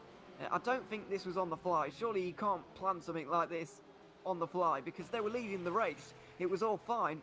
I think personally doing the triple stinting thing might have still won them the race, but you know, they've decided to go for this strategy as Simoncic now gets on. Whoa, that's very, very interesting between those guys, 3 wide. Who is the burst in front of me that's so useless in life? Records outside for David Greco. That was very tight through there. Musto just onto the curb and on the gravel, but they've just about held up to 13th there with Fernandez right behind them. Now behind me. Very close, but somehow right behind me. It's Michael. Order, but we have had He's a fucking idiot, honestly. Watch his stream. As well to focus on. You see Ajira there coming through. They're now actually in 2nd place. So G-Drive have, as Johan Kwiku said in his video earlier, they're looking to get 1 step further from their 2nd place last time out. I'm going to have Danborough leading the way. So Nick De Silva, yes, he went quite a few laps longer, but in the process, he's lost around 11-12 seconds. Daniel has taken the lead. Yeah, we have to find out if that's actually really going to work for them. I would assume he was doing that for fuel strategy, to make sure that they do this race on 5 stints over the course of the 6 hours. Something like that is probably Nick De what Silva they're trying won't. to do. I would assume, but we'll find out how that one goes. Whereas obviously G-Drive just been pushing all the way. Nick De Silva has caught up a little bit on this lap, but that obviously could be to do with traffic as well. And that Brewer car looks like it's got quite a bit of damage on that front end. Yeah, it does, but I was just escaping back to the pit. I was about to say there, sorry, Tim Neuendorf in the 76 Butler Powell Motorsport car was going very, very slowly. I was worried about the state of his car, actually, but he's clearly, it was clearly bad because he's escaped back to the pit lane. That could be the end of their race. They were 3 laps down on the very next car, so that could well be the end of it, as the number 50 there going quite slowly as well. Just eSport Hungary.dk, Rasmus Andreasen driving at the moment incredibly slowly actually on the run down to Villeneuve, clearly getting out of the way of people. No bodywork damage, no front end or rear end missing. Maybe a bit of suspension going on there, but yeah, clearly not the day they wanted, and not the car he wants to be driving right now either. It looks a little bit damaged, maybe. Yeah, that's a bit of an interesting one to go that slowly, but obviously something has happened, because you wouldn't just randomly do that. So the number 50 struggling a little bit there, with obviously Andreasen back in that car from Oldeminger, taking over from the previous stint, as we momentarily had a yellow flag sector 1 as well. So incidents can happen quite frequently around this track, but fortunately there hasn't been too many of them so far overall, I would say. It was Team Spirit Racing just off at the Villeneuve chicane, but they are back going again, currently running down in 7th in class, and Henry Drury has actually been able to catch up quite a lot because of that little fight, which is now developing for 13th overall. Yeah, Drury's really closing in. I wonder if there's maybe a bit of damage for Team Spirit Racing, because there are a few small accidents at the Villeneuve chicane, I have to say. It's quite a fast entry, and the curb on the inside of the first part of the left-hander makes things very difficult indeed, and it can be quite sketchy sometimes. So I think they've got away without damage, Team Spirit, but Can you check his clearly now under a lot of Can you pressure check his stream from and Henry see if Drury. he This is the battle shit talks resuming us? from a little bit I have a earlier feeling on. he They were does. separated in the pit stop cycle, but they're back together again now and fighting not only each other, but their way through a couple of Porsches as well. Yeah, it certainly are. And Drury's now right in the slipstream, but they could be quite awkward actually. They might meet these Porsches a little bit in an awkward place actually, because they're going almost side by side themselves, and now they're both going to have to dive down the inside into turn number 2. And Drury just about makes it through in front of that Juice's Motorsport, which is obviously 4th place overall, 4th place in GT, I should say. So that's still a nice position for them. Don't want to get caught up in this LMP2 battle, but Drury is going to have to keep on going once again. But it is, yeah, really turn 2 is the main overtaking place. This part of the track is so difficult to get through. So Drury just needs to make sure he's putting pressure on him and trying to make him maybe make some sort of mistake. Yeah, indeed. It's Jérôme Lengy who's currently driving that. Oh, as we just got away here to an even more difficult name, driving the Speedy Mite Racing Ferrari at the moment. It's I definitely know it's Tim Ulrich behind him though in the Black Hawk Racing Ferrari. This is the battle for 17th going on in GTE. Speedy Mite versus Black Hawk. Even a look to the inside from Ulrich into the penultimate corner and then the final one. But Tamburello is a lot stronger of a candidate if you want to be making the moves. Big slipstream, of course, from the big yellow Ferrari in front of Black Hawk right now. Is there going to be a move, though? It looks like there's already a bit of a defence coming on. Sitting in the middle of the road just a little bit. Now pulling to the outside slightly goes Tim Ulrich. Can he make this move? Maybe. Late braking. And this is going to give him the inside for the second part, but absolutely no way. No, well, I'll say no space given, but he didn't have to give space. He's timed it in very late there, the Speedy Mite car. He's got a run, though, into the Villeneuve chicanes. Ulrich, oh, that's close between the two of them. Somehow they've made it work. Off the road goes the Black Hawk car, and yeah, he's you guessed it right. Clearly not pleased with how that went. Yeah, Michael's reaction was fucking retard. Yes, it's one of those ones where it really wants you. It's inviting you to send. There is a rule. Fast into that first apex. You can't really pull have to in slow front it of down. another car in Your the second braking apex zone. is way more important But did you to see get him exit speed towards blocking me Tozer. on the And, straight? yeah, it's so difficult, especially to then go. Well, side he by did the side same to me. As we now jump to Downhill, David sector Greco, 3. who's still defending from He also Elias blocked me. Fernandez, but also they got Rekus in the car, and yeah, Fernandez there going a bit wide, going a bit of a slidey boy, but I think he's actually been able to save that in the background. Yes, he has, but he's lost a track position to World of Sim Racing. Yeah, World of Sim Racing have been actually very fast here today. That's Jose Brangauer, I think, in the 52. Very quick indeed, but that incident for Andreas Kirili earlier on in the race has set them back so far that you just can't recover. Maybe in a 24 you might be able to, but 6 hours around any circuit is going to be difficult to recover from when you're so far down the order like World of Sim Racing are right now. You can see Greco, though, right in the slipstream of Mantis Rekus, and if they're going for a championship run this season, Musto GT Sports, these positions are very important. There's only going to be 1 or 2 points between them, but they're very, very important indeed, as we see Fernandez now. One lap later he says, "You are so lucky that he didn't crash into you." I am, because he's a moron. Fortunately for him, he was able to keep And it going in a chat, straight line. no reaction. Mantis Rekus keeps it going in 12th place as well, and just up in front, Black Hawk and Speedy Mite battling very hard again, free wide with Yuri Toman, who's in the worst place possible right now. Just look at this. Absolute insanity going through the hairpin. Black Hawk and Speedy Mite nearly off the road. My goodness me, I've never seen so many cars. What the hell? There's like 10 cars in one corner. Making their way through the GT. Yeah, no, it's What? it for now. Getting held up. Oh, and David Greco, big slide.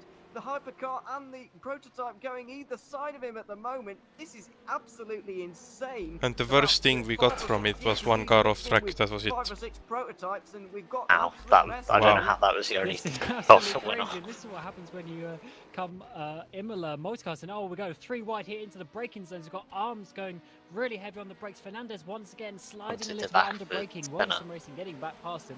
But it's the last place centre. Low through Piratella because there was going 3 wide during the apex of that corner as well. It's all getting a little bit crazy here as we're getting towards the end of the 4th hour of racing. And somehow all of these cars are going in a straight line, which is quite remarkable considering the situation there.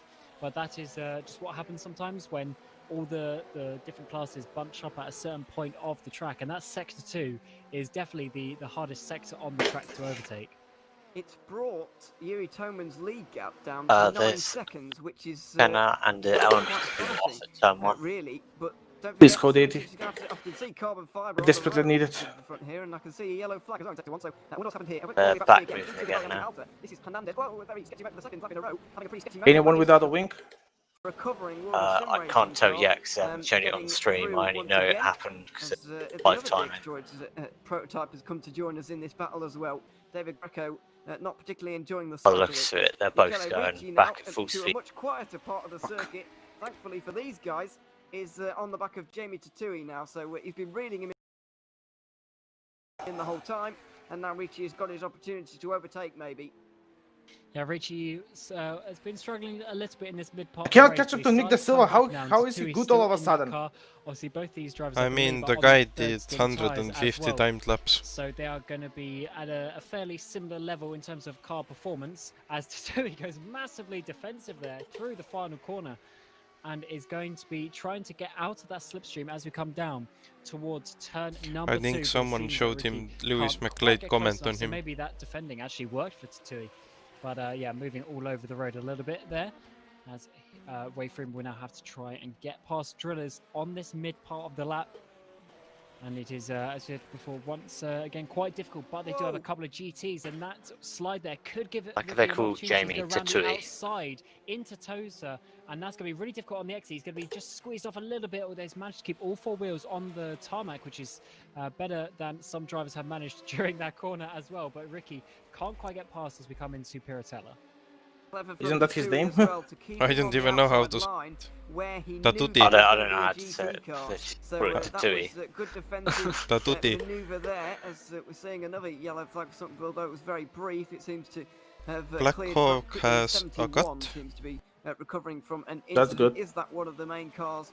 Now Speedy Mite, who are actually involved in that big. Are you able to see? So maybe, last stop time invalidated. Inside of that group, I was about to ask. Because yeah, that was a very busy part of the circuit, and I'm amazed that we did get away with it for so long.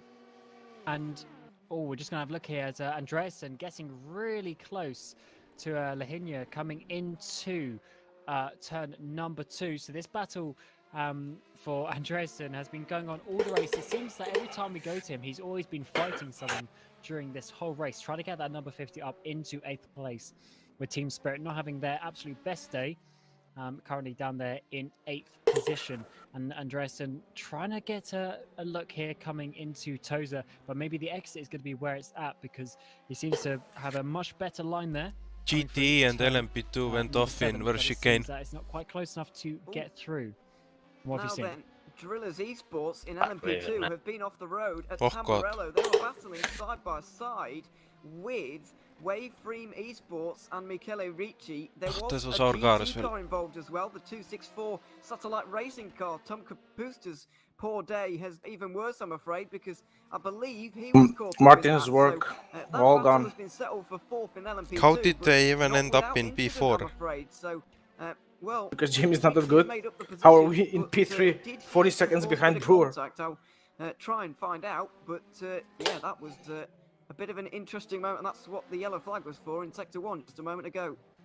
And we're going to jump on board now with Tatui down in that 5th place. He must have been the one, yeah, who was going for a little bit of a spinaroo. Mitchell is only 7 seconds behind. Remember, Mitchie had that drive-through penalty, so Ricky here, maybe... Did Jamie just spin on his own? On the apex there, and all this is going to be an unsafe. I think he did. Yes, and Capusta has to avoid. To be fair, did very good to avoid, but that is not what he would have wanted, indeed. And just looking as well on that middle part of the tower, Yanni Samicic 4.8 seconds behind Yuri Toman. It seems that Yanni is going to pretty much catch up that whole time in one stint, or at least the vast majority of it in one stint. That is quite remarkable, as we are already coming up to the next round of pit stops for the LMP2s as we head towards the final 2 hours of this race. Yeah, we are indeed. You can just see Yuri Toman's concentration, face of concentration in the bottom right-hand side of your screen, with the gap now going below 4 seconds. Let's not forget, though, before you think that this race is over... Why do I see so many people drive with the wheel practically under their chin? They're going to be very, very quickly indeed. It's they're the going to be angle. actually faster than Simicic, so maybe able to pull out their lead ever so slightly. Well, this is the end of my stint and Cam's stint indeed on this VEC 6 hours of Imola. It's been absolutely fantastic. I've thoroughly enjoyed it. But to take you through the final 2 hours of the race, it's Lewis McGlade and Hugo Barao, and yeah, we very much look forward 2 hours to go on from the sidelines. And yeah, good luck to you both in the final 2 hours.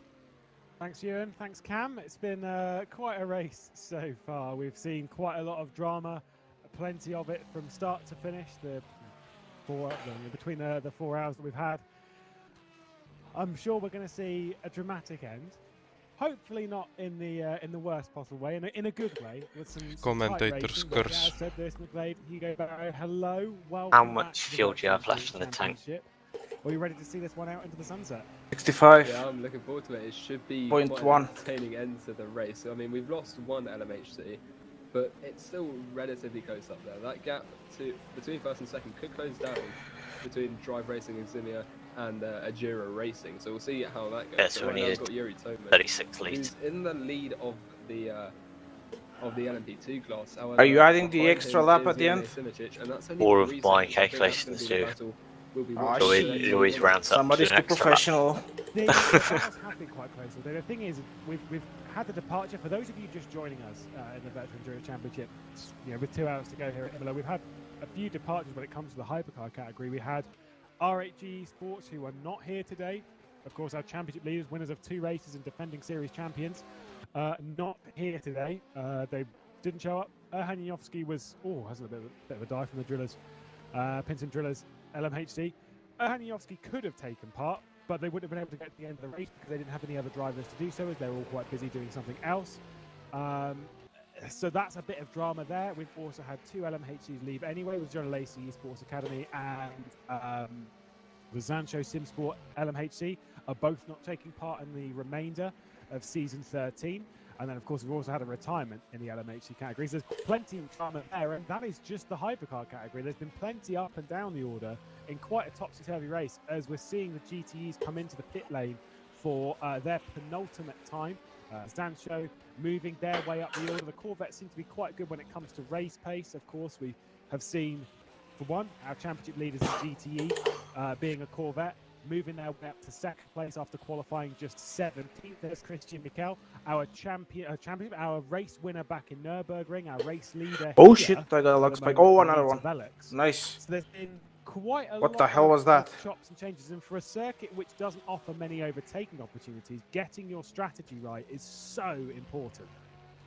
Yeah, definitely, and with such a long race as well. I say such a long race. It's 6 hours, a bit shorter than Silverstone. I lost 2 seconds because of lag. We'll have to see how these drivers play it out, because tyre wear around this track probably quite significant, because it's really throwing the car everywhere all over the track.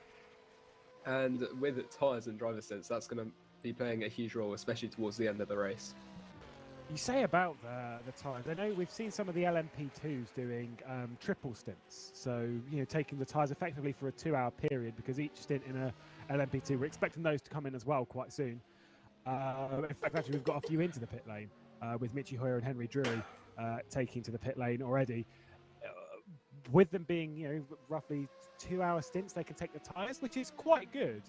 That said, there was an important thing that happened in the previous stint, which was our, one of our race contenders, being Jerne Simicic. When he came into the pit lane in LMP2, he came in and changed tyres, which was really, really important, because of they were umming and ahhing over whether they were going to change tyres, because it was either finishing a triple stint or starting a new double stint and then doing a double stint at the end.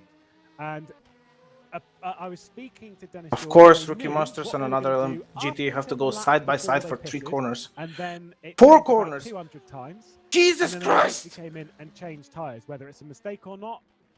That's what they wanted to do.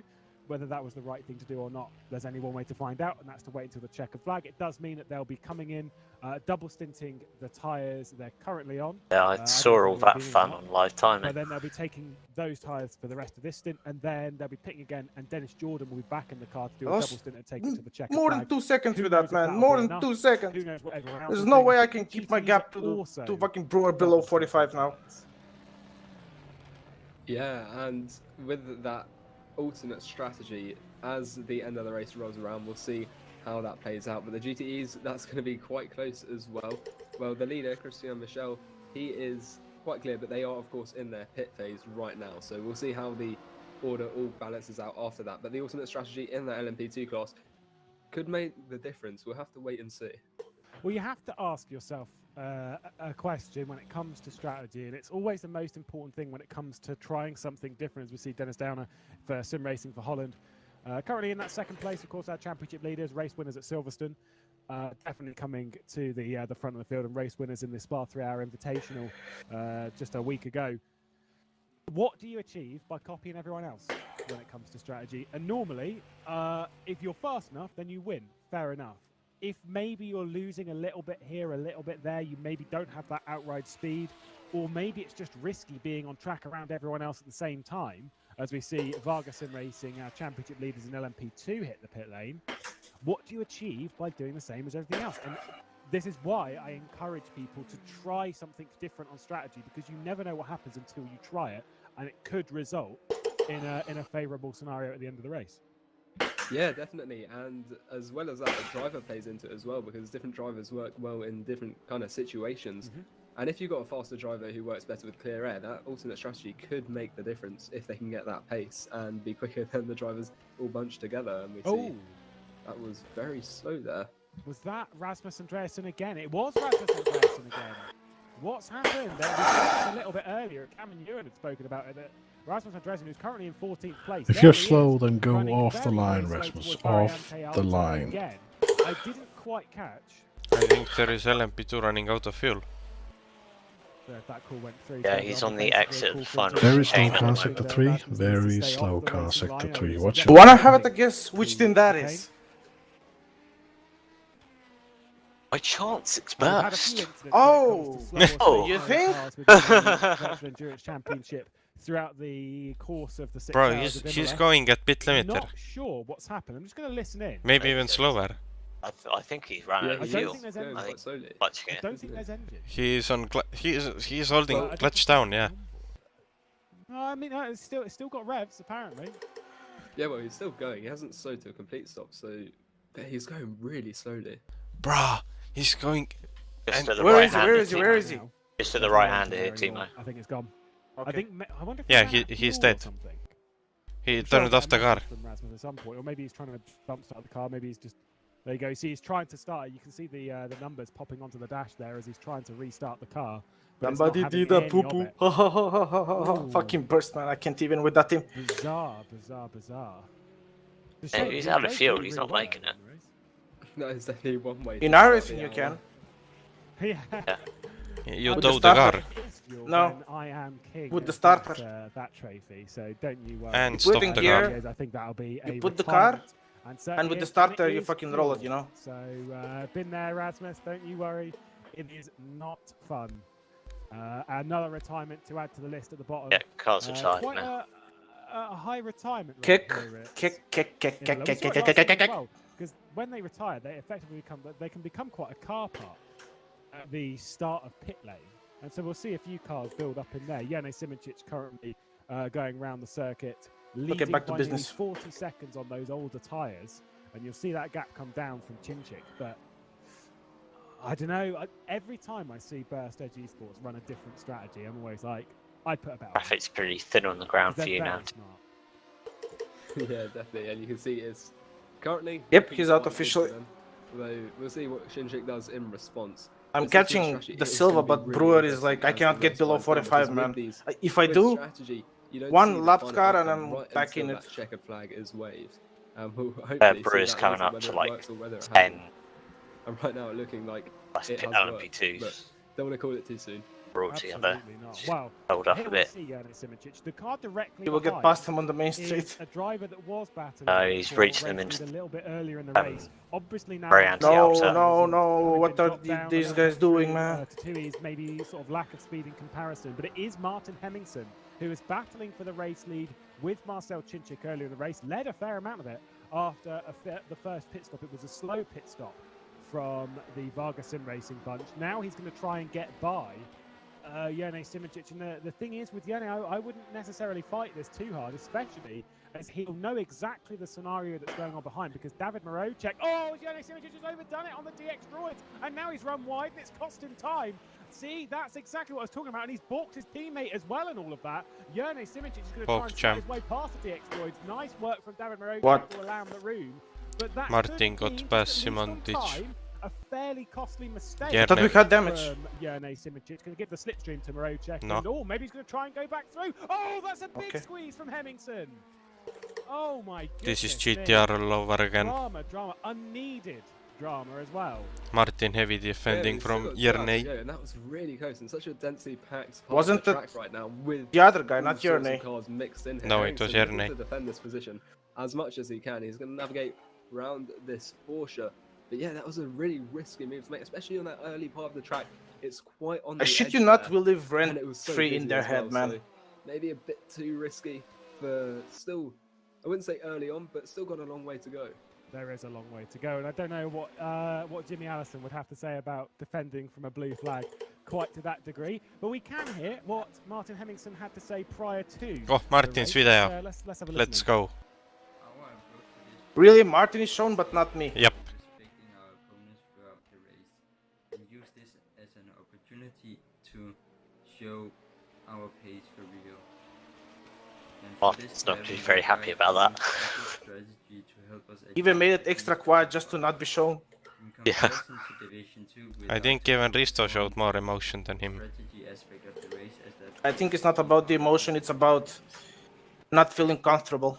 Well, there we go. Listening from Mr. Martin Hemmingsen, who was very, very impressive in the early stages of the race, battling it out with the top lot, of course, having moved up from Division 2 this round. One of the sort of aspects of Season 13 is that we see promotions and relegations every couple of rounds, same as we've seen in I think I'm the fastest car on it's track. good to have it here in a sense, because we're always getting, Yes. for one, Yeah, you were. drivers with fresh opportunities and that mindset. By about half a second. We'll never stay. And Nick Da Silva is second. It just gives anyone in Division 1 that sort of fire to keep moving forward. And if you get dropped down to Division 2, you can still bounce back. You can still come back with a vengeance, get yourself back into Split 1 and go and fight at the top again.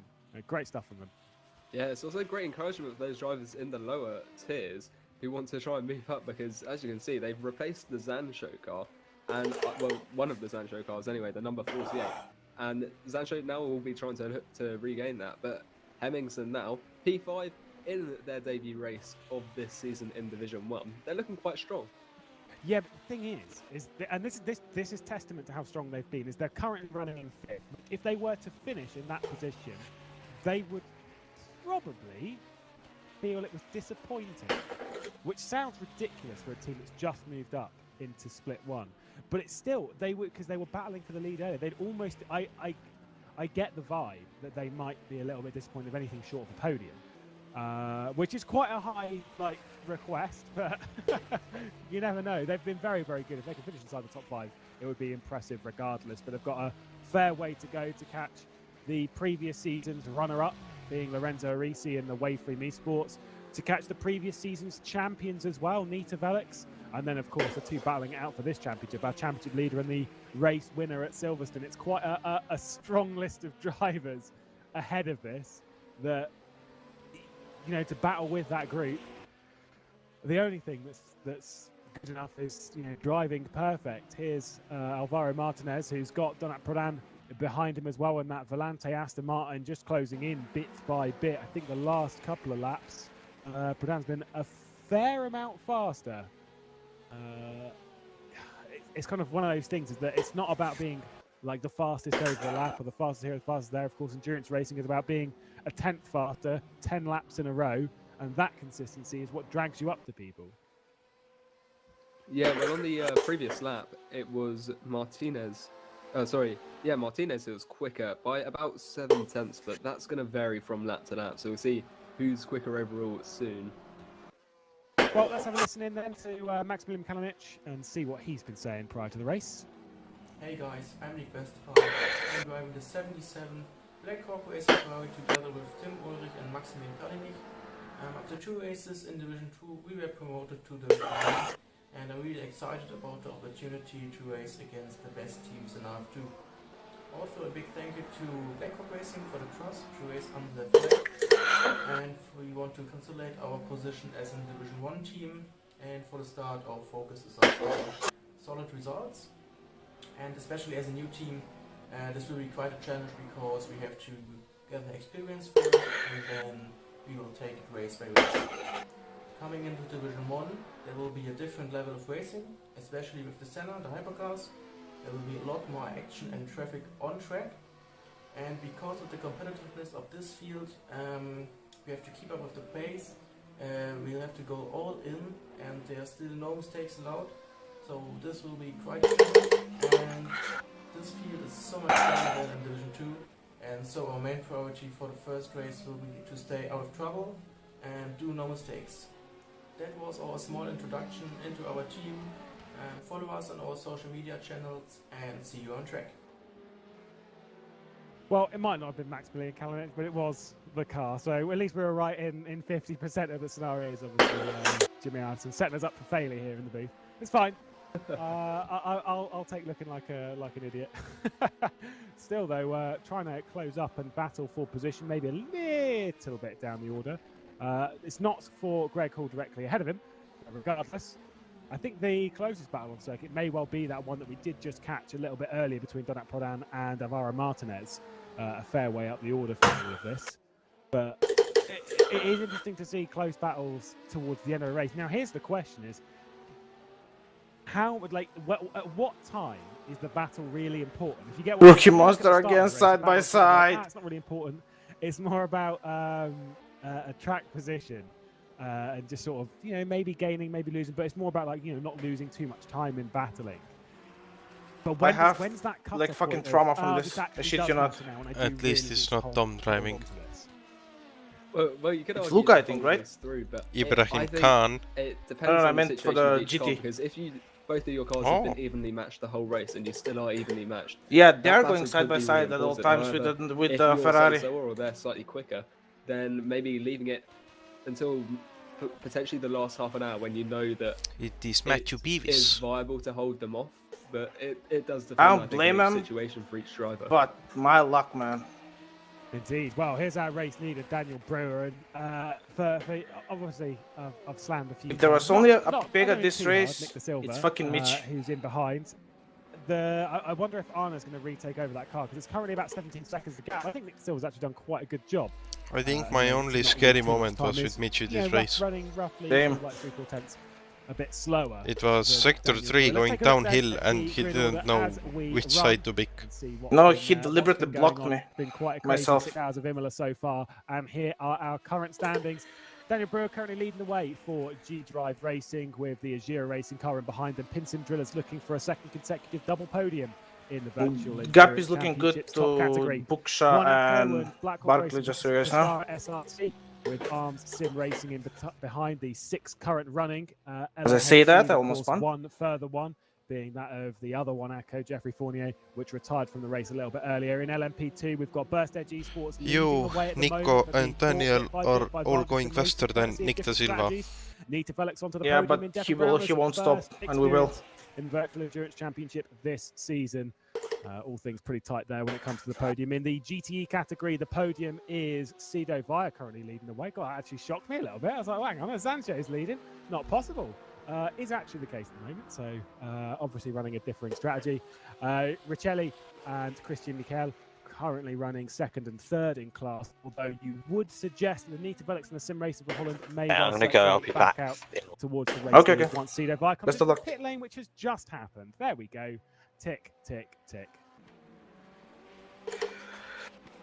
Into the sunset we go. Wonder how many. I always wonder this when it comes to this kind of stuff. Is because I think G-Drive car has 3 or 4 warnings. 4. And Okay. I never really looked at what time the race started or how long the race lasts, so I just assumed it was always bright sunshine, and then suddenly the sun starts setting, and we've got an hour and 40 minutes left of the race, and you think, we're going to be racing at dark at some point, aren't we? We've always got to prepare for it. Yeah, I mean, I think we've been teased a couple of times this season with darkness. I'm not sure if we'll make it fully there this evening. Might get a little bit dark though, because you can see the headlights on the tarmac, but I don't think we'll have full darkness. We'll see how this all plays out, because that lower sun could how many do they have? Vision when they're driving towards it, unless Panel 2 at least. It's So this is the third, I think. the hardest time to drive is in that sunset period. In rFactor 2 especially, for two reasons. Number one, it is quite hard to see because when the sun is at right level and it's not blocked by trees, and I think it does it down into Tosa, into the hairpin, is that where there's not much tree coverage and stuff, when you run in there, everything's just orange. The grass, the track is all just really orange, and it's really hard to pick out your breaking point. You know, whether it's a shadow or whatever, like things are different, and it's just quite hard to pick that apart. As we're seeing the Nita Velux currently run up the hill towards Piratella. There's a satellite in behind. How fairly disappointing it's been for the satellite that's currently running a lap down now, or maybe even a couple. I think it's just one. They're all right. I'll get onto the satellite in just a moment. Don't worry, Matt Strand messaged me about those. But the second reason as to why it's difficult is because rFactor 2 looks so damn good when the sun is setting, and it's just really hard. Oh, that looks quite pretty. Oh no, I've missed my braking zone, and away we go. What was it I wanted to say about? So satellite racing, they're one interesting thing that they have, and it's the same thing with a lot of teams at the moment in sim racing. Is they've got Nicholas, this 2 seconds last lap. with another real world team. The thing that makes satellite a little bit different in that sense is they. Yeah, I see. The gap is gonna be, I think, below 20. I think not below 22. I think he has lost even more time. I know Sven de Vries has driven for satellite. Let me tell you, gap is 22.1. I think it's in the Formula 600. I can't remember what it's called. It's in America though, and they're really pushing to get like drivers and stuff in the team.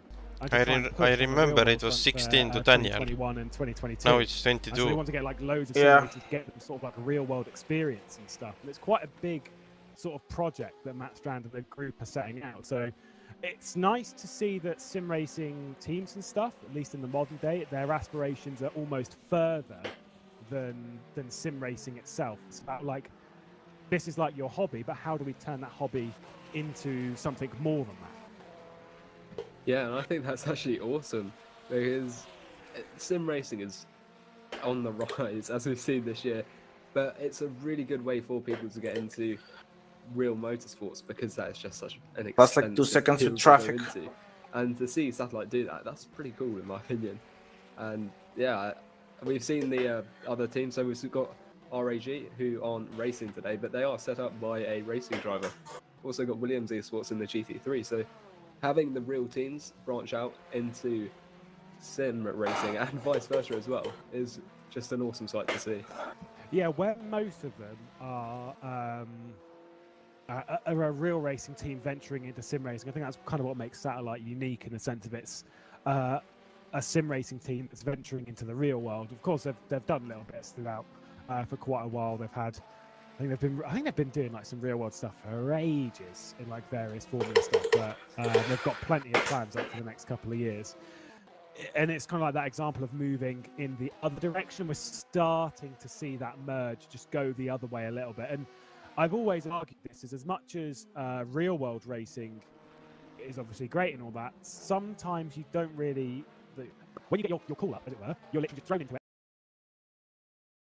and like, right, off you go racing. And sometimes that's quite daunting. And so having sim racing is sort of like that, almost that step towards it, is at least from a racing perspective, you can understand racing, like how to actually race someone from sim racing. Maybe not so much driving, because you're not part of the car and stuff as you would be in a real car, but you can still understand the basic fundamentals of racing and what's good and what's not. Fingers crossed though, if half the field that we've seen do some silly stuff today wouldn't translate that into the real world, because that would be really dangerous. Well, we'll keep our fingers crossed. Yeah, definitely, and it's quite good as well. In sim racing, you can afford to make those mistakes that sometimes you wouldn't be able to do in real life. Because that can be an expensive business. I remember in the Was it Dunlop fast as the Super last 2, lap? which is the support series to the Virtual What did you Australia say? Supercars category. Was it fastest a couple of the years last ago, and there was lap? someone driving, and basically Yes. it's pretty common is that What was you Dan get the doing? car, cool, you obviously bring sponsors and stuff. 30.0. You crash the car, you pay the car, right? You know, Nick the damage was bill is yours, not the team's. 31.0.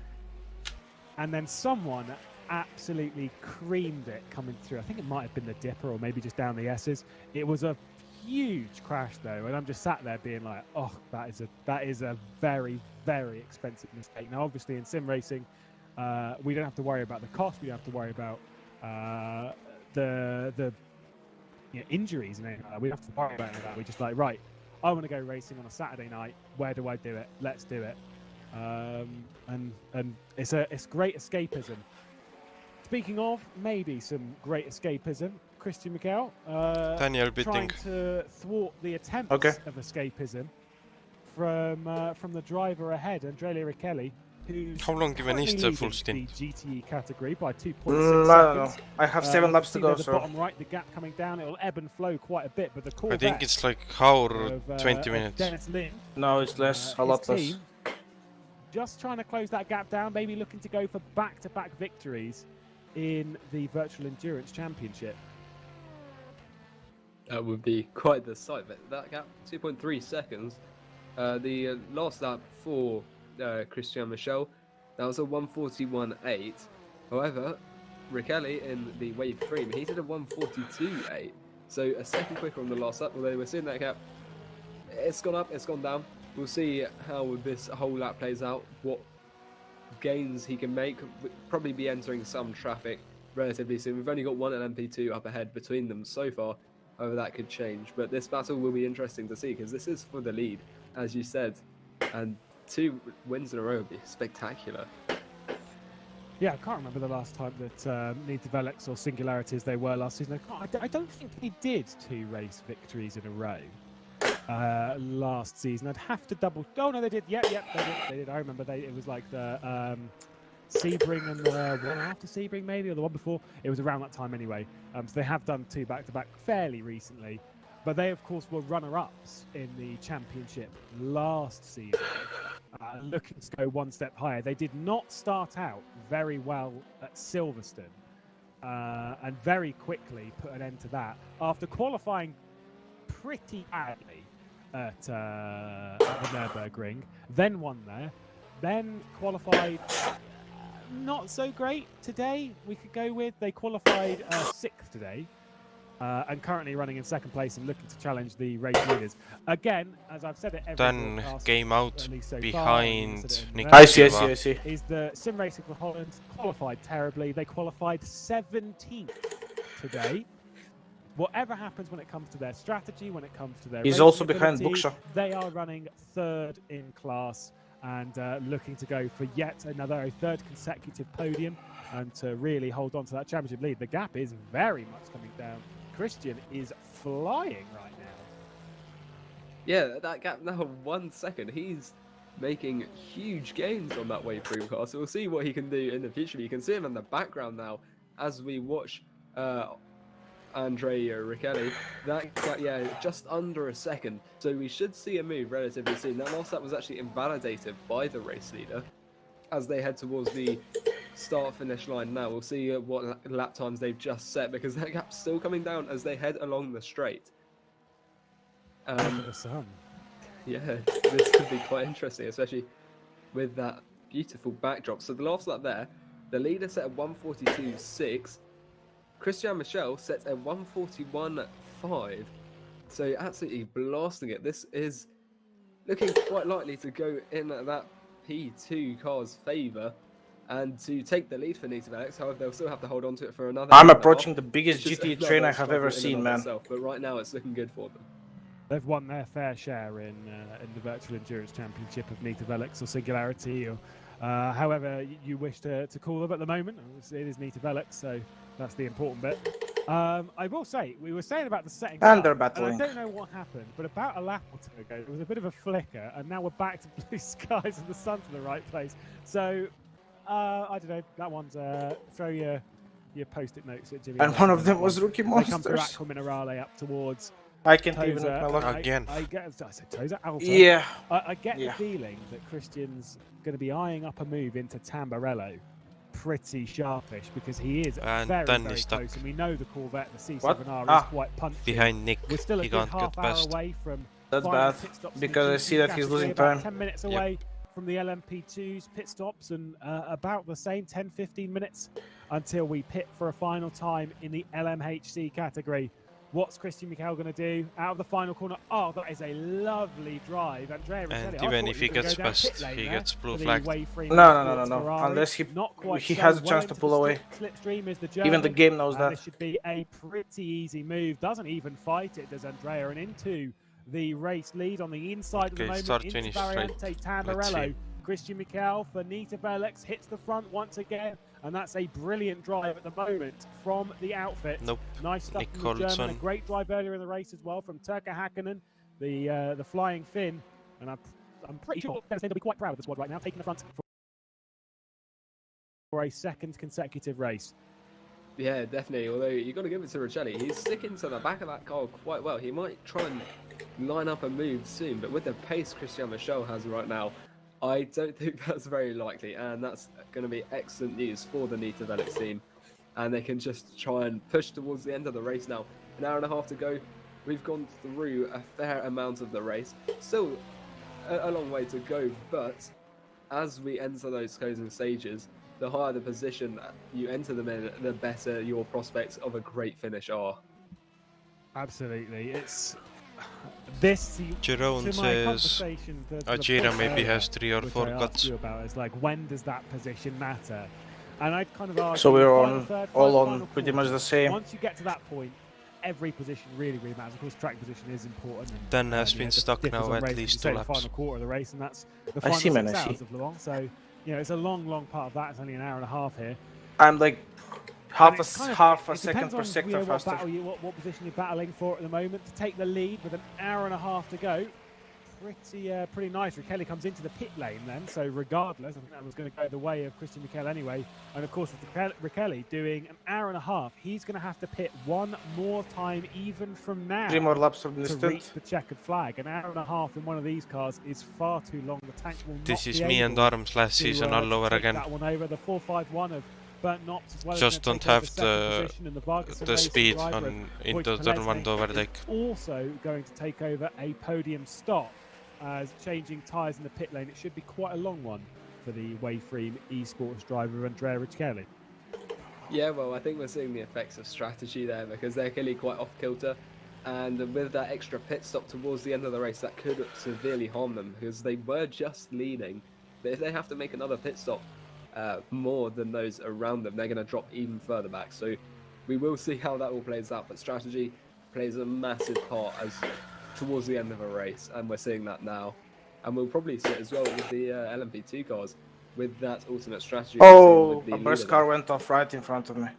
Indeed, He went wide. I'm still very, very curious with how that at least the LMP2 category is going to play out, because Jone Simoncic at the moment, who is leading the way, of course, you say, on an alternate strategy. It's all about where Marcel Czincik appears at the end of all of this. And remembering that the next stop that Jone Simoncic makes, they're going to be doing a driver swap, they're going to be doing a tyre change as well. So it's going to be a good... it's a long stop, is what they're going to be coming in for. Were the 2 bursts I ahead of me? wonder if Marcel Czincik, who took over the car, took over the tyres on the previous stint, if he's going to the end on these tyres, i.e. 2 hours on these tyres, which I would expect, considering how things have been over the stint. It's already come down 20 seconds. And Simoncic. But when we see that next stop, obviously, at the moment, Cincic's going to be on, fresh tyres. The next time, though, it'll be burst on fresh tyres and old tyres for Czincik. That gap's going to sort of ebb and flow and come back. What that means is, what's the average fuel we are usage? guaranteed to see the pass 273 on track. I'm looking forward to that then, because that is yeah, those tyres, that difference is going to have a massive effect, especially with the pace of the two drivers right at the top of their game. Because, and you can see that by them being first and second. It's going to play out, and hopefully, as you said, we'll see that on track, which is just what we've come to see, to be honest. We've come to see some racing, and it looks like we're going to get some racing for the lead of LMP2 as well. Indeed, who knows who's going to win overall in LMHC as well. At the moment, things are looking good. Well, I was going to say things are looking good for G-Drive, but they've been into the pit lane fairly recently already for their final stop. They're on the back of Nick De Silva at the moment. Currently in 5th place is Daniel Brewer, but of course Nick De Silva is currently leading the way in this race. So as much as this isn't a technical battle for position, nice.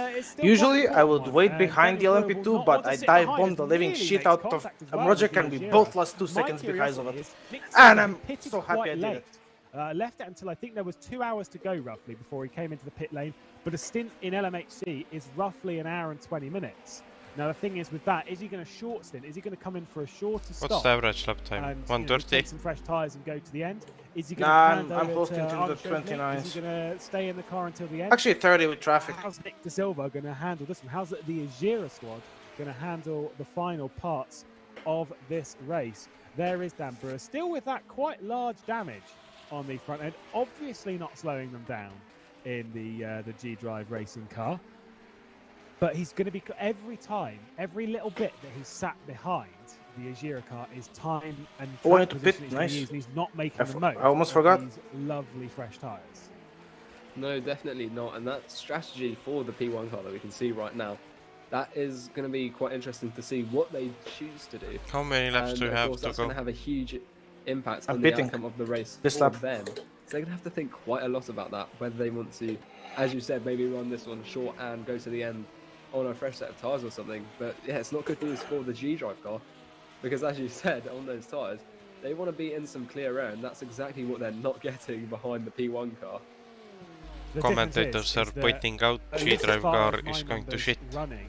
Oh, actually, I say, hang on. Oh, what do you mean going to shit? Because they are still stuck behind Ajira. The G-Drive car will be able to get to the end of the race. Daniel can't get past. We've still got an hour and 23 minutes left of the race.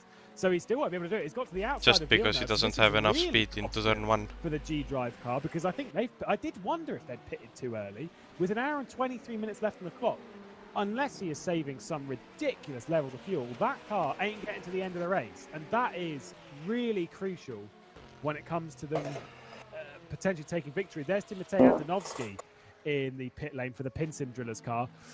Ooh, are they all pitting too early? Because I think the stints that we've seen so far are estimating that it should be about an hour and 12. An hour and 10, hour and 12, hour and 15, rather than an hour and 20. McLeod's stint time is 1 hour and 12 minutes. That is actually... That is really interesting. Maybe we'll see a lot of... Too bad there's 1 hour and 22 until the end. Yes, he says you pitted too early. I mean, you think? Because they're going to have to go that bit further, right on the edge of fuel, if they can make it. And if not, they're going to have to do an extra pit stop. He says the end will be very interesting. So no, yeah, it won't. This strategy having a huge impact on the race as we enter that final stint. I have a feeling somebody will call a code 80 right now as I'm finishing my stop. Have different pit stop times as well, but nice. Yeah, I'm a lap behind the Silva as well now. Nice. Got a couple of pit stops as well coming in for the LMP2 category. I think Nick De Silva's having a bit of a connection issue on the circuit as well. I've seen him warp around a little bit. But we've got Borja Milan will be taking over the 1ACO car pretty sharpish. Here is the car of Nick De Silva. You can just see it walking Borja Milan is about to take over. Bad, but it was a little bit dodgy coming out of the final corner. Hopefully it'll be all right in the number 2 car. Yeah, Borja Milan is ready to take over from one of the 1ACOs after a really impressive start to the race where he was closing in on... Oh no, not blue flags. As well in the early stages. It was a very, very impressive drive. Huge shout out to him, but he'll be taking over from Nico Barkley. We've also got 2 drivers to take over one of the Burst Esports cars. We've got for Burst Simplexity, it'll be Michi Hoyer taking over that car pretty shortly, and then Jerne Simoncic, as kind of expected, about an hour and 20 minutes to go. So in a couple of minutes, we'll be seeing him hand over to the trusty German of Dennis Jordan. So still a fair amount, and I feel bad for Satellite, because the thing is with Satellite is I said this earlier in the broadcast, and I don't feel this is a commentator's curse. This was just me stating fact. Is that they start out at the start of the race really, really strong. We've seen that before. I think we even saw that at Silverstone as running off the road. Liam Rance goes again. They'll start out strong. They'll start out towards the front. They did this at Nürburgring, and then if it was a 3-hour race, you'd see them at the front still. You'd see them win. You'd see them battle for a championship, etc., etc. But it's a 6-hour race. Yeah, then it's traffic to overtake. And there is no other way. Get into the final couple of hours, things just fall apart for them, and it's such a shame.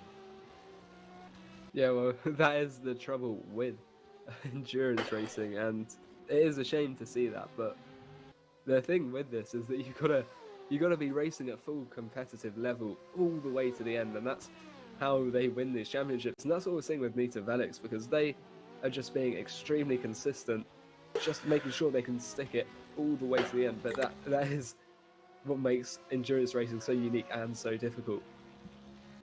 Well, I mean, you say Nita Velix, think of Sim Racing for Holland, who are currently leading the GT category. Is it because of where they start the race? God, no, because they are not good at where they start the race. They are really not good at qualifying. But at the end of the race, they're always up there. And that you know, you get points at the end of the race, not at the start of it. Still no pit stops coming in from these guys. Have not jumped in yet. I believe the Pescara SR2 car, the Black Hawk one, will be coming in at them fairly shortly. I think it's Dimitri Buksha behind the wheel at the moment. I'll be handing over to Eros Mashuli, who's just joined the server and getting ready for his stint. An hour and 20 minutes left on the clock, approaching that final pit window. Penultimate one for LMP2s. And we're not too far away from a final stop in GT as well. Yellow flag out in Sector 1. Not quite sure who that was for. I think I just see it in the foreground there. But there's someone who's been off the road down at Variante Villeneuve. Just dropped through in the what was in the distant background, I believe. But I think for some drivers, it's sort of the fatigue is really, really starting to set in, isn't it? Yeah, definitely. It can be. It's a lot of work, even though they're not real cars. They're using some of these guys pretty hefty equipment, and that can be really tiring. I mean, in the stints I've done, it gets to the point where you've been driving for so long that you forget, just forget to brake one time or something, and that's it, you're off, and that can cost a lot of hard work that will take hours to regain. And that is the thing the drivers have to concentrate the most on, is just maintaining their concentration for these long lengths of time. And you can see that there. That was quite close by Nico Barkley. He managed to catch it, but that's the kind of thing we're talking about. Got to stay as attentive as possible, try and catch those slides. We saw him do that there just on the exit of the hairpin. And now to navigate some traffic, and that traffic is another thing, because that really does keep you on your toes. It's actually quite beneficial. I agree. I think, because you have to always be thinking, where can I get past? Where's the next traffic? You can see he's been blocked in a little Thank bit by God I didn't get BMW. stuck behind However, he managed to get past that quite quickly. Yeah, you have to keep awake. And the thing is traffic's really good at just making yeah, sure it's like, oh, by the way, same thing like Dan is experiencing right now. You're very likely to make a mistake when there's traffic. You know, it's crucial. I say fatigue. Obviously, there'll be a lot of people sat there going, "Oh, but it's only a 6-hour race, and we're only 4 and a bit into it." Yes, but the thing is, it's not necessarily just about the time. As Dennis Jordan takes over the Burst Edge Esports car and departs the pit lane, Nico Barkley's now into it himself. It's more about the relentlessness of a race like this. It's so full on. I mean that in a sense of like at Le Mans. After you've done like the first hour, after you've settled in, it's just kind of like, oh, all right, now it's time to just cruise, time to sit back, it's time to breathe. You've got time to breathe on the straights. You know, you've got all that, and then you know I'm surprised Black Hawk is not letting Nick through. He's going to blue flags. Let's just work through it, easy through the traffic, and then bam, Porsche goes again. Around here though, around tracks like this, a 6-hour race, I think it's been at least 10 laps already. Constant. It's just there's some more GTs, there's some more P2s, there's some more hypercars. But here's someone you're racing with, by the way. Oh, your strategy's a little bit off, and you've got to adjust that. Now you've got to save this amount of fuel. This guy's got this, that guy's got that. They're trying to undercut you there, and it's just like, oh my God, I just want to drive for a second. And it's so exhausting juggling all of that. Did you not? I have gained and trying to do it. And what's most of it? the time, drivers 10 out of the seconds car, or 11 you think, oh, they're going to get out of the car, Dan. they're going to go and sit back, relax, watch some Yep, TV. and there is no way Dan is getting past without traffic. Focused on the race anyway, because you can't. It's always there at the back of your mind, and you're always thinking, what's happening with the race? Or number two, which is most likely with sim racing. I think Arne will take over at the last stint. And you're instantly a race engineer, so you never really get that proper breather from the race. Yeah, and I think the nature of the track as well, as you mentioned, is really an important factor because, as you said with Le Mans, you've got a lot of time to breathe until you get those Porsche curves. After that, you can breathe again. Whether the nature of Imola and also with Nürburgring last time, they're narrow tracks, which makes passing those cars that you need to lap just that whole lot more difficult. And it just makes it a lot more full on because you've got to deal with a lot more stuff all at the same time. You're seeing that now. So we watch Lorenzo Arisi here heading through in P2 there, in that LMP2, looking to have a crack at that lead position right now for Wave Cream. Looking to have a crack at that lead position right now for Wave Cream. What do you know? Although they are 35 seconds off, they've still got a fair way to go. Oh. So we'll see how that all plays out. Cuts? Yeah, the fatigue, I don't know. I think it is because if it was for blue flags, it would have been here. Yeah, it is. Cuts. The idea of like an onboard shot, or looking into the driver and sort of seeing what happens. Okay. With Lorenzo Reese, you've been seeing that a few times already in this broadcast, and we'll see that as the season continues. That car has been getting like blue flags dead lap straight. Yeah, I've seen it a few times. I don't understand why is Jimmy not doing anything. Maybe nobody complained. You really capture that emotion. Gianmarco Viducci is a driver that I quite like elsewhere in sim racing. Basically, Black Hawk is holding up Ajira, and Ajira is holding up G-Drive. You see that, you see what it means. And here's the thing: is as much as sim racing, we're all here. Okay. And this has been going on at least 10 laps. A game that, if you were to describe it to anyone at work, being like, "Oh yeah, no, I was racing on my computer," I was like, "Oh, did you get anything for it?" Oh, no, I'm just racing. It's just really competitive, and then everyone's just like, yeah, cool, good on you. But people don't really understand. But it really actually does mean something. Almost like the pointlessness of it all just means something. It matters to these drivers. Now we get to see it. So, and you get to see that raw focus as well. I don't know how much sim racing experience you've had, but there are times when you genuinely have to remember to breathe, because I have had it a few times where I've been racing with someone, I've been so focused on what I'm doing that I'm then out of breath because I have just forgotten to breathe in and breathe out. That's how focused you get. Yeah, well, that happened to me one time. I was doing the final stint on a Le Mans race. It was just 6 hours, but right on the final lap, there was a back marker, and he was being very risky to me as Arisi comes into the pits now. But yeah, that kind of thing, you just forget to breathe, especially when you're so immersed in the race. Because I'd actually just bought a VR headset, so I just getting used to that. And with the VR, you just have so much immersion. Okay, I think they're on the final one. You're so busy trying to look at everything else that you can, as you said, forget to breathe. It's quite weird, but it just shows the amount of concentration these drivers put in and what show any penalties or not. When you're driving these cars. But just getting used to it. So it was, but once I've gotten to breathe in these cars.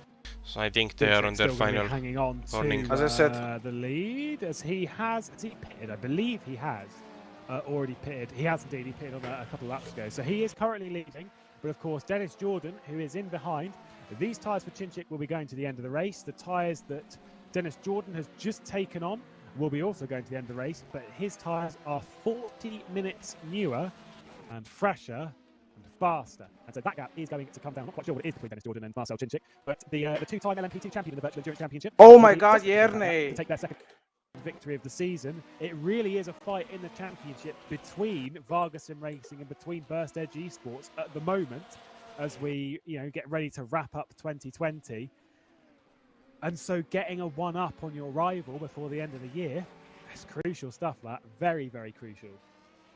Yeah, well, the gap's 25 seconds right now. With an hour and 10 minutes to go, it's going to be a bit of a push. But Chinchik and Varga, they could be in with a shot with those tyres. One GT is off, with Dennis Jordan, moving again. With those new tyres, that's going to be beneficial to them. But 25 seconds is a bit of a way to go with these pit stops to come, and with the rest of just over an hour to go. We'll how see am I only how 14 much seconds they can behind try and Dimitri? close that gap.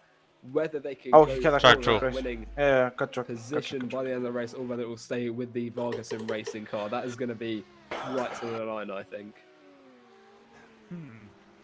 Who would I be putting my money on?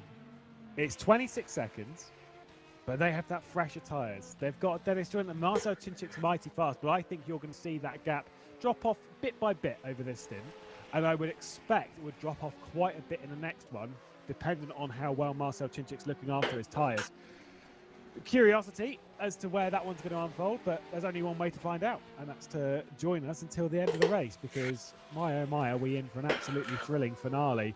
I believe we're seeing also some stuff on circuit as well, being fairly close between Adam Baldwin and Wojciech Polesny. They're within sort of a second and a bit, battling it out in the GTE category a little bit further down, so plenty of battles up and down the order. I think Liam Ranson, David Greco were pretty close on circuit as well. So there is battles galore regardless, and everything closing up. Yeah, GT always want to provide a lot of battles. Maybe that's in part because of the vast amount of those cars that we have in the championship, because they outnumber the other two categories combined. But in the bits. Also the nature of the cars. Excellent. Dirty air. And because they're the lower category, they don't have to worry about navigating traffic. The traffic has to worry about navigating could be them. their last stop. So you kind of get left to their own devices. It is their last stop. Yep. Wojciech Polesny and Alan Baldwin. That cap at now just 1.5 seconds. We'll see what Varga can do to take that Juices Motorsports Club. And we're seeing some pit stops there. Both of the Waveframe cars have come in now. So I think we'll see a bit of a jigging about in the order there in the next few laps. So this is Dennis Jordan. He's going to be trying to take that first position. 25 seconds now, so he's gone up by about a second. The last lap though, he was 7/10 slower than the race leader. Though if I were to put my money, it'd probably be on the burst car, just because I like the livery, because there's not really any other way of judging it right now. I think I said earlier in the broadcast, I think they've changed their livery slightly. I don't know why, I just feel it's darker on the back. I don't know, that's something that Jimmy Anderson might be able to fill us in on details. By the way, what's happened, by the way, there was a yellow flag out in sector 2 a little while ago. Found out what it was. P3 in the GT category. Wondered how that battle had come out of nowhere between Baldwin and Polesny, and also why the Vargason racing car was behind the Juices. Got the answers now.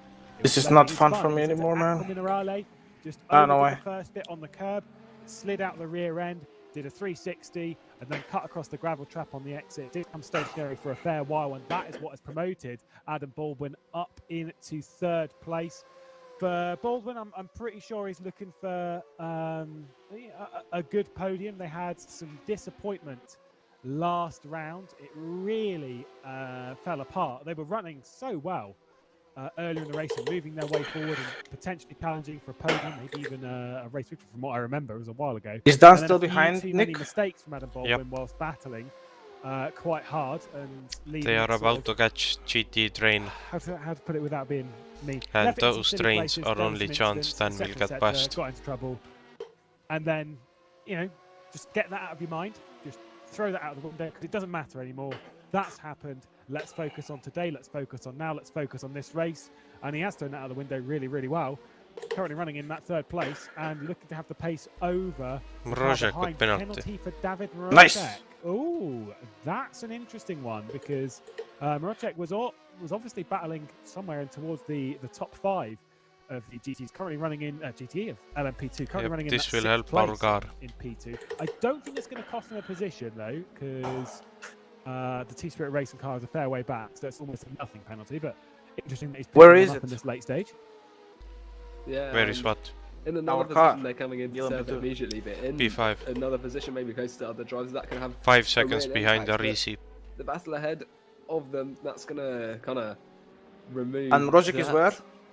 P6. battle for them. Ah, okay. They're not gonna be able to. Even though that gap's gone up massively, with just over an hour to go, it's gonna be a lot harder to close that back up again. Whereas Martin Hemmingson, 4 pins and drillers, only 5.5 seconds behind Martin is Lorenzo driving. Risi. So that's Good. yet another battle, even in these closing stages, that we could see coming up quite soon. Navigating some traffic on quite a tight section of the track, always a bit of a difficulty, but you can see not too hard to get past that Ferrari and moving ahead now. Martin Hemmingson, he will be trying to catch up to Lorenzo Risi. He'll have to navigate the same traffic though, but right now it's looking good for the Wave 3 cars. However, that gap I have is Mrożek right in stretching front of me. below 5 seconds. So we'll see how this all plays out in the next few seconds. Martin Hemmingson, his last lap was a 1:33.5, whereas Arise's was a 1:33.6. So actually quite evenly matched, and we'll see how that changes in the next couple of laps, because that battle could close, could get bigger, because you can see Hemmingson, that gap is really fluctuating as they head across the line now. This is potentially going to be a battle we see unfold relatively soon. It's the closest one in LMP2 right now. Oh, we've got something really important happening. First and second place between Nick De Silva and Daniel Brewer. Now, as much as they are a lap apart, it's still Dan got really, side really by side, important but because still Nick did De not Silva pull still pull off the move. Daniel Brewer in behind for all this time, and he is still keeping Dan Brewer behind. It's so important because if he lets Brewer go and then Brewer Almost. into the distance, that's really important for the race victory. How is Nick not pitting though? Both got to come in. Nick De Silva, I think, has to just take maybe fuel, maybe tyres as well, because tyres might not be able to run the distance. Dan Brewer definitely has to take just a splash before the end of the race. He's in for a shorter pit stop anyway, so he's going to gain that time back. But any time, if he's got an hour to sort of close in that gap, that's a lot of time. If he only has like 20 minutes by the time they come into the pit lane, that's really not a lot of time. So this could be so crucial when it comes to that battle for the race lead later in the race. And at the moment, Nick De Silva is doing a fantastic job. He's doing what he needs to do to try and gain his victory, to be honest. I think Nick is using Mix 4 on straights. I think so too. Perfect time to do it. How much time is there left? At the moment, no Jean Lacey Sports Academy. 1 hour, 4 minutes. RHG Sports finishing around our championship leaders. 30 Yeah, I seconds. think that's definitely the case. He has enough fuel to even, yeah. McLeod says both cars have to beat. You get the feeling. Yeah, but Dan is a lap down. Really good year if this is the way it's going to end. Stunning stuff at the moment. Arms got track. Oh, you've got to feel for Daniel Brewer there at the moment. He must be so frustrated because he just wants to get through and stop. Now Martin is behind Daniel. He's currently not moving at all as soon as possible. And with those tyres, they were fresh earlier. They are wearing down, but they're not benefiting from those fresh tyres. So that is just going to be... It's going to be difficult for that G-Drive team. However, you've got to give it to Nick De Silva. This is exactly what he needs to do to try and get that first place for Ajira Racing. And if he can pull it off, you've got to give it to him because that is racing after all. Well, you've got to think of it this way, right? If let's say they really got unlucky with this pit stop. We see this battle again right behind Nick. And now But no, Nick is like, I'm not closing the gap that much. I was at the start of the stint, but now it's like stable at 33 seconds. I cannot get, closer to it, so they are going fast enough, just so you know. The actual position. Now, this is giving Nick De Silva that extra bit of confidence of like, well, I kept Dan Brewer in behind me for, 20, 30 minutes earlier. I could do it again. I can do that. I can do that again. Yes, it's for the position. Yes, it's for the race lead. But it's possible. I proved it's possible. I proved it here. So it's done. Nick is pitting. Nick De Silva has excellent fucking final. So he has Dan is in free air to now. the lane with an hour and 2 minutes to go. Let's see if I actually close the gap. It means that he was faster behind him. I don't. Arne is getting in. There's the question. There's the man himself, Arne Sconevliet. Ooh, this race just got spicy. What is Arne going to do? Retaking over the car from Nick De Silva. You can see him there in the right-hand side of your screen, getting ready for his stint. Oh, are they going to take a very, very important victory? They won the first race of the season last year at Silverstone, and that was their last race victory in the Virtual Endurance Championship for Ajira Racing. That first, and they looked so strong at Silverstone last season, and just from that point on they've never really captured that. They finished second, they finished third, they've been on the podium quite a few times, including an important podium at Le Mans to end the season. Things could be good for a race victory though. A race victory would help them to no end right now because they are in third in the championship. That gap, the points difference to RHG is 21. 30 points for a lead would give them that position of first in the championship and put them in a strong position as we go into 2021 for the latter half. I say latter half, for the rest of the season. But you've got to remember one thing. This is the important thing with the VEC in Season 13 is we have participation points. Now, the way these work, for those of you just sort of not really understanding the championship order itself, we have the participation points are applied to everyone that takes part, and it's divided up between divisions. So it's 50 points for taking part in Division 1. Is Arne moving? 30 points for Division 2, Yep. and 10 points for Division 3. Where is he? Pit So those exit are like the sort and of, now almost turn the 1. bonus points Ah, that you fuck, get it's too for far. just literally for taking part, which means that if everyone shows up to every round of the season, the participation points mean nothing, right? Because they don't separate this. It's not as if, you know, oh, you get 20 points because I like you more for participating. It's nothing like that. They're literally just there to effectively reward attendance. It's like a gold star for showing up. But they can be important, and in a sense, for not taking part in this round and for not fulfilling their, you know, the requirement of them signing up, in a sense, RHG Sports have not only cost themselves, let's say, a potential 30 points for a race victory as well, they've also cost themselves the 50 points for participation as well, which that, when it comes down to crunch time in the championship, could be absolutely massive, because that's a mammoth points margin to overhaul. It's something that we've seen work in the GT Pro and GT Challenge series in rFactor 2, and it's something which is sort of encouraged a little bit more just to sort of give incentive for people actually showing up, because sometimes we get that, oh, I'll just miss this round, and you end up missed 3 rounds and you've still won the championship. It's like, what? That doesn't seem fair. Yeah, those participation points. 50 points is huge. That's nearly the equivalent. How much of fuel 2 do you wins. have So in that tank? could, 79. at the end of With the hours season, to go. have a huge impact on the final outcome. And I mean, Jira getting to the end here will give them that lead in their current state, and they'll overtake RHG. 50 points, yeah, as you said, that's a huge gap to try and make up again.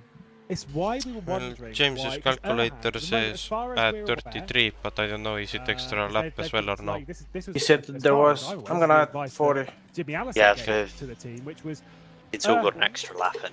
as far as I'm aware, is free, and so it's basically just like, look, just show up. Should I go with 35 Show or up, 40? do a bit of the race, because I'm not sure what the percentage of race complete. I don't think it's any. It's just I like, would say 35. do qualifying, do the start of the race, do a The little bit. average lap and is that's it. 130 No, but at which, that. no, but add like Right, yes, you're not gonna score any 2.75 But realistically, in that sense, liters per lap. Erhan's not. After Erhan the is stop. smart enough to get in Even the car now, with a sort add of a basic 2.75. setup, like not talking thousands of laps to practice, just get in the car with a basic setup to qualify and last, and just send it around a little Then bit. it's and then 34. pull the plug. Now, no, that is not what we want to see. I'm gonna add But it does 38. stop them from effectively losing anything in the championship if they aren't able to complete the full race. And those kind of things are really important when it comes to that championship charge. Either way, now RHG have to dominate the rest of the championship to win, which, to be fair, knowing how strong RHG are, wouldn't necessarily rule out, because they are quite a team. Yeah, I have to agree with you there. And I mean, the question of whether just having one driver to turn up, I think it's fair enough if they had done that. But because they haven't, it's going to be a big hit. Can they pull it back? Will Ajira miss a race? Because that will balance things back out again, because they've still got a fair way to go in the championship. That can still all change. So it's obviously not going to be done and dusted on round 3. So, but it is going to be an advantage to Ajira for this situation. Yeah, huge advantage. At the moment, it's not so much. Well, after completing their final pit stop, you see the gap there to Timotej Andonovski, who is a good 14 seconds back on the road. But Ajira are obviously focusing in a very different direction, and that is one a bit further down the road.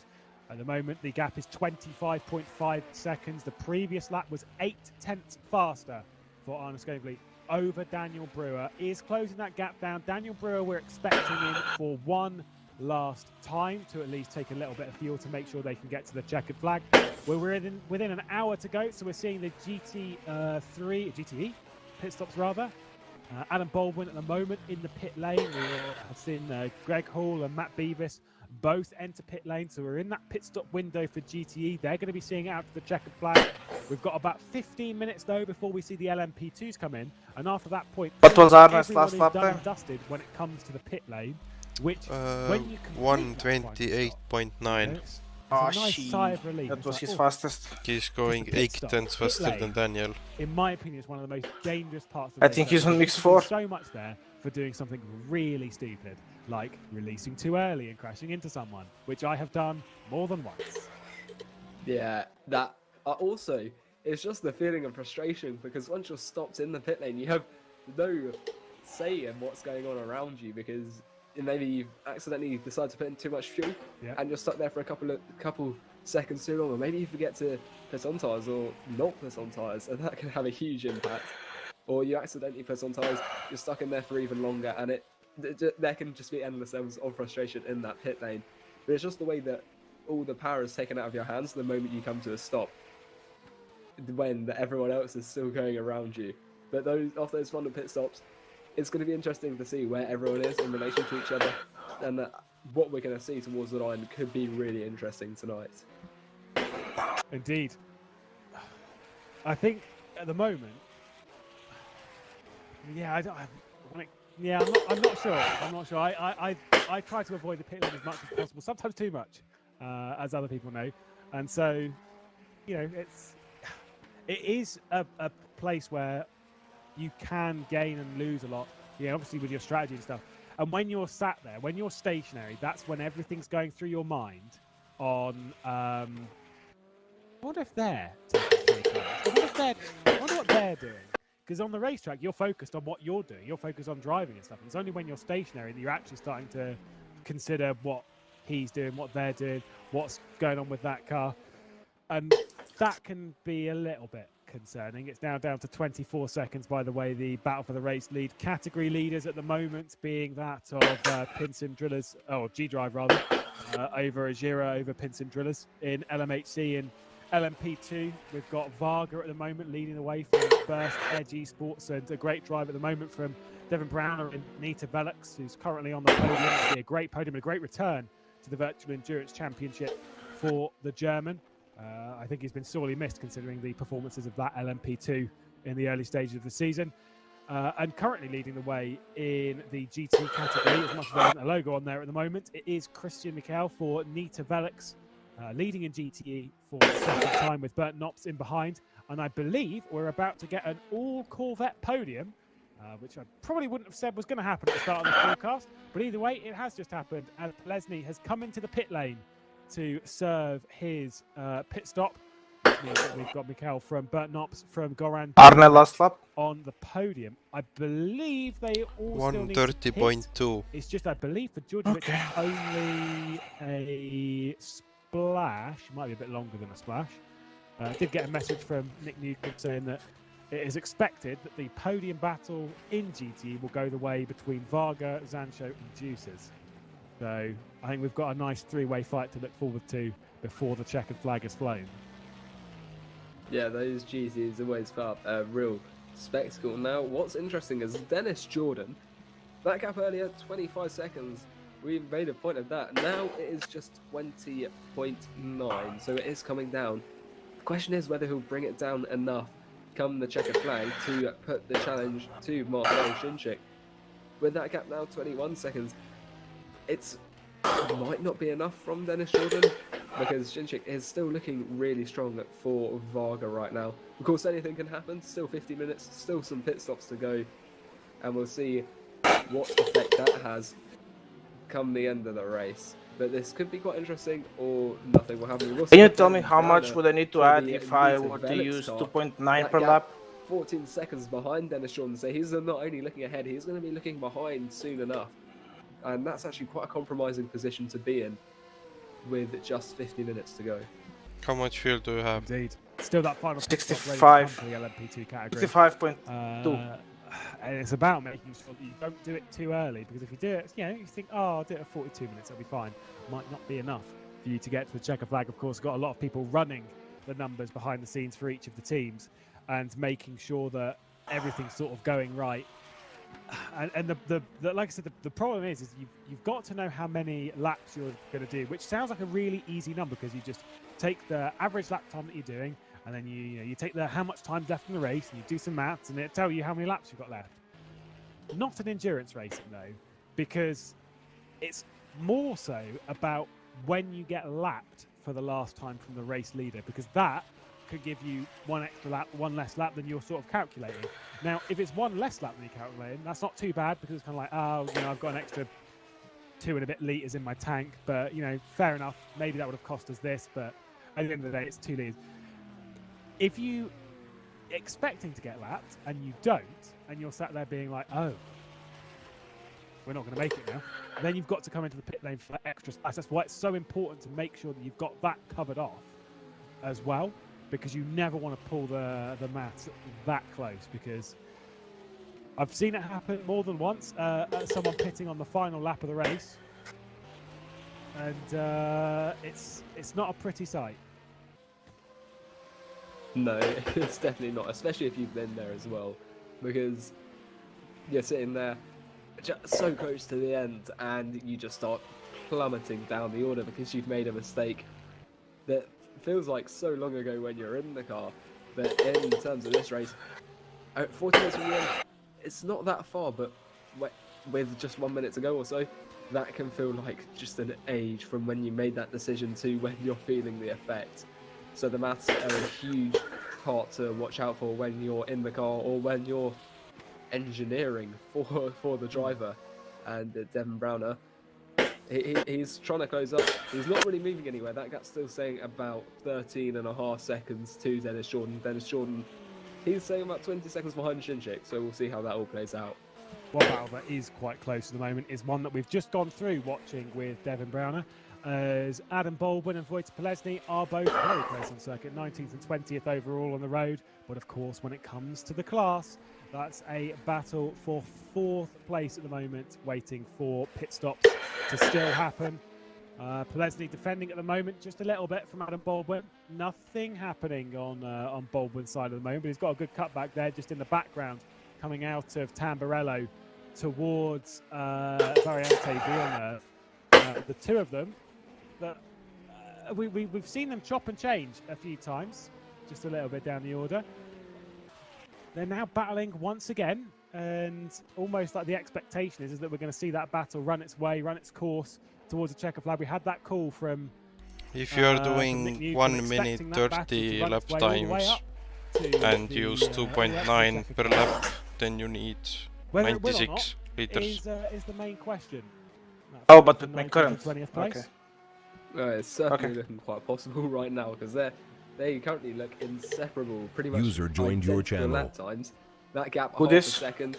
Oh, it's me. The Porsche of Adam Baldwin, I wanted to sorry. ask, can you protest someone mid-race, and will then a penalty be applied in the race itself, or will it be for the next round? It will be for the next. Okay, copy, thank you. Why? Because Nick Da Silva punted Martin's Hemmingsen off. Adam Baldwin does keep it in stage. He Yeah. in the braking zone. You can try, but and that's going to cost him there's no live stewarding, so I think that's a lap we will protest after. Yes. Okay. Keep it clean. Good luck. Yeah, you too. Okay, the pit lane there, but Adam Baldwin, he's lost a little Jesus, bit. nice. A lot worse. How much fuel do you have right now? 57. He did mess up his attempt to pass there. Yeah, it wasn't just the brightest move into rFactor. My leg is starting to hurt. I shit you not. A little bit of low grip offline. Adam By Baldwin, the way, that calculation, series champion that would be 2.9 the longest a lap period from when it comes to competitors in the championship, having I know. I know. Back then, maybe even earlier. Who knows? Adam Baldwin has been in the game for a long time now, and is one of the stronger drivers even still today. Just maybe that move a little bit short-sighted. He kind of needs to be careful, because I don't think he was put too well in the Actually, fuck it, I'm gonna stick it with mix too. Director Jimmy Allison, It would burn their ears only more. A little bit naughty. So yeah. At Nürburgring, so he just needs to be a touch careful. Of course, it is important when it comes to that battle for the podium. I saw Krista there, by the way, getting by Andrea Terzi into T1, the Aston Martin up into 23rd. Andrea Terzi now down to 24th. Good thing is I have a big enough gap to Borja that I can cut. And Adam Baldwin and Pelesny going to continue to battle it out for 4th place. It's important for them not to lose too much time though, because with 46 minutes left on the clock, there's still that chance for them to get that podium once the Zancho has been into the pit lane of Goran Djordjevic. Yeah, and speaking of Goran Djordjevic, he is just half a second behind Christian Michel right now. So we'll see whether he tries to have a go at that. But I think Adam Baldwin and Volja Pelesny, with what we've just seen, that battle could last to the end of the race. It's lasted a couple of laps so far. And the Juicers Motorsports Club still trying to find the gap they need to get past. So I think they're just going to have to be patient right now as they are being passed. That's going to cause a little bit of a gap by the current overall race leader. 0.7 seconds. They do have to be careful as well. They don't want contact so late on, because to lose a lot of time at this point in the race would be incredibly frustrating, but also really demoralising, because they've come so far and they're looking to finish quite strongly right now. Greco in the pit lane for Musto GD Esports. So he's dropped that one in a little bit further down the order from this. Currently running in 6th place. A little bit further down the order. I do literally mean a little bit. It's one position as we're looking at Adam Baldwin in 5th place. Getting a note again from Nick Newcomb that they were Adam Baldwin and Eric Schmieder were champions back in season 3, and they were runners-up in season 4. Bearing in mind that was 10 years ago. So fair shout. Here's Goran Djordjevic darting his way through traffic, closing in on Nita Velix. Of course, team managers of Zancho and Nita Velix are good buddies. Echeverry for the Zancho and Dennis Lind for Nita Velix. They've been good buddies for a while. Goran Djordjevic is putting in a great effort. The 50-year-old, I believe he turned 50 earlier this year, doing not only showing his age. Of course, the series champions being the number 87, although I think there's only one driver in the outfit that is part of that championship winning outfit, because obviously they had a few cars last season, chopped and changed, and Goran came over from the 97, JJ came from the 77, Dan Kell came from the 97 as well, and Cito Vai, who is also in the car, was one of the drivers that was a series champion, so plenty of chops and changes. But it's within a second for that race lead. The thing is based on when they pitted, I can only do this from memory because I don't have a way to go and check it again. I think Christian McCall is going to the race from now. Bold statement, but no, it is true because he has pitted fairly recently. However, I think Goran Djordjevic is not. I think Goran has yet another stop to make at some point in the near future. And what that means is that the battle between Adam Baldwin and Volta Pelesny will be for the podium position. So it's going to have even more glory at stake between those two drivers. But yeah, I think Christian Michel just came out of the pits. His last lap time was a 1:47 compared to a 1:42, which is the usual lap time for those GT3s. So he'll be going when is the best gap to surf? And it will just have... It will be the rest of the order now that needs to be settled because the driver's behind him. But after Goran, it's 25 seconds to what is currently P3. 3 GTs, 2 LMP2s in front of you, 2 GTs behind you for 1 sector. I didn't realise the interior of the RSR was so... I'm gonna pit next lap. So yellow. It's so... I thought it was all grey in there, but no, it's fair enough. Power to them. It looks interesting. I wouldn't want to have a crash in it. It looks quite plastic. But yeah, fair enough. I genuinely, I've never realised that. I've not driven that Porsche enough. I think when it comes to the GTs, I've not really driven the GTs too much in RF2. It's been a fair while. It's not been a fair while for Baldwin though, as he's trying to force his way through. He's not quite had the pace to close back up to Pelesny. Important between the two of them because Pelesny, again, memory, was Juice's. This would be a one for Nick. That he was Juice's last season, right? He was driving not the one that currently Adam Baldwin's driving. He wasn't direct teammates in the same car, but he was driving in the second Juice's Motorsports car that they had that season. So it is sort of a battle between old teammates. which always has that extra bit of spice. Yeah, definitely. That friendly rivalry turned a bit more competitive. This is Djordjevic now just 0.3 seconds off the leader. So even though he has a pit stop to go, he's not relenting. He's still putting that pressure onto Christian Michel and showing that he's still got the fight in him, despite the fact that they do need to do another pit stop. Well, we think they do anyway. I'm absolutely sure they do, unless Goran's magicking fuel out of nowhere, which, you know, I'm not too sure on his wizarding abilities, but you never know.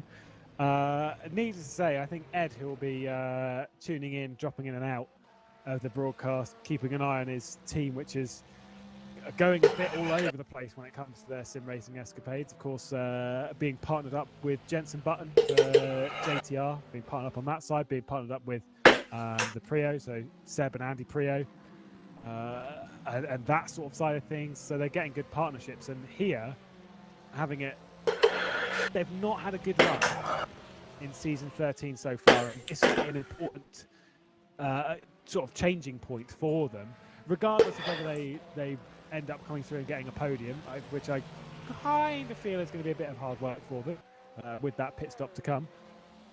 Either way, getting a good result to end the year is crucial, especially for them more than anyone else. It says that Goran Djordjevic runs massively wide, allows the Black Hawk Ferrari to come through a couple of laps down. Because they've lost the hypercar, they've lost already one GT, they had a GT Ferrari, those two pulled out of the championship already. The LMP2 has been dropped down to Division 2 last round. And also apparently they haven't had the best rounds so far, as I was hearing from inside the team earlier. So effectively, where Zancho had 4 bullets in the gun, they now have 1, and it is this one here. And they're doing a decent job, but of course, that pit is guaranteed, and it'll be interesting to see where they come out. But they won't be coming out right at the bottom of the GTE field, which is really, really competitive, and it's a vast field as well, where there's a lot more positions to fight for. The higher up you finish, the more impactful it is, because say for instance the 5th place in GTE, that's a lot harder to obtain than a 5th place in LHC, just because of the amount of drivers you have to face. But this is Loic Moynier now against Chris Sever. Can he get that position? How far is Borja behind me in seconds? 30. Can the Ferrari hold on to it, or is the Aston Martin Excellent. Black Hawk racing car going to be able to get past as they fly around the track? Now you can see looking for a way through, a little bit on the grass. He's going to move to the outside. He could go for a move here. They are just about side by side. No, he's going to back off as we head into the Alta chicane. It's going to be about the exit here, and I think that the ground effect sim racing car is going to have the advantage for now, but that could all change quite soon, because this battle looks like it's heating up rapidly. I did think that Christopher was going to go for X. I say X. I think he only did like a few rounds for TCS off a long time ago. And he did the Le Mans 66 event, the special event that we had, the Le Mans 24 last year. Goran Djordjevic now into the pit lane, just seeing there in that lane as well, with Mr. Dennis Jordan coming in for his final stop and departing the pit lane in LMP2. So plenty of pitters. This time Christopher's got to the inside, heading into the first corner. Oh, he squeezed him off as well in the foreground of that, and they're both gone. They're both gone big style. Look, cars off in chicane. Gone and sent out of here. Christopher has just rejoined the racetrack. What happened there? I don't think we're going to get a replay because we can't. But at the moment, whoa, that could have been a huge crash. I'll do my best on my end to see what happened there, but I get the feeling that there was a touch of squeezing between the two of them. I think that is probably on Sever, although we only saw it out of the corner of the screen. Sever was down the inside, and he was the one trying to make the move. You saw, I think there was a bit of a lock-up, but that is not what you want to see at all, let alone with just 37 minutes to go. I think they're both fortunate to have come out of that relatively unscathed. Sever has, I think, returned the position actually to Moynier, which is good to see, because has he returned the position? I think he has. I think so, yes. I will say with this, That, I've just had a look at it. It is not an incident I would want to call, because the thing is they both sort of came into each other, because going into Tamburello, and I've argued this plenty of times, going into Tamburello, there's a slight kink before it, which actually makes it really, really awkward, because you're already kind of, you're braking before you hit that ever so slight kink, which means if you're racing with people and you're on the outside, it's quite easy for the guy on the inside to sort of... I was so unlucky that last lap with the 3 Ferraris. I can't even, man. I lost like but sort of 2 seconds at the very least. Same thing, they basically did the same thing on the opposite spectrum. Christopher braked and started going to the right, naturally with the way the kink was. Munier braked and was sort of aiming a little bit more in a straight line with what the kink had already done. And they both came together and both went on. So I'd say it's probably a racing incident more than anything else. But either way, we're glad that they're still going and continuing to traverse the circuit and still continuing this ever so tight battle. Adam Baldwin is out a little bit ahead of Goran Djordjevic, plenty way up the road. But whilst he's trying to attack Wojciech Polesny, look at that car just in the background. Got not tracked. the one that's just coming through, the LMP2. No penalty? That's a penalty, not I think. For the Volante car. But Goran Djordjevic is just sitting there in that blue Georgia. Either way, already was for him, but stick to his racing because into Tamburello there's a slip when Baldwin's trying to get himself onto the podium, trying to get himself up into 3rd position before Goran Djordjevic has even a say on where the position's going to be. Could be absolutely crucial, but he needs to be a little bit careful with where he's going to try. Got an LMP2 coming through of Team Rookie Monster as well, looking at them from the helicopter. I think I'm going to get like Vargas Racing, hang on to 25,000 times reported by fucking Burst because I tapped them again. Closing it down. There is 1.5 seconds separating a lot of them. 25,000 absolutely What? 25,000 we were times. talking about that earlier as well. How that where Djordjevic would come out, and it looks like he's come out not quite in prime position, but because he's not ahead of them, but he's not far behind, and that is going to mean that the battle for the last remaining podium position that could go right to the line now, because we've not got 2 drivers, but we have got 3. And just over half an hour to go, that is going to be something really interesting to look out for. As over the cup, I think a little bit too much there goes Baldwin, but this is really interesting. I've also got to give a bit of respect. I still can't believe I picked up a cut truck on lap 1. Monnier now, he's up into 6th place, but I do respect him for giving back the position off that incident. Yeah. And we can continue with the racing. We've got the race How leader did there, it happen? He's going to be passing these 2 drivers now. Last chicane. But you can see I cut a bit too much, I think. Of these guys, Djordjevic. Even though I he's lost so much time, but in the yeah. rearview mirrors of Adam Baldwin. He certainly is, and again, this hasn't caught out Deuces Motorsports Club. They were aware of the threat of Zancho coming, so they knew this was going to happen at some point. They knew that Goran Djordjevic was going to be a part of this battle. They just didn't quite know fully when. The answer is, with half an hour to go, now, basically. Gap for the race lead is 17 seconds. Dan Brewer being closed down by Arno Sconvli, and I believe that we're still expecting that pit stop from Dan Brewer. Lorenzo Arisi pitting from the LMP2 2nd position, handing it back to Dennis Jordan. Marcel Chinchik, I believe, has stopped for his final time. I believe so. Certainly has on the last lap, so he's already come in. So that gap now means that if we're going to see it they're safe for the LMP2 lead, we are going to have to see it on track, and it is going to have to come from a move inside of Dennis Jordan getting by Marcel Chinchik, or even potentially a mistake. 1 second separating these 3 on screen. The battle for 3rd in GTE. Our GTE leaders at the moment still Nita Velux, and it's still Bernd Knops in behind. So we've got Corvette, Porsche, Corvette in behind, and an Aston Martin as well up inside the top 6, which is always good to see. We love seeing the Aston Martin up there. Definitely not a favoured car. But yeah, actually, with Dennis Jordan, that gap just under 15 seconds. In the last 40 or so minutes, he's only gained 10 seconds. So if we do see a move, that will be on track. But that is a big if right now, because I'm not sure Jordan has the pace to close all the way up. But this battle for P3, that is something else. So you can see Djordjevic, I think he might be backing off slightly, maybe waiting for this battle to cool down a little bit before he himself gets involved, because he was closing up quite rapidly just a moment ago. But you can see Baldwin still pressuring Polesny, just trying to get that position because it's not far from the end now. This is definitely the point in the race where positions really matter, as we were discussing earlier. And Baldwin is showing that aggression that he needs right now. And look, same as it was an hour ago as well. The sun's setting again. Fantastic. It won't set all the way.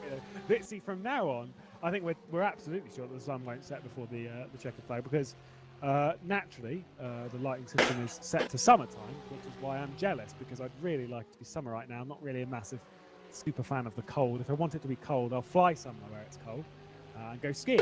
Unfortunately, the ski season in Salisbury is not so great. So I'd like the summer. I'd like my long nights. I'd like my long evenings because it's always it's photography hour. It's this when the sun's setting. It's absolutely stunning for photographs because especially with the lighting model in rFactor, you get some absolutely beautiful shots. And would you look at that? Goran Djordjevic now within half a second of Adam Baldwin. He is very much there, and we'll see if he can use that American grunt out of the final corner, that final rFactor, and see if he can try and make something stick on Juice's Motorsports Club. We saw these two race back in Malaysia last season, round 2, and it was a spin that happened in that one. We won't go too far into it, as much as it was terrifying at the time. I say terrifying, it was more amusing from my aspect sitting here in the commentary booth because I can laugh at everything, but in the camps, there was venom, there was anger. That's joking, of course. They're actually really good mates. But for Goran, you want to put one up on your mates.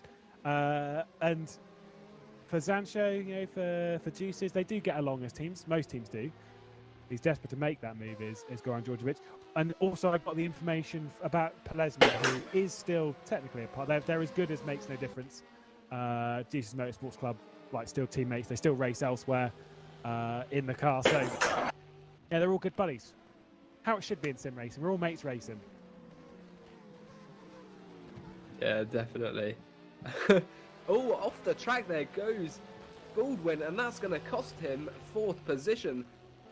Djordjevic taking that quite easily. He's benefited well from that mistake, and this is the last moment you want to be making mistakes when you're in such a tight battle, because that means I see a burst in front. I think I need to dive bomb it. Third position. Well, here we are then, the current standings in the race with half an hour to go. Dan Brewer currently leading the way for G-Drive Racing with Azura in behind.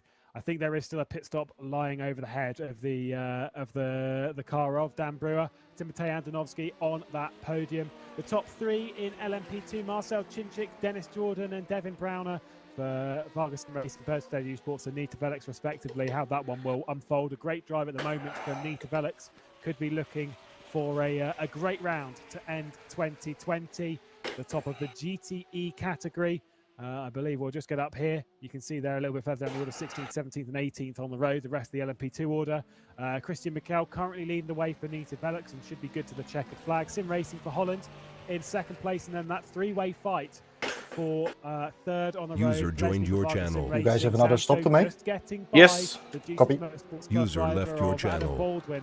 Things looking good. I mean, to be fair, with that podium battle, Danny's pitting. things are looking good for all 3 of them because I could definitely see all 3, any of the 3 rather, on the podium because they're all pretty tight on pace when it comes to it. Everything's very close, and I really don't know which way that's going to go. No, not at all. This is Daniel Brewer.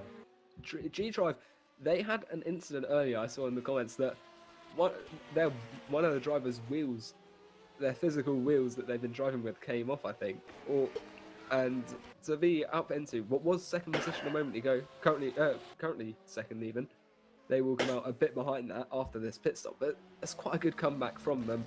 As you can see them there in that pit stop, they've been stationary for about 35 seconds now. This is Timotej Andonovski. He's coming along the national straight, or the start-finish straight even, now. So he's going to take that 2nd position as they pass him, you can see on the left there. Now it'll be interesting to see whether the Daniel Brewer will get out ahead of Borja Milan or not and hold on to that 3rd position, or will they come out behind the Monaco car, because this is Borja Milan now heading through the final sector.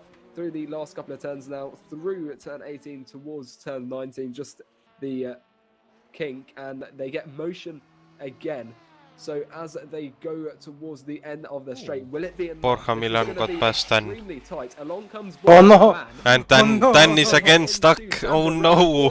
Borja Milan is just about Oh no! and take that podium position. So this is going to be again another podium battle we're going to see before the end of the race.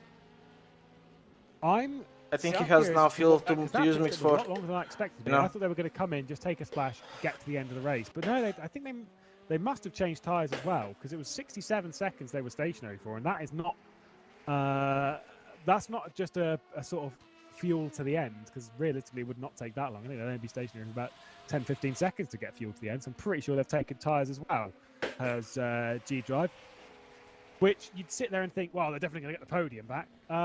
They didn't get by Nick De Silva earlier on, despite having a grip advantage and a pace advantage. Maybe they just didn't think they could get these tyres to the end of the race.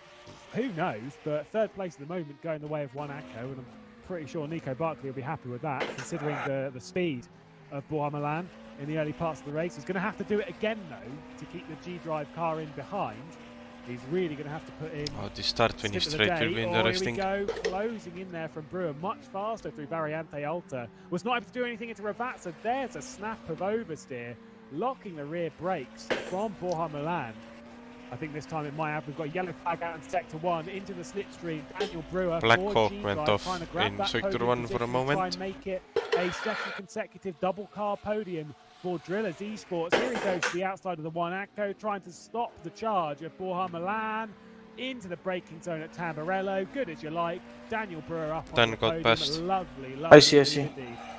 That was fantastic, and I think if they have taken tyres, that's the advantage that they were looking for. Maybe they decided they weren't going to be able to hold on to a second position and third was the best, and maybe they took the gamble of taking tyres, got them out just behind Monaco, but they're ahead once again. So I think that might have been the decision they made there. It is their sister teammate as well, who's the car directly ahead, being Drillers Esports. So Timotej Andonovski looking for, like I said, second consecutive podium, second consecutive double podium for the outfit, and I'm sure Joey Vrolik, who's been watching, will be pretty happy with how Joey got mentioned. Their drivers are becoming accustomed. They didn't Why? have the latest season last year. Because his team is about to do double podium. Everything seems 2 races in a row. Line up really, really nicely. Daniel Brewer in that car, along with drivers such as Jeroen Kwekel, who is a monster driver. 2016, 2017. FSR World Champion. A long time ago. Whoa, that was one of the first cars. That was the... Can you ask Jeroen if Dan is on new or used set of tires? I'm pretty sure it's new tires, because he had huge advantage over Borja Milan goes 6th place in corners. after a spin in rFactor 1. And Mr. Michael spun in Sector 3.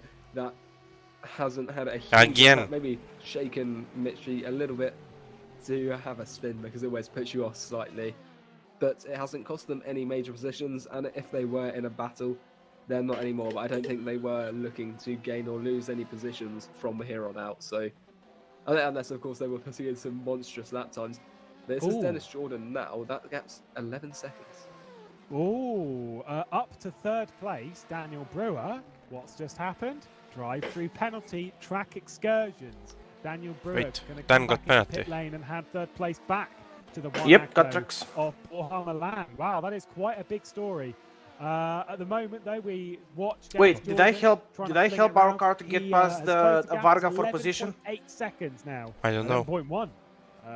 Now even to Marcel Chinchik ahead. So is closing that gap down bit. Well, by is bit. Martin ahead of Varga in the standings? For the podium in GTE, no. Lesney's just built up himself a so fair gap. Is he a lap down? Goran Djordjevic. Adam Yes. Baldwin has closed back in on Djordjevic. All that hard work to set them up, European's fastest and this is how I can. He's a lap down. I can't even. Varga is leading by 10 seconds in front of Jordan. Anything they can. Dennis Jordan. Where are we? Is not holding back. P5. Now, I asked him in his little break. How is so low? What? Martin is 30 seconds behind Arisi. On the pit stop where Yanis Simic took tyres. Michael is P6, and he said, 40 seconds behind Martin. It Who changed about is 200 times in the last lap. We eventually P1? went for it. Oh, Whether it's the P3? right call or not, we don't know. Peter And I said, are you Velix. going to win the race? And he said, Devin. we'll Nice. try. And this is them trying. They are absolutely pushing as hard as they can. And Dennis Jordan is very, very fast. Like I said, a 2-time series champion in this car in the Virtual Endurance Championship. What I think is happening here is that it took 40 minutes or so to drop 10 seconds, but in the last 10 minutes, Jordan's closed up by 5 seconds. So are Shinshik's tyres dropping off at the moment? I think that could be what's happening. And now, if that is the case, Dennis Jordan will find it a lot easier to make that pass, so long as he closes up that gap as soon as possible, which is what he's doing right now. That's 9 seconds with 21 minutes to go. I was doubting it earlier, but it is definitely looking like a viable opportunity. So we'll have to see how that all plays out. It could come down to the last few laps. In fact, it's looking very likely to do How much fuel are you using? See how this battle 2.7 last lap. soon. It needs to realistically come down around about a second a lap for him to close that down enough. Is it going to be enough? I don't know. There's the last lap time. It was only half a second. I believe they've sort of. How much fuel do you a have? couple of laps ago, it was nearly 2 seconds between the two of them on the previous lap. This time it was only half. 9. He needs to keep that gap 0.7. coming down. Let's say like in that sort of area, it needs to be a second. Mr. Maybe Calculator half a second's says gonna be enough, although I 32. don't think so. You know, you're talking. Calculate with 9.5 seconds, 2.9 talking if I need 20 to use minutes. Mix 4. Realistically, it's what 15 laps maybe. It's something in that range. 13, 14, 15 laps. I don't know. It's going to come down to the last lap if they're going to be able to do anything. Because if they are able to close it down, If you it's gonna be in use those, like, in the last 2.9, couple anyway. then you need 35 liters. My goodness, who knows? Okay, 20 I'm gonna minutes go with left on the 38. clock. Well, let's see. What a way to end the season. What a way to end the season, end the year, rather, end 2020. The track, which, like I said before in the broadcast, the track that we opened the year back in January. Fitting way to close it, isn't it? Yeah, definitely. I mean, that was before I was with you guys, but we did hold a test here, so the drivers have been a little bit more familiar, perhaps, with how the other drivers behave along this track beforehand. Although that was a fair while ago. That was back, I think, in September or August. Yeah, it was even. September. Yeah. September. So things have changed, but you can see now, Dennis Jordan, that gap has begun to stale. It's not really. I say that, it's gone down by about half a second as soon as I say that. It's on the gravel a little bit though. This is going to be really interesting though, to see which of these drivers can come out on top come the checkered flag. Last lap time difference though goes in the favour of Marcel Chinchik. Saw it just there. 0.08 of a second faster. He did a 132.873. Dennis Jordan did a 132.881. So it was tight between the two of them. I'm going to be honest. I think it's just a little bit too much of a mountain to climb, and it'll come down to potentially a couple of mistakes, maybe for Marcel Chinchik. The battle is back on for the podium as Polesny's now under attack from Goran Djordjevic, who's very much closed the gap down now for the third place in class. You can see there heading into Variante Villeneuve that Djordjevic is there. Did Dan serve his penalty? Got by Adam Baldwin through a mistake I on think so. Baldwin's part, but no way, he's only 30 seconds behind. 18 minutes still left on the clock. Yeah, the gap Anything to can one happen. I Echo is wouldn't 6 seconds, rule so Juice no. Motorsport Club out for a podium just yet. I know they're a little bit way off, but the more these two will battle, the more that gap. And We're actually battling with him. We're he's- actually battling with him. He serves it now. Yeah, this battle for third in GT is far from finished, but I think, given by how Polesny has driven so far, he's looking really strong, even though he is going to face quite a challenge from Djordjevic. I don't want to make a commitment, but I think Polesny right now has the advantage in the number 69 Varga car. We'll just have to see what Zancho can do about them, and whether they can close up enough. Maybe they can present a big enough of a challenge with the track One cut behind them, for though. me. This might spread them out a little bit more. Maybe give Baldwin an opportunity to try and catch up a little bit of the time he lost. And you can see that was quite a late move there by the LMP2, but Djordjevic keeping it calm and this traffic really creating a gap. Now Baldwin is closing up, I think, as a result of that. Yeah, he is. That was quite a dive. I'm not 100% sure. Oh, there's Ibrahim Khan. So he's done it on the team that he's in the process of potentially joining, which would not be going down very well within Zancho, especially if that cost them. It's not going to cost them the run at a podium because that wasn't enough time. But even still, I think you're kind of right because it's such a difficult circuit to pass on. Yes, there's not really much between the two of them. I'd almost ignore the timed gap between two because that's obviously going to ebb and flow through traffic and whatnot. But I think it's about getting there and it's about having the grip to pass, regardless. Not able to do so just yet. Ignore the fact that it's for 19th and 20th place because that's the right for 4th and 5th. Timotej Andonovski, by the way, who's currently running in second place. 4 seconds off the race lead, not able to close that one down. Borja Milan, who's in behind him now because Borja Milan has gone up to the podium once again for Monaco, courtesy of Dan Brewer's penalty.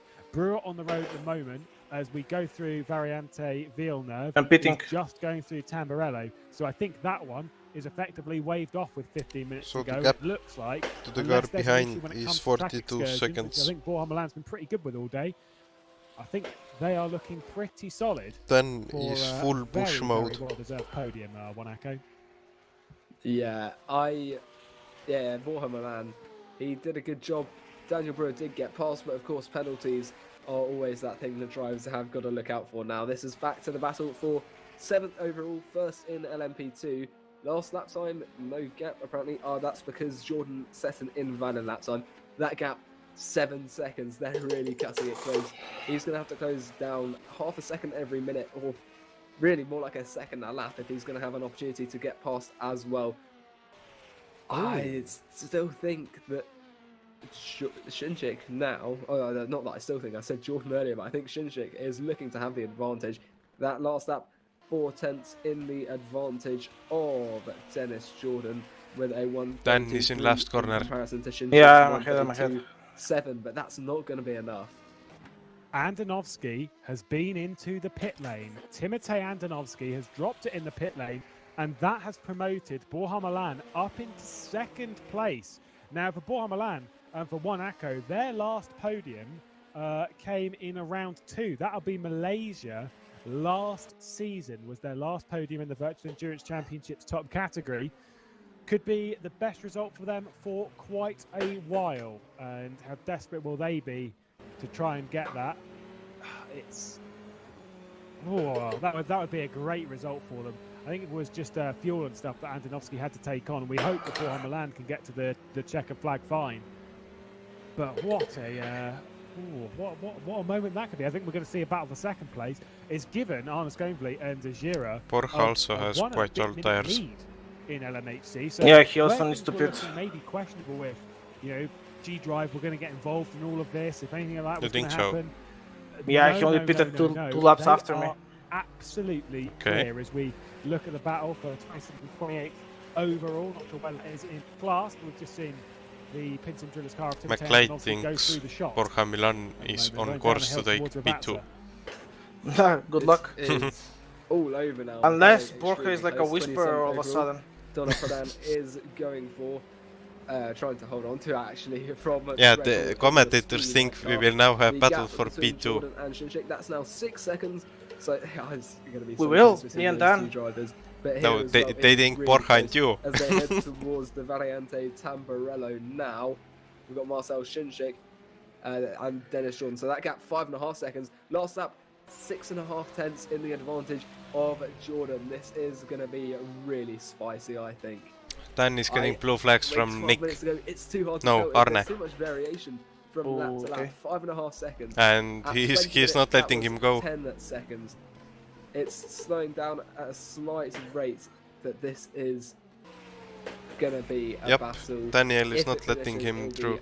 Right up to the line as we pass the other battle now, which is for 3rd in GTE. We can see going past the Jesus Motorsport car in the background now. Lights flashing from the P4 car.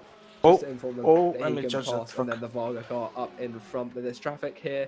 2 cuts for us. A little bit of a gap to increase between these GTEs, but it's all in the name of racing because Dennis Jordan is really fighting for that position. But he's come up against, he's got a Pinson Driller's car, I think, in front of him, which is going to be slowing him down slightly. He will try and get past because that is, I believe, a back marker. Well, it won't be a front marker, will it?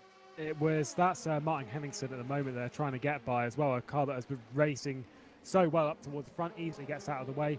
Was doing so well earlier on in the race. Pretty easy for him to get through. Of course, blue flags in class are enforced. So if you're an LMP2 and you've got an LMP2 behind you with a blue flag, you've got to move, buddy. Whereas other than that, blue flags are just a warning, suggesting that a faster car is approaching. And so respectfully there for Hemmingson, gets out of the way nicely. 5.3 seconds is the gap there. The battle that we did catch a little while ago between Greg Hall and Donat Prodan. Greg Hall now through for Speedy Mites, up into 12th place in class in GTE. He did make that move just a little bit at Variante Alta just a while ago, and so Donat Prodan is dropped down the order.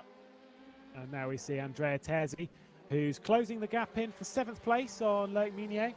And maybe going to try and search for a move. We saw an incident between Meunier and Chris Sever just a little while ago now. And Meunier now dropping down towards Terzi, and Sever's got plenty of distance between. And here's that battle for 3rd place in class, 18th overall.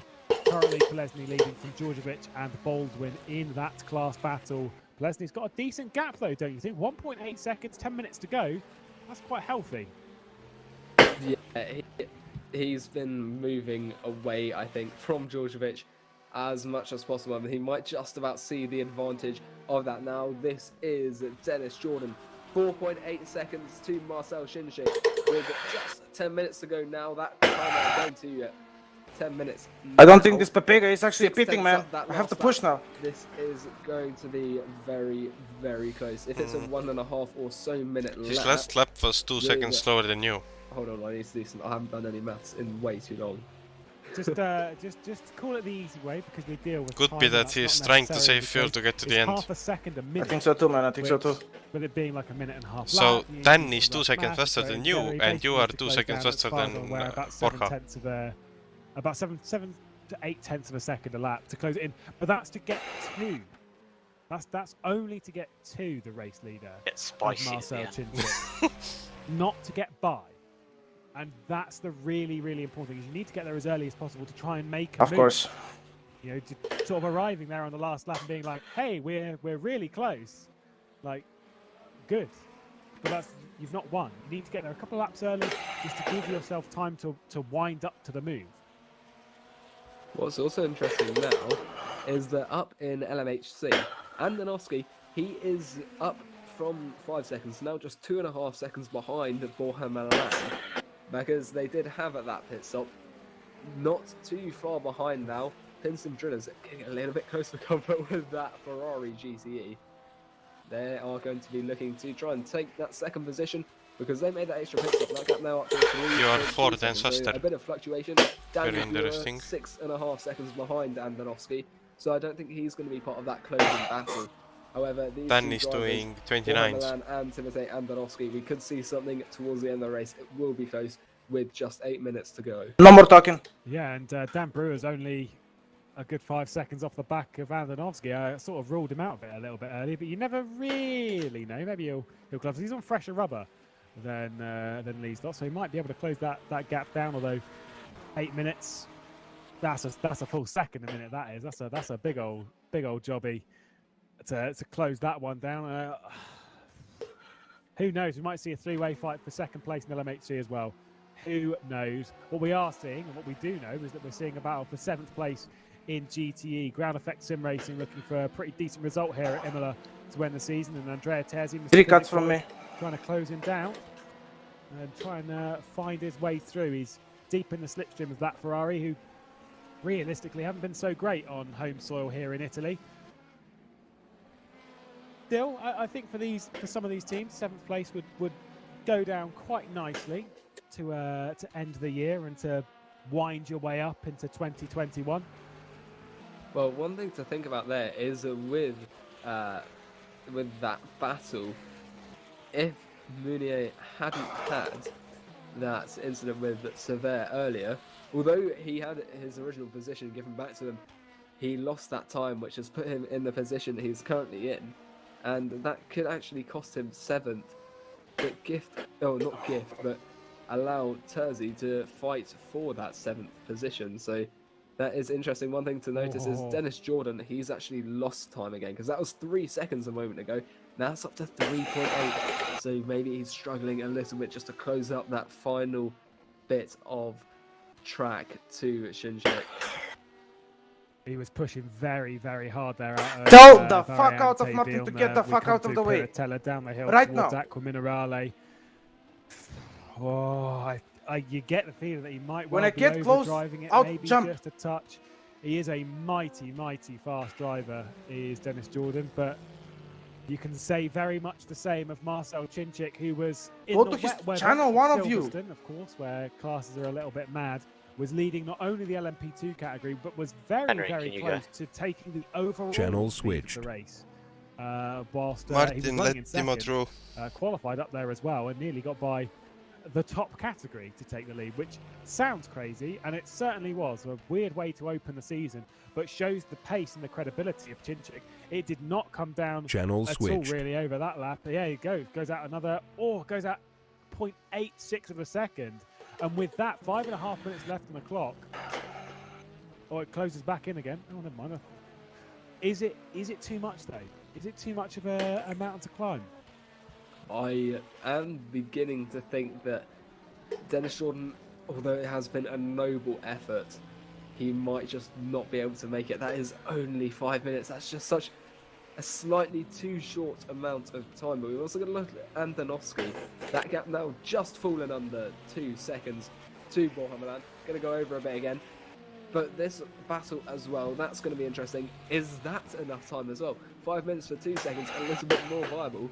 But between such equally matched drivers as well, as we've seen in that LMP2 battle, it might also be a case of not enough time to gain the amount of time they need. Seems like it's going to be a big way to end 2020. 7-4 for Ashira. It'll be their first, race victory since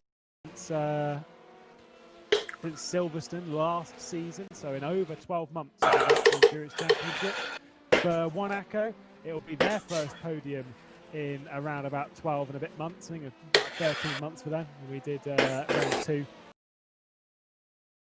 of last season. It could be some important stuff up and down the order as well. Maybe dependent on if they can close down the gap for Zancho. Could be getting the first podium since becoming series champions in GTE. They've got to get by Wojciech Polesny. I'm pretty sure though for drillers, they're desperate to get back-to-back podium, back-to-back double podiums again. I think that order is far too tall because the G-Drive car is most certainly not close enough. Well, what's quite interesting actually is Daniel Brewer. I said he was too far away a moment ago, like a few minutes ago. However, that gap is 2 seconds down from 6 seconds to Andonovsky. So maybe the Penske Drillers car losing time.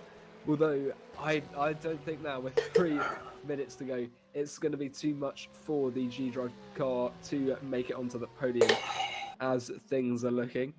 However, they've put in a good effort. It's just that final penalty has seriously compromised that outcome, or the potential outcome they could have had for the end of the race. Now, Djordjevic, though, this is a viable attempt for a podium. That gap, just half a second. This is where they're going to be fighting with everything they've got left in them, because they've got things to lose, but they've got just so much to gain. Because at the end of the championship, when all of those points have been added up, the small differences can make the biggest changes in those positions. So let's see what Djordjevic can do. Is he going to be able to get past Wojciech Polesny, or will the Vargason racing car hold on to third, as it has done so well for the last portion of the race? Polesny did have a couple of podiums last season, as far as my understanding was, in 73 Juices Motorsports Club. I'm pretty sure that was the one that he was in. One of which came whilst finishing second place at VIR, as we've got this really tight stuff between the two Porsches in the middle of an awful lot of traffic. That's Marcel Chinchik diving his way through on the inside and then finding his way through as well. Mantis Rikas, that's a battle for position. Here's 4th place on the road on the back of Timotej Antonovsky as well, trying to get a move. It's battles in battles in battles as trying to get a podium is Daniel Brewer as well. Where's he going to slot his way through? There was definitely some time cost to our LMP2 leader of Marcel Cinchik. And you can see there coming through shot, that is Dennis Jordan, who's only a couple of positions behind. I'm going to let him go. I cannot catch him. 30 seconds left on the I clock. mean, he's not my gonna catch goodness, Borja it is either. Absolutely igniting here. I was going to go on about a point how Pelesny, when he finished 2nd place, the car finished 2nd place too. No, was he the won't. Zancho Sims He will. driver, a car driven by this man, Goran Highly Djordjevic, doubted. when they were victorious last season at the Virginia International Raceway towards the end of the season. But my goodness me, wow, we are getting spicy stuff here in the final minute of Imola. Yeah, that just cut, and it was the LMP1 leader, the LMHC leader, sorry. Fuck, 1 minute to go. Can I have my position back? All together, Tell him. having a Fuck's huge sake. tussle of a time. Dennis Jordan at one point was about 8/10 behind Marcel Nah, man, Cinchik, he'll give it and that's back. had huge implications. And I want to apologise for G-Drive because I doubted him a moment Vitsi ago. küll, They're ma up into ütlen. 3rd place after that quite interesting M25 moment with under a minute to go though. Is going to hold off Timotej Antonovsky, and is Cinchik going to hold off? Türa, kui loll saab olla. Can you go to their channel or something? Once we Türa, hit 0 türa seconds. küll Unless they give it. mõtlen. He catches him by the end of the lap. It is going to be very close to the line now. Where Arne Skånvliet is, he is just coming through Variante Villeneuve, and based on the difference between LMHC and LMP2, Channel and also being switched. held up there as he's not really pushing his way through traffic. Timotej Goran asks Djordjevic for a has place picked up back. penalty. Goran Djordjevic, Why? penalty for track Because he excursions. thought That is maybe their chance if to he the lets you podium. go, Gone, Daniel can catch eradicated. Borja. I'm right Goes behind the Borja. way of It's not the last Vargas lap. Racing. They're coming round to do another lap. He's going to have to come in and serve that this time. Arne Skånvliet, though, is a little bit too far off the back. I would end have of passed these him guys anyway. here are battling out Easy. for the race victory. They're going to go around for another lap. We head into Variante Alta for Channel the final switch. time. Or Arne is for the behind me. penultimate They time have for another lap. They will LMP2. pass him. Look. It is hästi , looking really, hästi , really hästi good, niimoodi , though, for kuradi Arne trovime Skånvliet. kõik . Now he's heading into Türa , ma olen nii Variante tige Alta. praegu The . LMP2 leaders are ahead of this. Täiesti I believe as well with putsis. the GTEs. We'll try and catch up with all of that. He got him. But He got what him. an important victory is I going think to be. he's out of fuel. No RHG, no Jean Lacey Esports. Who is it who Yep. comes to the fore? Ajira Racing, of course it is. They have been winless for 14 months in the Virtual Endurance Championship, and departing the final corner, Arne Skånvliet is going to take yet another victory to his career, and it's Ajira Racing on top here at Imola to end 2020. Fantastic stuff for the number 2. Across the line they go. Our focus will head up to the battle between Cinchik. Oh no, they did get Daniel by Dennis Brewer's Jordan taken and all that. second, by the way. They did get by Dennis. He did get by Dennis Jordan. It was close to the line. Is and Borja Cinchik running now out will of take fuel? victory. I think so. I don't know what's happened to Dennis Jordan. He was about 20 seconds behind, but Daniel Brewer in the second place LMHC, he took second place off Wanako. So that is just a chaotic final lap. Dennis Jordan, yeah, he's going slowly now. He is absolutely dropping like a stone. I think Dennis Jordan didn't have the fuel to do that extra lap, so he backed off of Cinchik because he stopped driving. So he Fuck! helped massively. Fuck! Cinchik. I don't think he had the Fuck! fuel to He do gave it, me 2 to do cuts that. in a But row, Cinchik man. did though, and Cinchik's going to take. I think that's a shame. That's stolen. I got that the DT. thunder. This battle though is still going. Andonovsky trying to get back-to-back double podium for Drillers. Oh my Fucking brake goodness! check. And there's the contact. He actually brake checked, Away man. I he can't goes even. into the gravel trap. Where is Borja Milan and all of that? He does come through. That was huge. And Andonovsky is going to keep it on the road. Bit of damage on that car. Don't really know. I think that was a bit of fuel saving happening from Borja Milan. Nice race, And, nice they're going to race. come across in third place. I It is think a if he doesn't third podium complete the in lap, it's a good DQ while for him. Wanako. So, yeah. And Timotej Andonovsky is going to get fourth and all of that. And out No of the final comments. corner, there is Marcel Cinchik to take an important victory in the Virtual Endurance Championship. What has been Our seen championship can never leaders be unseen. in LMP2, big stuff from them as well. In GTE, Yep, he's out. there That's is a your DQ. GTE winner. Back-to-back races for Nita Velix. That is absolutely huge as well. Why did he get cruising DQ? away with He Dennis will. Browner as well, who got You have to himself complete a the in lap. podium on his return to the Oh. Virtual Endurance Championship. We've Okay. not seen Devin since the Le Mans race a little bit earlier. Yep. In the a year in June, so we've not seen him for a good 6 months, making his return to the podium. It is. What a crazy end to the race there, though. Maybe stolen a little bit at the end of that LMP2. Curse not having enough fuel, but nevertheless, pretty spicy stuff. G-Drive came out on top there, I think. LMHC class, they gained 2 positions, went from 4th to 2nd. What a race end. That bit where all of the cars were just I'm a closed up Pega, on the man. track, that was That's all I can say. I for fucked it up. Chaotic. I was last fast, 3 but minutes of the so race. And I don't think consistent. anyone can complain about that end because that was absolutely insane. And I think well driven by the Ajira Racing guys to Right come out after on the top first by chicane. quite Nice. a margin. Shinshik, fantastic job, and chicane. also Nita Velix as well. And With he Christian Michel escaped at the pits, so he didn't. wheel. What a race from Very everyone. quickly. Oh, very quickly then. Take a Yeah, look at the he race is there, I results, know. which aren't appearing. Fantastic work. Either way, we've got Arne Schoenfleet leading from Dan Brewer, and then Borja Milan, our podium in LMHC, will quickly fall through the podium positions of each class as Marcel Chinchik, Let's see the Vargas rules. Racing, Let's see has the rules. won in LMP2. Dennis Jordan and Devin Browner for Burst Edgy Sports and Nita Felix round out the podium. Quite close. Way through Esports. Lorenzo Risi, we saw on the camera, wasn't particularly happy with how things have gone. Only 4th place for the runners-up last season. In GTE, our class winners, Nita Velix, 2nd consecutive victory for them. 3rd consecutive podium, though, for Sim Racing for Holland. A massive round of applause for them. Good shout out as well to Vargas Sim Racing, who grabbed themselves a podium. For Juicy's Motorsport Club as well, 4th. Good. Goran Djordjevic will be disappointed after a good race up to that point, but then a very, very late race penalty drops them down to 5th. But of course, with that, we are done for 2020. Hugo, we obviously we've still got 6 more rounds to go in the Virtual Endurance Championship of this season. All of that continuing in 2021. The rest of your finishes appearing on screen. Blackhawk Racing, Ground Effect Sim Racing, Wave 3 Mean Sports, those 2 coming home in, I think, 8th and 9th in class, and David Greco getting himself a top 10. A few controversial drives, it must be said, across the running, and there's a good few retirements as well.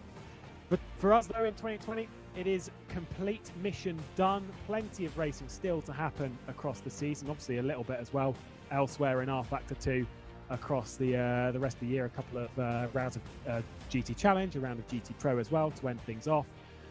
But until we return in the new year and finish off the final 6 rounds of our season, we thank you very much for joining us. We wish you a Merry Christmas, and we'll see you in the new year. Until then, though, thank you very much for joining us, and goodbye.